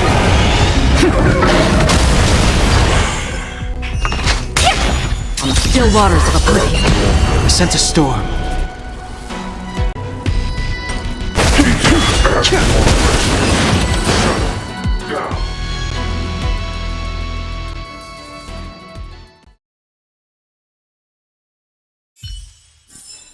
The consequences are mine to bear.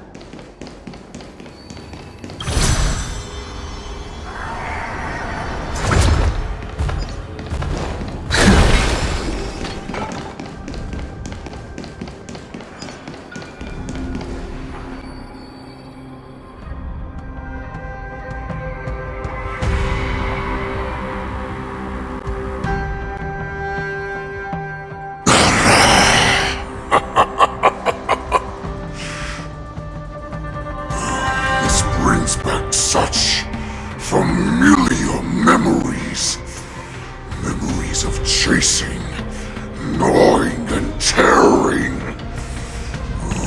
They're back. They're back.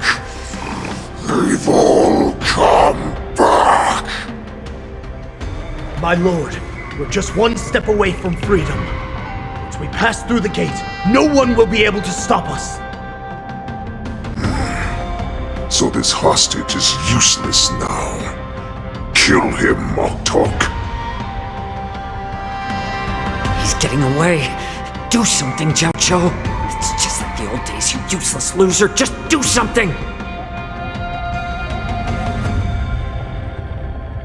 Maybe this Yao Qing messenger can strike a deal in exchange for his life. He can use his status to help us escape from the Xianzhou. What do you think, Mr. Jiaozhou?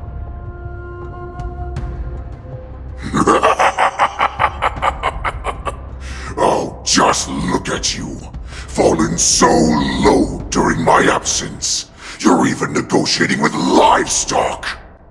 As far as I recall, no one from the Yao Qing would ever consider a deal with Duran's offspring. I've got to make this beast stay here, whether it's for the sake of Fei Shao or the Yao Qing. Deal. I certainly have more value alive. My identity, my knowledge of the Xianzhou, and my understanding of many things that your minions have no knowledge of. They'll all be valuable.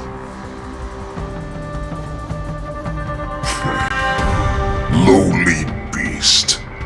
Muster up that pitiful tongue of yours and plead for what remains of your life. Speak up. I'm afraid you're unaware. The woman who defeated you, Jing Liu, she has recently returned to the Luofu. Your opportunity for revenge is right in front of you. My lord, this slave is talking nonsense. I've never heard anything about this. May I just kill him now? Silence, Moktok! And you, slave. From now on, you'll stay by my side.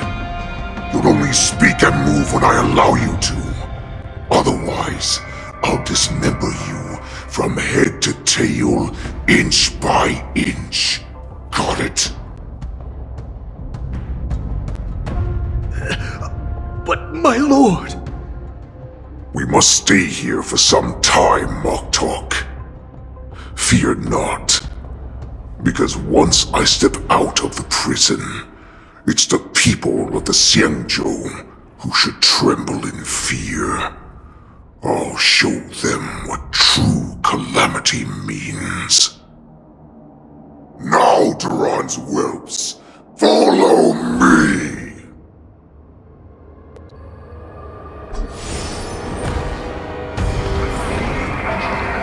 Prison guards!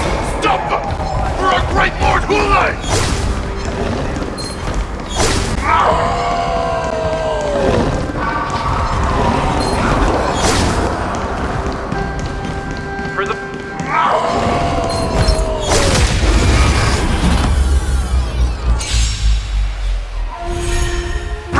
How familiar.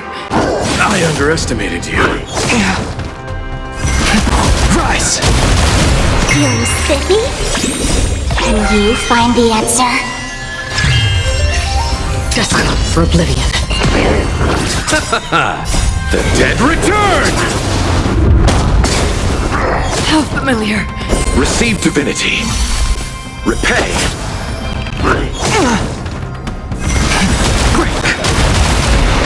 World cleansing dragon.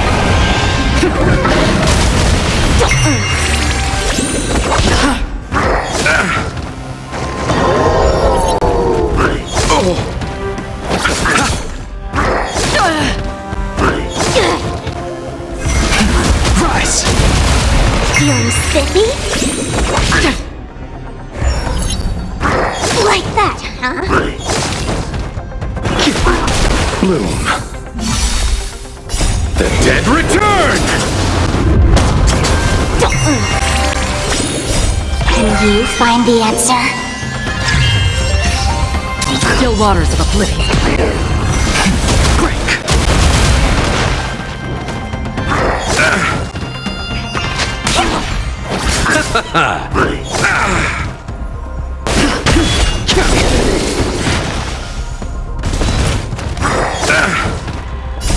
World cleansing dragon.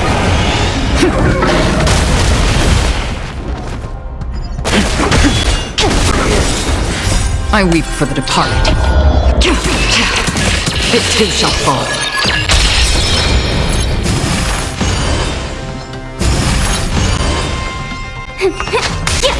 Destined for oblivion. Receive divinity. The dead return!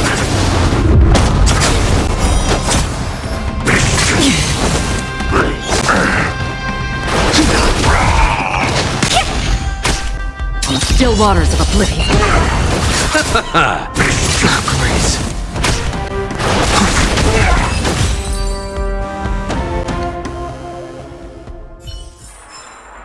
Another blood debt. Let's those who fail to comply.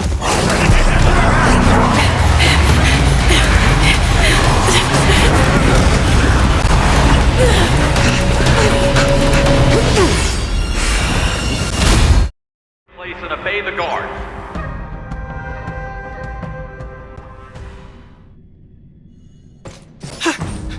Report! After we lost contact with the shackling prison, we received a message from a Psycrane. The prisoners have revolted, and the criminal Hule is nowhere to be found! What about the Yaoqing messengers? And the Nameless? No news at the moment. We're trying to restore contact with the shackling prison as soon as possible. I see. You're dismissed. General Jing Yuan, General Hua Yan. It's just as we suspected. The rise of the Ambrosial Arbor was not the end of things, but the beginning. The hand of the Ruined Legion has already sown the seeds of destruction. From this moment on, the Xianzhou Alliance will face an even greater challenge, from both the abominations of abundance and the destruction itself. If this is what they want, I'm always up for a challenge.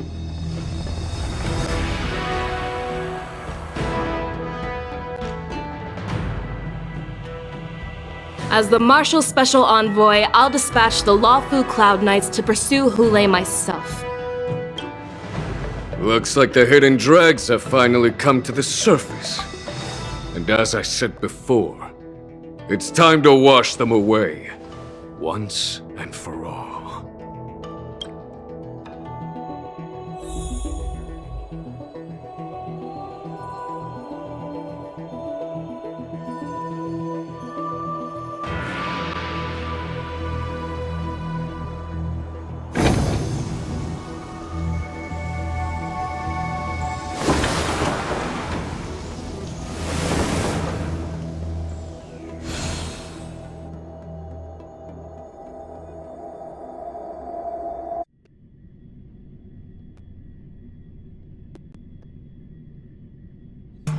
It's hard for a wanderer to find rest in